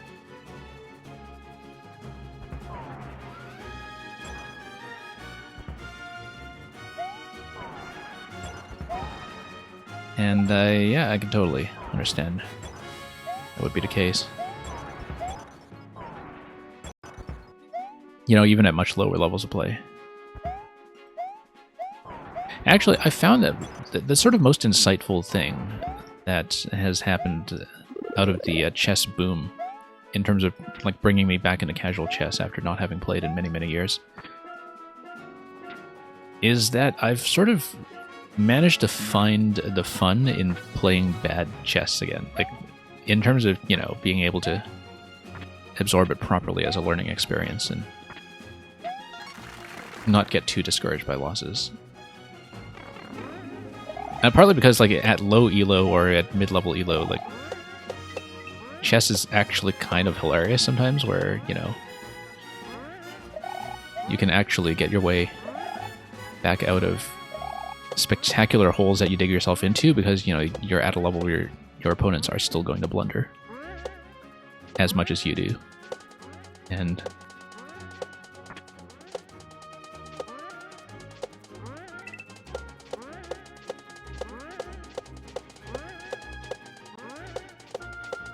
like we were saying of Babel, right, and losing at that game, I think, you know, being able to enjoy something while you're not doing well is a really difficult balance to strike.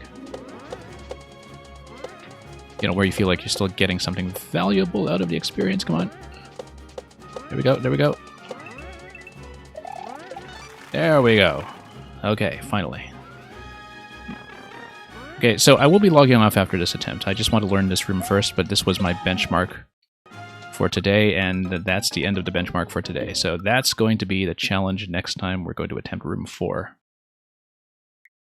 Oh, Spirit Wolf, was the audio lagging quite a bit? That's unfortunate. We had some problems earlier in the stream. I had hoped that they would subside. And Actor Typo, I will check that clip afterwards.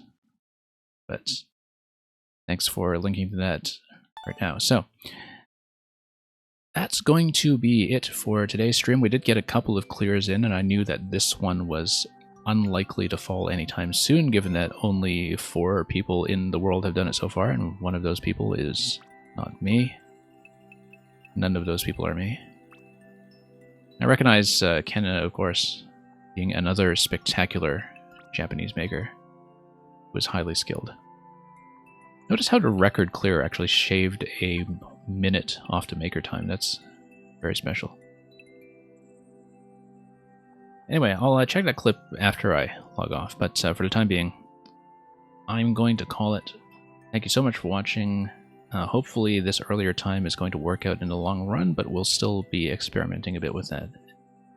Like I said, come back tomorrow for some Scrabble during the day, and we're going to see if we can fit in some Babel Royale and possibly more Mario Maker later this week, but I will be off for the Christmas weekend. As always, everybody who came by, thank you for watching. Belated thanks to Chichiri, who already left, for bringing in the big raid earlier from his own Mario Maker stream. And stick around for the raid, because we'll be sending you on to somebody else very shortly. Thanks for joining me at any or all points of the broadcast. Have a great week ahead.